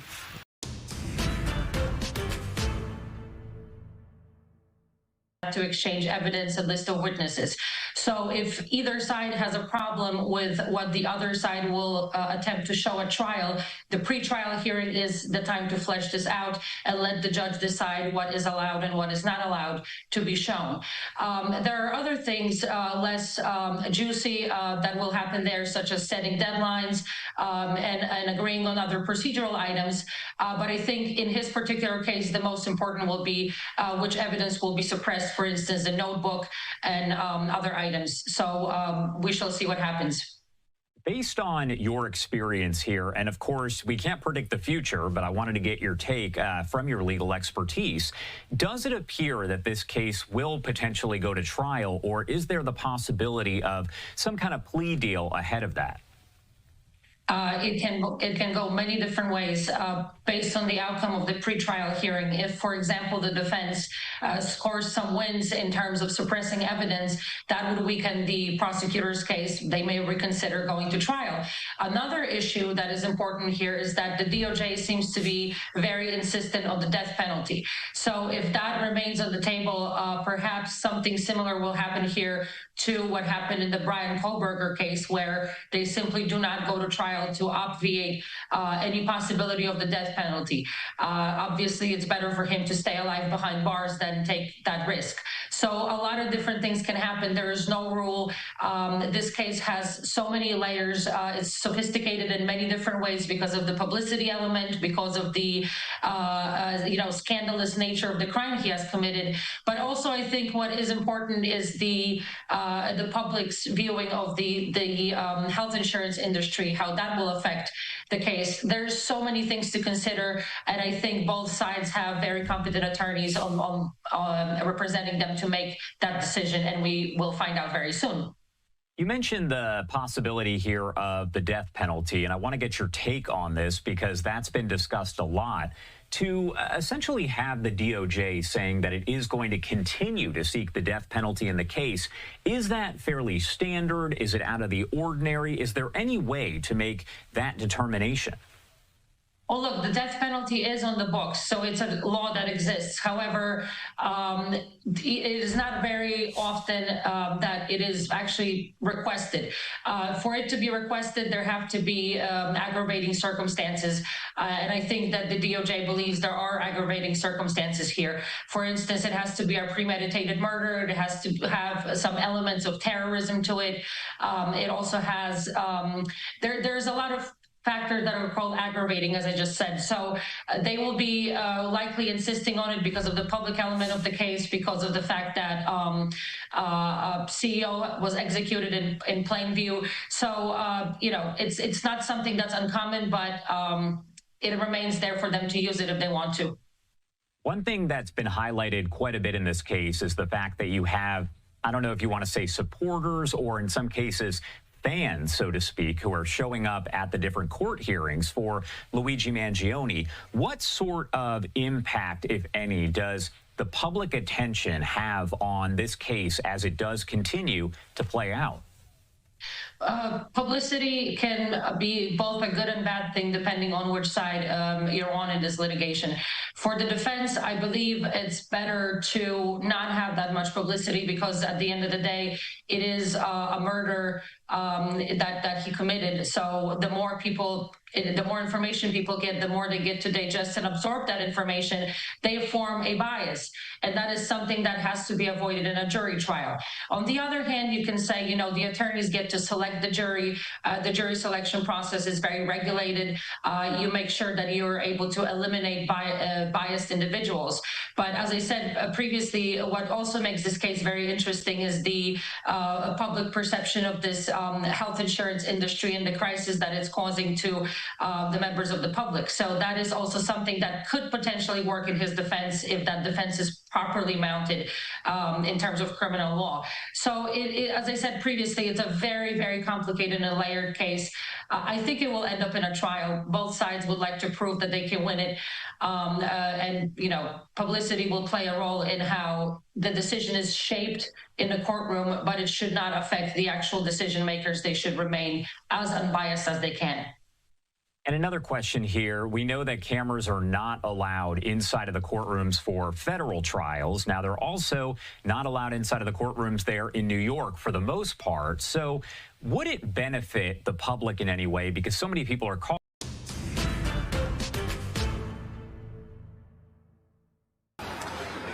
And that was for all the games the Seahawks should have won as a big favorite against a backup quarterback, but didn't. As we welcome you live to Lumen Field here on Fox 13 Game Day alongside former Seahawk receiver Brian Walters. I'm Aaron Levine. The Seahawks beating, wow, I mean, what a game, 26-0. Their first shutout win in more than 10 years since they shut out the Chicago Bears in Week 3 of 2015. And not only coming up with that big shutout today, but with 4 sacks and 5 takeaways, the most takeaways since a game in 2019. Just a complete dominant performance by the defense, and that's what you got to attribute to. I thought going in, the Vikings were going to have their hands full with their backup quarterback going in, and with J.J. McCarthy injured, and it's proved to be exactly what we thought. This defense is just too much. They've continued to impress, and it's just this was a complete clinic by the defense. Yeah, and speaking of specifically on defense, Ernest Jones IV, a couple of interceptions after missing last week's game, the 85-yard touchdown return on the interception, the longest interception return that the Seahawks had since Leonard Williams did exactly the same thing, 92 yards last year against the New York Jets. I'll tell you what, turnovers come in bunches, so I wouldn't be surprised if after a game like this, you force 5 on defense, if you start to see the turnovers happen more and more as the season goes on. And also, DeMarcus Lawrence, I have to give him a shout-out with those because he put the pressure on the Vikings quarterback. I'm going to say his name wrong again, Brosmer. Each time, forced that interception, and then also the forced fumble for another turnover. So DeMarcus Lawrence was responsible for 2 of those 5 turnovers, so a huge game by him. Yeah, and you can call Max Brosner whatever you want because he was just a guy today, and a guy that the Seahawks defense took advantage of. There was the Todd Marinovich game against the Huskies back in the day where he said he saw nothing but purple. I feel like Max Brosmer today saw nothing but the throwback blue of the Seahawks jerseys. You mentioned DeMarcus Lawrence, a quarterback hit that led to that Ernest Jones interception for a touchdown. He also had a forced fumble and a sack in this one of 4 sacks on the day for the Seahawks defense. As we take a look at the final game stats in this one, and it was all Seattle. All Seattle, completely dominated. Again, you didn't need much from the offense today. I thought the offense was efficient. It had some good running, rushing attacks here and there. But again, 0 points. This is the first time the Vikings have been shut out in over 2 decades, which is pretty impressive. So it's just been, it's really, this defense, every single week, you're asked people to step up. Who's going to step up? Ty Okada, again, in this today, stepping up. And they just continue to make plays, exactly what you wanted to do. And the Vikings had nothing. Justin Jefferson didn't get his first catch until the second half. Let's go to Jackson Smith-Njigba live at the podium following a Seahawks shutout win over the Minnesota Vikings. They led us, and yeah, we're super happy to, have them have the best defense in the world. Yeah, it's awesome. What took you up? What were they doing anything to you today? I mean, obviously you kind of held your season low numbers and everything. Were they doing anything, or was it just hard to get the ball to you? Yeah, Coach Flores does a great job mixing up looks, and we're just taking what they give us, and Sam, made the best decisions for the team, and trying to Zach and K9 doing their thing. So it was just one of those days. How did they defend you differently than other teams? A lot of zone looks, a lot of cloud coverage. A lot of help over there, towards my side, which is fine. That's the name of the game. Other components got a hit, and they did. So happy we got the win today. When you say that your defense is the best in the world in practicing against them, yeah, what is it that makes them as dangerous as they are at this point? Man, I think starting with the front line, just some dogs up there, getting to the quarterback pressure, stopping the run is very key. They did a great job of that today. And, just with that, throwing a lot of different looks, at the quarterback. And, we got a lot of dogs in the back end as well. So just the complete overall defense. And, yeah. that's why I was there. It may get lost a little bit in all the other stuff that happened later in the game, but Cooper's fumble recovery early on was still a close game. How big was that play? Oh, huge. It's all about the ball, protecting the ball, and his awareness and his skill set is beyond measure. So happy to have him.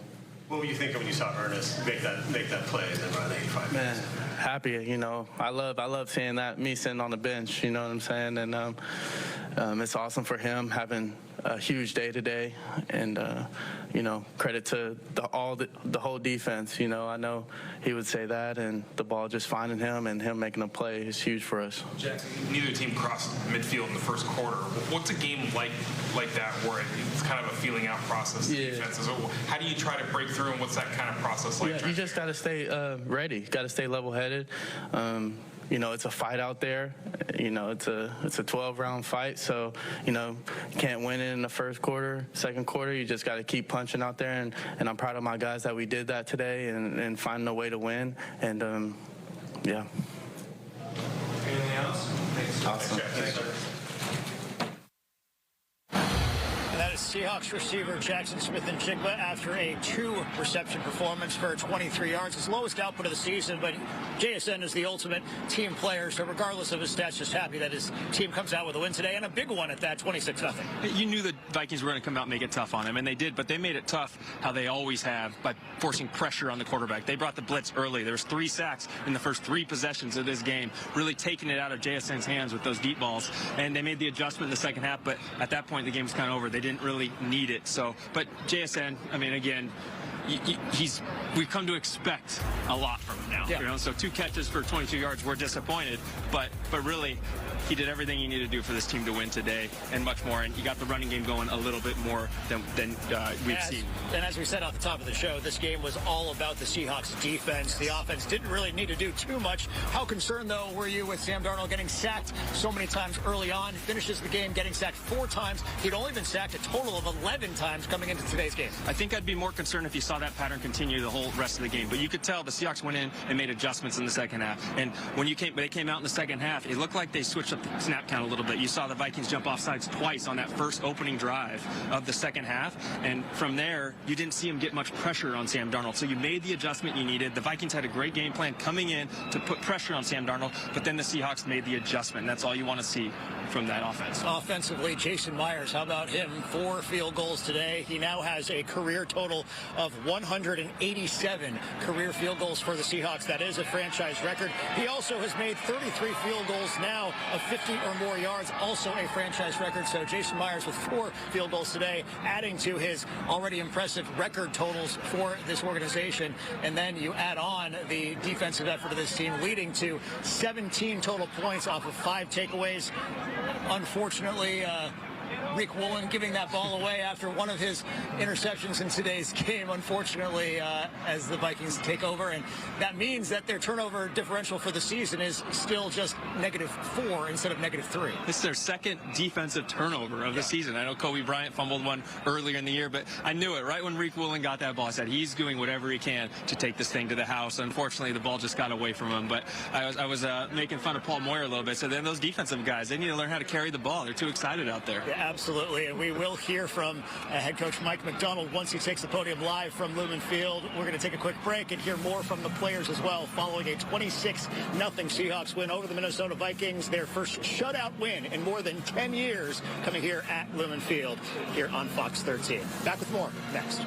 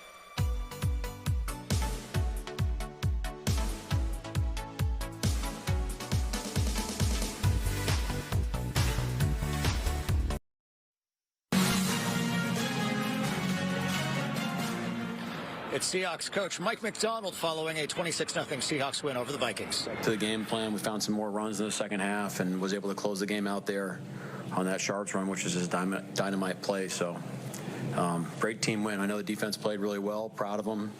Takeaways definitely make a huge impact on the game, but it really was a team win, complimentary football, and excited to kind of get back and get to work for Atlanta.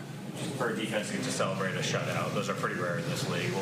Yeah, it's great. I mean, you look at teams that when shutouts happen, it's hard to keep teams like out of plus territory. So when you get there, it's taking the ball away in the red zone. I mean, DeMarcus Lawrence's caused fumble is probably my new favorite play of all time. Like, just an incredible play. I just saw this blur coming down and just violently attack the ball. It's been such a point of emphasis, and to see him do that was really great.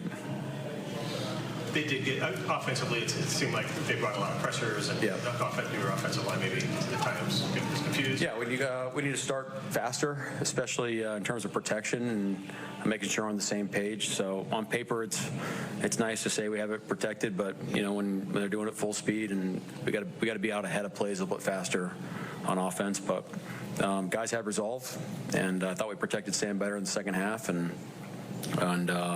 the run game helps with all that as well. What do you think allowed you guys to pick up on the protection front kind of as the game progressed there after halftime? I think everybody deserves credit. I mean, we didn't like go all haywire. You just go back to the drawing board, get the good protections that you like, get the better plays, stay out of certain situations, get a better feel for how they're matching us. I mean, there's kind of all things going on there, and then I think players maybe just calming down and executing at a higher level. But look, you got to give Minnesota a lot of credit too. They had a good plan. And they called an aggressive game, and they did a good job. Before the Charbonnet touchdown, what went into the decision to bring the offense back out on the field? Yeah, I was being like too much of a nerd by just saying, hey, make it a 3-touchdown game rather than a 3-score game. And to Clint's credit, he was confident in what we were going to be in. So we decided to call timeout and go for it. Your fans disagreeing with the field goal? I did hear the fans, yeah. Turns out they were right. Any concerns on the offense? I'm sorry? Any concerns about the offense? No, it's the same thing every week. Look, there's things that Minnesota did that was really good, and there's some things that we capitalized on, which is good for us, and we gotta understand those things so we can make sure they're not issues moving forward. But that's the same thing every week. I'm sorry. It's every phase. Everybody at this time of year, it's hard to come up with new ideas. So there's a lot of teams being inspired by things that happen from prior weeks. It happens in all 3 phases. It happens every week. So it's the same process. It seems like this defense gets better every week. How can you assess where they are right now as we head down towards? Yeah, it's funny. I mean, we're not worried about all that. We're just worried about playing our style of ball, playing for each other, making sure we do it every day, and then doing it on Sunday. It's like we're really not out to impress anybody or prove anybody wrong. We really don't care. It's just we're trying to prove ourselves right, and our guys are dedicated to do that. It's a great group. You mentioned DeMarcus Lawrence already, but he also had the pressure on the pick six. Yeah. It seems like every game he's That's one of those things that DeMarcus does probably better than anybody I've been around, is he plays with anticipation and understands situational football just at an incredibly high level. I mean, it's 4th and 1 in a runner pass type of situation, and reads that it's a movement and gets for it. Man, it's not part of his technique. That's just him being a great football player and understanding situational ball and blocking surfaces and all that type of stuff. So it's just an awesome play. What about the effort on the forced fumble? Oh yeah, I said it. I mean, it's just my new favorite play. I mean, just unbelievable. Just plays literally just like a blur of a human. Going, because on the other side of the field, and then you're like, holy crap, he's going to make the play, and then you see him come down with the right hand, and it was like, okay, hopefully we recovered the ball. Yeah, it was awesome. His resume is awfully impressive coming in before he got here, but is anything about him just surprised you even more than about D-Law? Yeah. I mean, I wish I could say yes, but it's just AD loved him.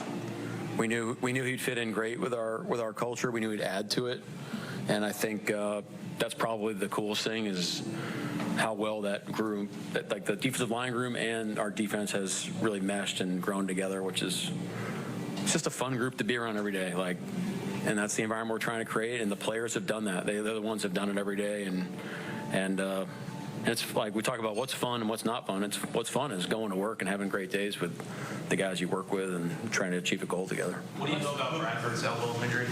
Shouldn't be major, I don't think. I think it's just enough for him not to finish.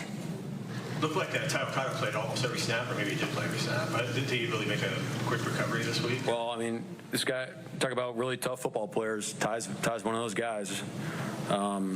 There's a couple things that we did to get him ready to play, medically speaking, and he just got ready to play. I mean, he didn't take a lot of reps throughout the week, so mentally was ready to go and play good. And if D-Bell was the guy to go in, we felt great about it as well, but felt like Ty deserved the chance to go start. With the play that Lawrence made, a 12-year vet making that play, what impact does that have on a locker room of 20-something? I don't know if the guys see it as an age thing. I think that's just the standard of how we want to play. And he's right there leading them with the rest of the crew, you know. Yeah. I think we asked about Ernest, what his game, 12 tackles and 2 picks, coming back from the injury. I mean, yeah, he had such a great message to the team in the locker room. Hopefully they got video of it, but the guy's been through a lot, and it's something, people. It's just the position that we're put in as coaches, and like that's really the reason you have a team is that you can be there for your brother when they need you, and. I know we're in a business and there's transactions and stuff, but at the end of the day, I mean, these are the relationships you're going to have for a long time, hopefully. And it's really great to see that the rest of the guys are there to support him, and he's playing great football. He's playing great football. He's battled through some health things throughout the year as well. I mean, and some of the plays he's making in the run game too is just really tremendous. I mean, really great plays that allows us to really call some defenses that you normally wouldn't call in those situations. With the pick six specifically, obviously it's a 14-point swing, so that matters a lot. But just what's the intangible in terms of how much that matters to a sideline? Well, yeah, that was huge because coming off the takeaway as well. I think was that coming off the fumble? Yeah. So just a huge, turning point in the game, but. Again, if you make these situations bigger than they are, it's just, hey, let's look. It's the next play. Defense, we're up. It's rock and roll, 4th and 1. Josh Jobe deserves a lot of credit. We defended blade of grass, so like he made the tackle to create the 4th and 1. That might have forced him in a pass situation rather than running it. I mean, all that stuff adds up, and that was a huge part of the turning point in the game. Speaking of Joe, he was checked for concussion. What's his status? Yeah, I think he's fine. Yeah, I think he's fine. And on that same note, he had the breakup on her in his second pick too to kind of see him drive that pass as well. Yeah, he did. I mean, it's a great player he's going against. Just competing. Did a great job. Cooper caught that fumble recovery when it's still a close game early on. So how big is that to dive on that one? Yeah, that was big time. I mean, ball's probably in jeopardy a little too much on offense, but ball finds energy, man. Just ball's on the ground. It's ours. That's our attitude. Seems like we're asking you about Rick Wallen every week now, but the interception, obviously, it didn't end well. But I'm yelling, too, ball security. I think anybody in the stadium's yelling it, too. The ball's just like out of here. Come on, man. Such a great play. It was a phenomenal play until he caught it. And then it wasn't a great play. So we'll learn from it. I'm sure CP will have a presentation ready for when the guys get back. But bad call by me, great call by them, and a better play by Reek. So when your players bail you out like that, it's big time. Going back to your comment about ball finds energy, what kind of energy did the team have? And did you see that coming in practice, or that's just the way they roll? I'm paranoid by nature. Our guys were awesome. They've been awesome. They've been great. They did bring it every day. When guys need to pick me up, other guys pick them up. Hold each other accountable to what we want to do and go chase it, man. They've been great. Did they do anything on Jackson that you guys hadn't seen, or was this kind of better in the way that? I got to look at it. I'm not sure. I mean, I'm sure protection is definitely an issue as part of it, but I got a better answer for you probably Probably tomorrow. What did you, with all that, what did you think of how Sam played with a lot of those free rushers come in, some of the block passes at the line of scrimmage? How did you kind of assess this game when it was a little bit weird like that? Yeah, the block passes is tough. You know, like you don't want to put the ball in jeopardy, but he's also trying to get rid of it on time. So we'll look at that. But thought he made some smart decisions, fast decisions. Thought he got away from the rush well. And I know it sounds weird, but I thought he actually took some good sacks in some of those critical moments, which is good team football. And did a great job. I mean, there's a lot of things he's doing outside of the pass game in that second half that really helped us win the game as well. So he's operating at a high level. So some good sacks, meaning not forcing the ball like he had in LA. Yeah, I mean, like, look, you know, a field goal from the 10 is just, you know, with the ball not being in jeopardy is better than is just as good as a field goal from like the 16 or something. So, not thinking of like prior things, but just I thought those were good decisions in the moment. Anything else? Thank you. Okay, all right, thank you. That is Seahawks head coach Mike Macdonald after a 26-0 Seahawks win, their first shutout in more than a decade, and I believe what they said on the broadcast, the Vikings' first time that they've been shut out in more than 2 decades. So a big win for the Hawks. Mike Macdonald with high praise for his defense and specifically to Marcus Lawrence in his 12th season as a 12-year vet, and Ernest Jones IV with a couple of interceptions today. He now leads this team with 5 interceptions this season. Yeah, continuing to turn the ball over, and going back to DeMarcus Lawrence, that Coach McDonald talked about how that was his favorite play that he's seen in a long time, and it was the way he chased him down. And here's Ernest Jones. Healthy Ernest Jones makes this defense completely different. Having him with the green dot, the leader out there, continuing to make plays and stop the run. I mean, they held the Vikings to 66 yards rushing, and so you make the Vikings one-dimensional with a rookie quarterback. A game like this is going to happen. You're going to force 5 turnovers like that because you totally take away what they want to do in the first place. So the Seahawks defense continues to stop the run, and Ernest Jones is the leader of that. Yeah, and Ernest Jones not only a leader on the defensive side of the ball, but he's been through a lot of emotional stuff over the last year. So unfortunately losing his father, condolences go out to him there, but also fighting some injuries, missing last week's game, and then coming back. Last week it was all about Patrick O'Connell coming in place of Ernest Jones IV and talking about the defensive depth this team has. Meanwhile, comes back this week and shows out in front of this 12's crowd here at Lumen Field with 12 tackles, as you saw, and a couple of interceptions for Ernest Jones. Exactly what you need, especially when the next 2 out of 3 games are home here. You got the first one out of the way, you got the win, and now you have 2 more to finish out the season at home, and to come out like that and make those plays, huge. And again, D-Law, those first 2 turnovers were all because of DeMarcus Lawrence, and that was game-changing. When it's 4th down and 1, the Vikings choose not to kick the field goal. They could have tied the game. DeMarcus Lawrence forces Brosmer to throw the interception to Ernest Jones, and totally it was a game-changing moment, as Coach McDonald said, and that was it. And then he forced the next turnover as well. So I think DeMarcus Lawrence was a huge factor in why the Seahawks were able to pull away they were. Yeah, and an exceptional game by the defensive line as a whole. The 21st consecutive game that the Seahawks have not allowed a 100-yard rusher. That is the longest active streak in the NFL. Part of the defensive line, Byron Murphy,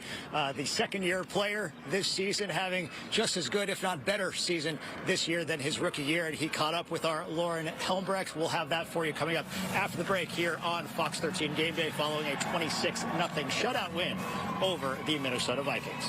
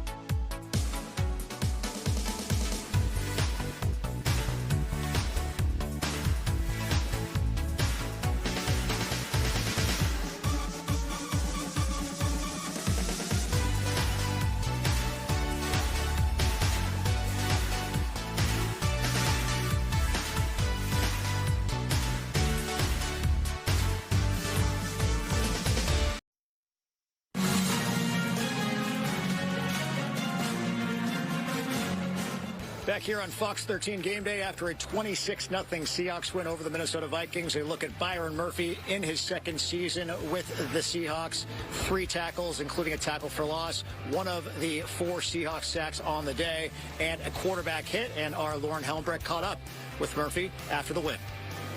I'm joined now by Seattle Seahawks defensive tackle Byron Murphy II. Byron, a shutout game. This Seahawks defense absolutely dominated Minnesota today. What was going on with you guys?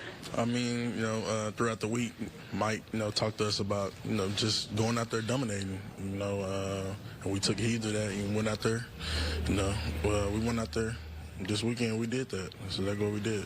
Do you feel like this game was an opportunity for the defense to make a statement for all of the NFL to see? Say it one more time. Do you feel like this game was an opportunity for the defense to make a statement for the rest of the league to see? Most definitely. Every week we try to make a statement. We trying to just send a message, to everybody that that we the hunters. We hunt. So, yeah. Late in the fourth quarter, you got in on the hunting. The team had 4 sacks, including yours, for an 8-yard loss. Yeah. What did you see on that play? Man, I got the play call. I lined up. I just took off the ball. I went straight to power. I didn't really hit him with no type of. I just went straight to power, used my strength, and I was able to get to the quarterback. You've said before how much you've learned from the other defenders on this team, Leonard Williams, DeMarcus Lawrence, Ernest Jones. What have they taught you in your second season? Because you've really blown up this year so far. Man, they taught me a lot. Just knowing my ops, when to take them. How guys, how guys are trying to protect me as well. Just also too, just helping me with film study, pass rushing, with Leonard Williams, like far as my stance, hands, and everything. Also too, including Jay Reed as well. Them guys done help me up, they'll help me a lot. So they're part of the reason why I'm having this type of season. Byron, to play in a game that is a shutout, the Seahawks haven't done it in a decade. What does it feel like out there as a defense to look up at the end of the game with a 0? It feels great. That's one of the best feelings in the world when you can hold especially in this league, when you can hold a team to 0 points. That's a lot. It's hard to do. So we did it. We're gonna celebrate it. Last question. Some fans out there might say, "Oh, it's a backup quarterback for Minnesota," but this is the NFL. Right. What's your message to anyone saying, "Well, it's just a backup"? That don't matter. At the end of the day, you still got to go out there and execute and win a football game. It's still football. No matter who's the starting quarterback, the backup. It's still football at the end of the day. Thanks again, Seattle Seahawks defensive tackle Byron Murphy joining the show. Yeah, and that's Byron Murphy, part of an exceptional Seahawks defensive line. It's doing what they're doing without Jaron Reed. This defense as a whole doing without also Julian Love, who is expected back hopefully in Week 14. But, I mean, to be shutting out teams, regardless of who they're playing with, the quarterback in the NFL, without 2 of their top starters is very impressive. And Byron Murphy's been a huge part of that. Career high 7 sacks this season, continuing to make an impact. And you could argue this could be the best defensive line the Seahawks organization has ever seen. The way they have been playing, if they keep this up for the rest of the season, keep on this pace, stopping teams with this run game. I mean, teams can't run on these guys. You have to put them in that conversation. And talk about a burst of adrenaline and energy going into this game after watching the Los Angeles Rams losing their game at Carolina, opening up a spot for the Seahawks atop the division should they win the majority of their last 5 games or so, hopefully winning their last 5 games. But they are now tied atop the Rams. Of course, the Rams have the head-to-head tiebreaker for now, but both teams will be facing each other on Thursday, December 18th here at Lumen Field. The Seahawks with a chance for revenge. San Francisco going on the road and beating the Browns today, going into their bye week next week. So we've got a 3-way race atop the NFC West right now, with Arizona being eliminated from playoff contention with the loss earlier today. It's quite the battle in the NFC West, and the team that's so surprising they're still there hanging around is the San Francisco 49ers. With all the injuries they've had, they're still playing good football and still winning games, and it's just going to be a battle right to the end. And you look now toward that last game of the season against San Francisco, how meaningful that will be for the NFC West, and then obviously the Rams a couple weeks before that. So it's gearing up for a crazy finish in the NFC West. Yeah, 5 games remain in the regular season, including next week going on the road for the Seahawks facing the Atlanta Falcons. We're going to have much more from the players following a 26-0 shutout win over the Minnesota Vikings. More with Fox 13 Game Day after this.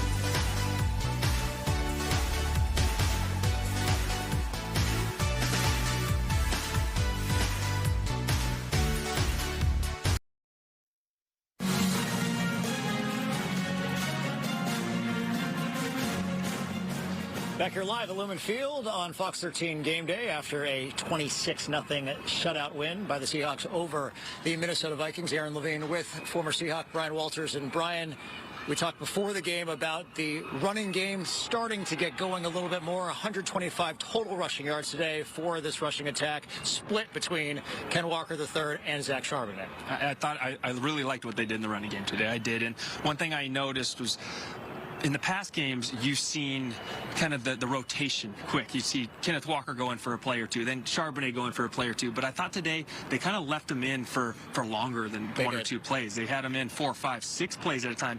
You let him get a rhythm. You let him get the flow of the game, and then Charbonnet the exact same way. You gave him almost a series of 5 or 6 plays, and it really paid off. You saw Kenneth Walker almost break the big run. He broke the 24-yarder, but you thought he might break that for about a 60-yard gain. But they just continue to stick to the run game. They rushed 32 times today, and you only threw it 26 times. So this team just has a constant theme with it, and the running game is starting to look good. And when you stick with the running game, you're also able to possess the ball longer and keep control over the clock. And today, the Seahawks with the ball for more than 34 minutes, which is more than you can say for last week's win, even though they didn't, I mean, they won last week, but they didn't have the ball as much as their opponents. It was exactly the kind of game you wanted to see today. Yeah. When the other team has a backup quarterback coming in here, you don't want to give the team many opportunities with the ball. You don't want to get them in that rhythm as well. So when you can run the game, run the ball, control the clock, and get out of a win like this, I mean, I guess you can win pretty easily when you allow the team to score 0 points. Yeah, and Zach Charbonnet still getting in the end zone yet again today. A 17-yard touchdown run to cap the Seahawks scoring in this one, winning the game 26-0, 52 total yards for Charbonnet as the backup to Ken Walker III, who you mentioned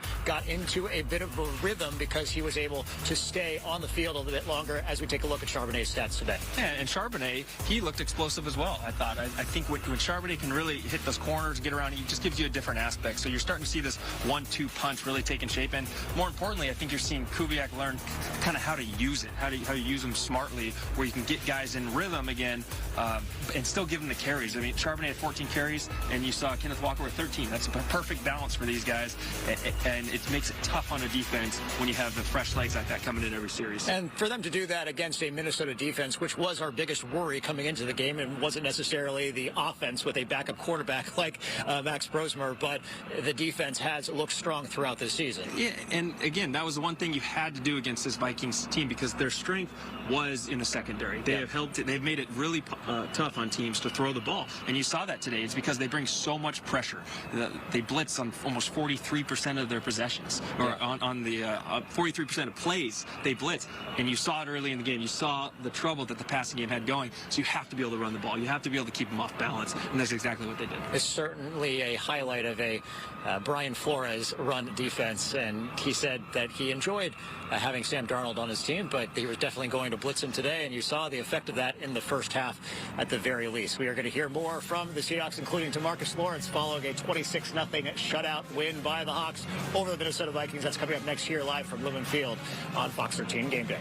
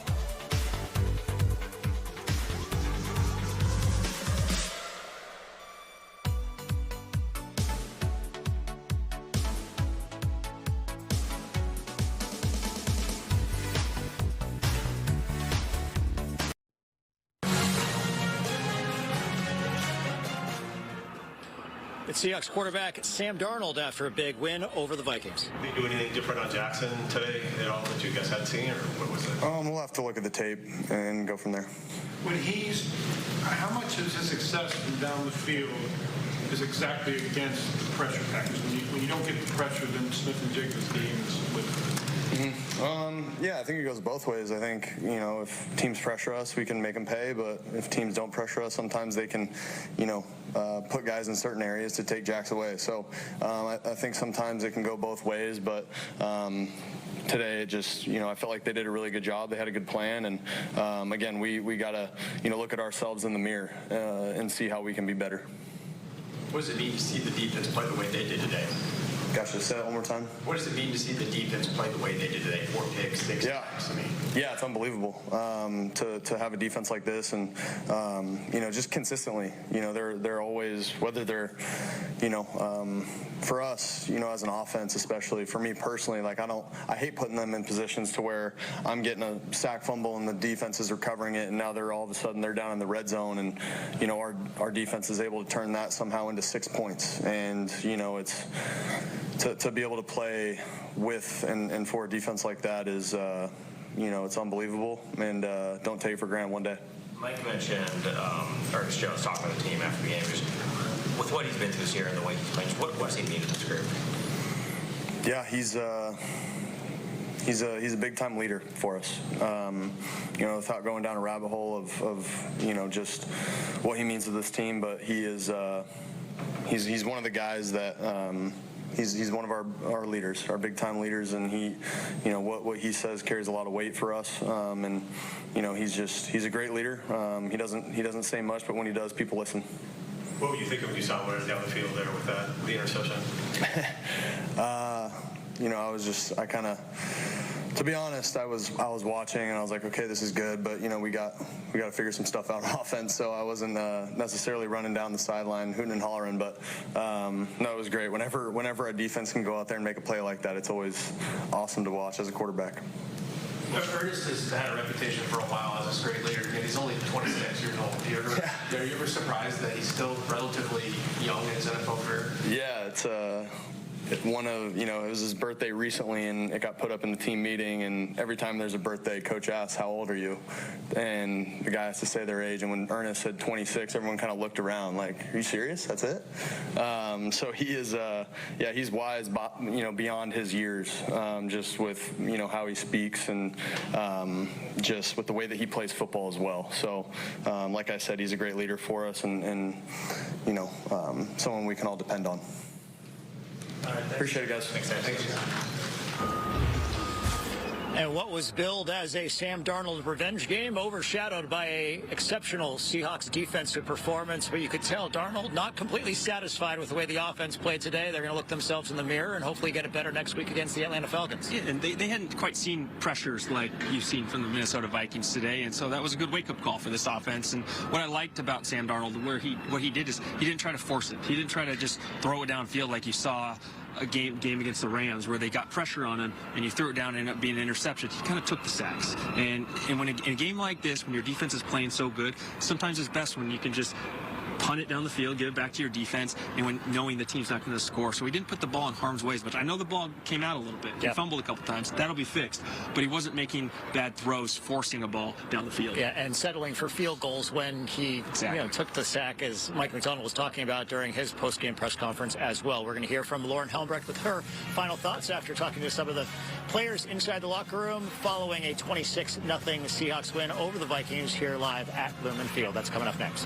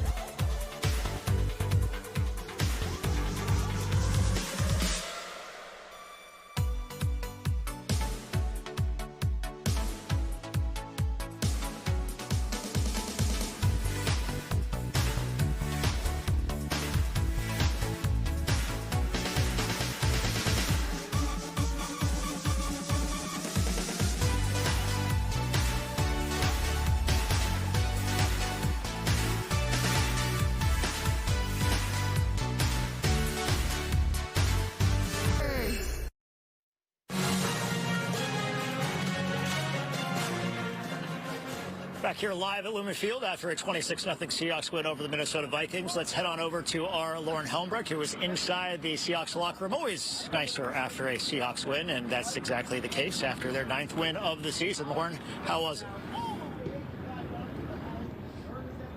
That's right, Aaron. It was very high energy in the Seahawks locker room after this shutout win, especially amongst the defense. The music is pumping. The guys are laughing with each other, laughing with us, media, as we're asking them questions because they could poke fun at each other. Leonard Williams is saying that Ernest Jones didn't run as fast as Williams did the last time the Seahawks had an interception return for a touchdown a whole season ago.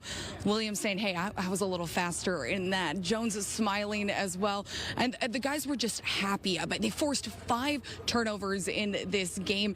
They also blanked the Vikings, and that's a big deal in the NFL. I talked to linebacker Derek Hall about it specifically, and he was just impressed that a defense in this league can do that, especially his Seahawks defense. Oh, man, it's hard at any level. At any level, it's really, really hard. I can't remember many myself that I've been in, so being able to do that, man, especially at this level, you know, the best of the best on every single given Sunday, man, it's huge. And, I mean, like I said, it's just a boost for our defense, and we're only proving what we know we can do. Did you know it's been a decade since the Seahawks have shut someone out? I did not know that. That's a great stat, and, man, I'm glad to be a part of the team that's done it in the last 10 years. And the Seahawks defense also didn't care that it was a backup quarterback for the Vikings because in the NFL, it doesn't matter. Any given Sunday, you'll be facing off against someone. And like you heard there, the Seahawks haven't shut out another team in a decade. There's been great defenses here in Seattle since then. So that just proves how difficult it is against another NFL team. This Seahawks defense able to blank them, able to score a touchdown on the defense, and just feeling very confident in this game. Also showing that the Seattle team can win in so many different ways in a game where JSN wasn't really a factor. Sam Darnold didn't jump off the page. Seattle defense stepped up big, able to lock down Minnesota and show that this is a very, very competitive defensive team other teams don't want to match up against. Certainly. Thank you very much, Lauren. 5 takeaways for the Seahawks, the most takeaways the Seahawks have had in 6 years since one of those 2 17-9 wins over the Philadelphia Eagles back in 2019. Now they look ahead to a road game at Atlanta. Aside from the Rams game earlier this year, the Seahawks have been pretty dominant on the road, winning many of their games. I believe 14 of their last 16 road games. What are your first thoughts on the Falcons? Well, you're going to face one of your toughest challenges since week 1 when you had to face Christian McCaffrey, because you go against Bijan Robinson. He's a guy who's going to touch the ball 25, 30 times a game. He's going to be the Falcons' workhorse, and that's your number 1 priority as a Seahawks defense. Is you got to stop Bijan Robinson. If you can do that, you're going to win this football game. Just like if you stop Christian McCaffrey with the 49ers, you're going to win it. And did they do it week 1? Sort of, but Bijan Robinson, I think, is a whole nother challenge in itself. And you see the Seahawks historically over the last few years, fantastic with a 10 a.m. kickoff on the road. You'll see that game once again on Fox 13, the first half of a doubleheader on Fox. That'll be followed by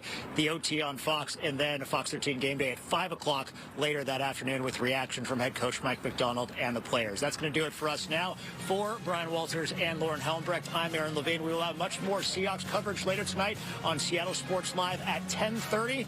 Much more after a 26-0 shutout win over the, who they play today? Minnesota Vikings. And much more. Hopefully we'll get able to say the same thing next week against the Falcons.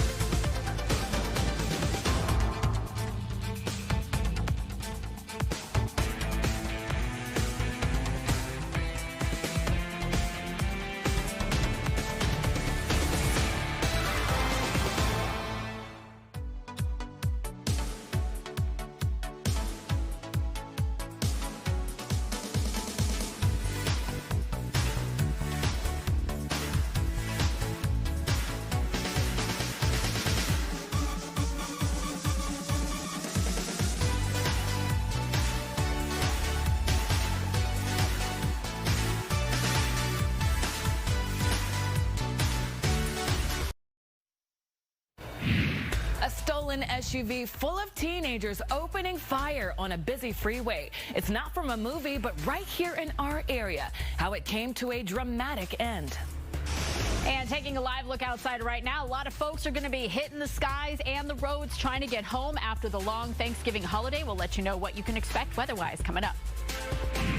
I was fully anticipating a very stressful to and from going to Thanksgiving, but here we are. Some travelers had something extra to be thankful for this Sunday after Thanksgiving, as SCA Airport wasn't as crowded this afternoon as they anticipated, when the airport could see the largest crowds on what's expected to be the busiest travel day of the year. Good evening, I'm Frankie Thompson. We begin with the arrest of several teenagers accused of shooting at Seattle police this weekend. According to SPD, it all started on Aurora Avenue North. Officers were conducting safety patrols and noticed an SUV driving erratically. The Dodge Durango took off speeding and officers called off a pursuit. Not long after, the same SUV was spotted in South Seattle by plainclothes officers in an unmarked car. Police say the Durango took off again on I-5 South. It was then that police say someone in the SUV started shooting at the unmarked car. No one was hit and police did not shoot back, but some bullet fragments did hit a witness's car during the chase. A pit maneuver was used in Tequila to stop the SUV. Police arrested 3 teen girls, ages 15 through 17, and a 16-year-old boy that tried to run. 2 other teens did manage to escape. Police say a handgun was recovered, and the teens were booked into juvenile detention on several charges. From the crowded airports to the long security lines, travelers at SCA Airport and across the country are bracing themselves for the trip back home post-Thanksgiving. Today is expected to be the busiest travel day of the year. Fox 13's Shira Matsuzawa checked out the airport and spoke with travelers about their experience. Outside SeaTac Airport Sunday afternoon, it was slow going. Car after car moving at a crawl, a possible sign of what was to come. But inside the airport, yes, very surprised. A very different picture as SeaTac Airport was calm, not crowded. Surprising Quadir Williams, who spent the holiday and his 30th birthday in Seattle and was headed back to Charlotte. He was expecting the line to be out the door. I had to get here extra early just in case. And he wasn't the only one. I think he was really busy. The other reason why we had to leave early today. Luis Ramos and his wife Anna Redondo are headed to Ireland for Luis's birthday. The calm airport, an early birthday present. I told my wife what a better way to celebrate than, with the Irish, with a bunch of beer. They also use Spot Saver, so they didn't need to worry about TSA security lines. Then you can save your spot and be guaranteed a quick passage through TSA. So. But even the TSA line was short. At Checkpoint 4, at least, Checkpoint 5 still had a line. The airport estimates 180,000 people will pass through SeaTac on Sunday alone. Across the country, TSA expects more than 3 million people, making it the busiest travel day of the year. The peak travel times are before 9 in the morning, from 2 in the afternoon to 5 o'clock, and 9 to 11 at night. At the baggage claim, we met Stephanie Miller, who says she typically avoids flying during this time of the year, but it was a breeze. Didn't wait in any lines. Everything was running really smoothly and efficiently. I was fully anticipating a very stressful to and from going to Thanksgiving, but here we are. Something extra to be thankful for this Sunday after Thanksgiving. Shira Matsuzawa, Fox 13 News. Tomorrow, the airport expects 166,000 passengers to pass through SeaTac. The Olympic pipeline that provides jet fuel for SeaTac is now back up and running. This after BP shut it down for a leak earlier this month. Crews found a damaged 20-inch segment in the 400-mile line that stretches from Portland to Ferndale. BP runs the pipeline and made the announcement of the repair yesterday. BP doesn't have an official estimate of how much fuel spilled from the leak, but says crews recovered nearly 2,300 gallons of fuel. The pipeline had been shut down since the leak was discovered in rural Snohomish County. Last week, BP and Olympic Pipeline LLC were ordered to pay $3.8 million penalty for a different leak near Conway in 2023. Back then, an oil spill closed off Highway 534, canceling school for Conway with their campus in the middle of a cleanup zone. The Washington Department of Ecology issued the fine, saying the companies are at fault for the 25 million gallons of gasoline that spilled into the water there. This month's leak is the third incident in the last 5 years. A massive winter system is making its way across the Midwest. It's dumping historic snow for this time of year and creating major travel delays on the roads and at airports. Robert Bray reports from Chicago. A major snowstorm hitting the Midwest and Great Lakes region, affecting one of the busiest weekends for travel. It's really heavy and wet. It's a struggle. It's really heavy. Millions are under winter storm warnings. Strong winds and more than a foot of snow in some areas are creating a nightmare for those trying to return home after Thanksgiving. According to FlightAware, more than 4,000 flights were delayed by Sunday afternoon, and over 2,000 flights were canceled on Saturday. Airports in Chicago were impacted the most. We're traveling to Reno, Nevada, and we've been delayed for about 3 hours. Forecasters say it's not abnormal for the Windy City to be hit with a massive snowstorm this time of year, though it hasn't happened recently. Honestly, what's making this kind of seem more unusual for a lot of people is the last couple winters, we've kind of been more on the mild side. December's been fairly dormant from a snow perspective. In Indiana, 45 vehicles crashed on the interstate because of snow-covered roads. Officials there urging residents to stay off the roads if possible and to brake gently and avoid sudden moves if you must drive. It's really unfortunate that this weather comes on a very busy holiday travel day, but that's the hand that we were dealt. The winter storm is expected to bring snow and ice to the Northeast starting Tuesday. I'm Robert Ray in Chicago, Fox Weather.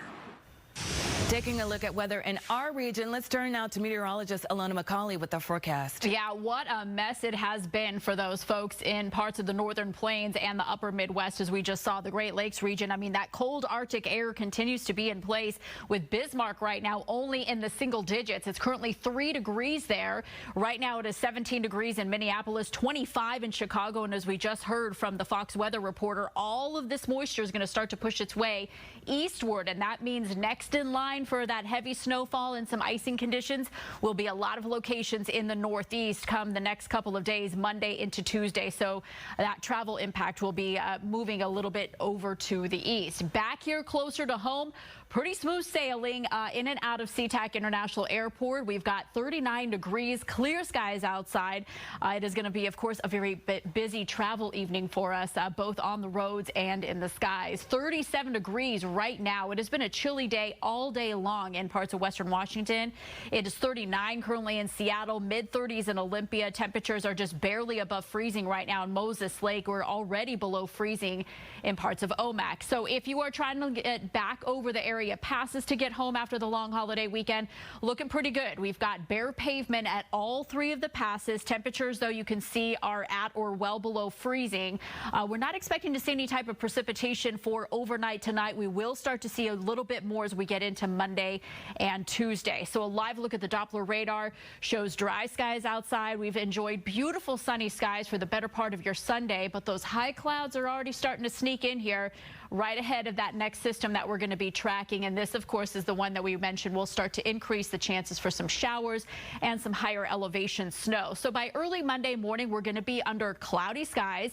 And then after that, we'll start to see some of that light rain ramping up. So about evening time or so, right through the I-5 corridor, some light rainfall there. We're going to be looking at some snow up in those higher elevations.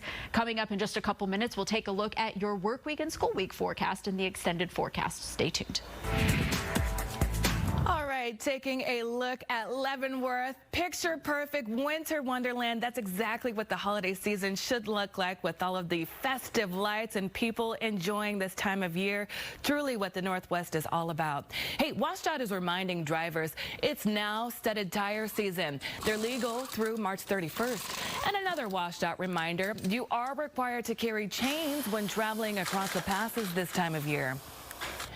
Make sure you are washing your hands thoroughly this holiday season with norovirus on the rise. According to the CDC, cases across the nation have doubled over the last 3 months.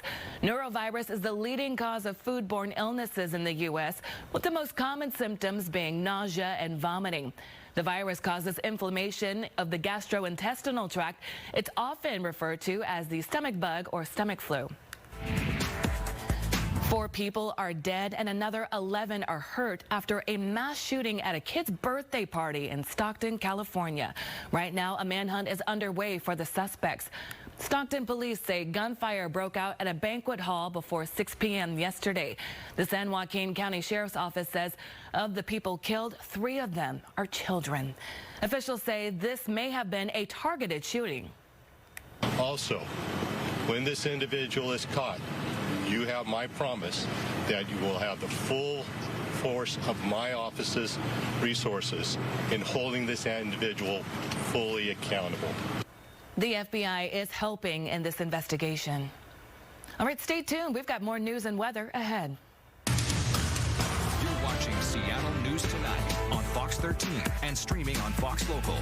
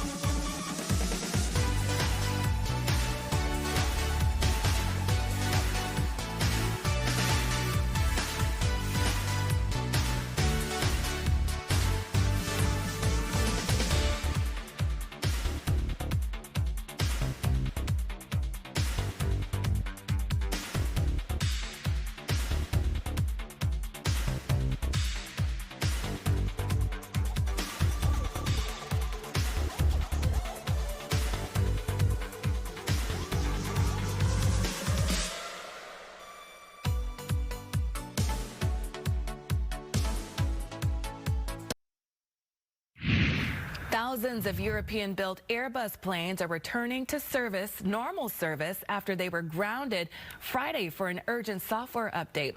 As Caroline Elliott reports, the company is apologizing for logistical challenges and delays. It's one of the busiest travel weeks of the year, so the timing of all this is not great, but Transportation Secretary Sean Duffy said airlines are making progress. Airbus also says this is not a long-term problem, and it should be a relatively easy fix. In fact, this afternoon, Delta and United both say there are 0 impacts to operations, and American Airlines told us only 4 of their planes are down. If you're traveling this week, remember this, that grounding an aircraft to apply a fix isn't a sign that there's something wrong. It is a sign that the system is protecting you. And Airbus acted Regulators enforced it, and crews are implementing the solution. Airbus knew something was not right when a JetBlue flight suddenly dropped midair on October 30th. The pilot could tell right away that this was not just your normal turbulence. The drop in altitude forced an emergency landing, and it was so rough, 15 passengers had to go to the hospital. So to avoid this, Airbus says some planes are going to need a software upgrade, and the FAA is putting a tight deadline on airlines, telling them they got to get this done by midnight tonight. In Atlanta, Caroline Elliott, Fox News. Verizon is laying off 165 employees across Washington state. The company will cut 15,000 jobs nationwide and convert 180 of its stores into franchises. These cuts will affect staff at Bellevue's corporate office as well as retail stores statewide.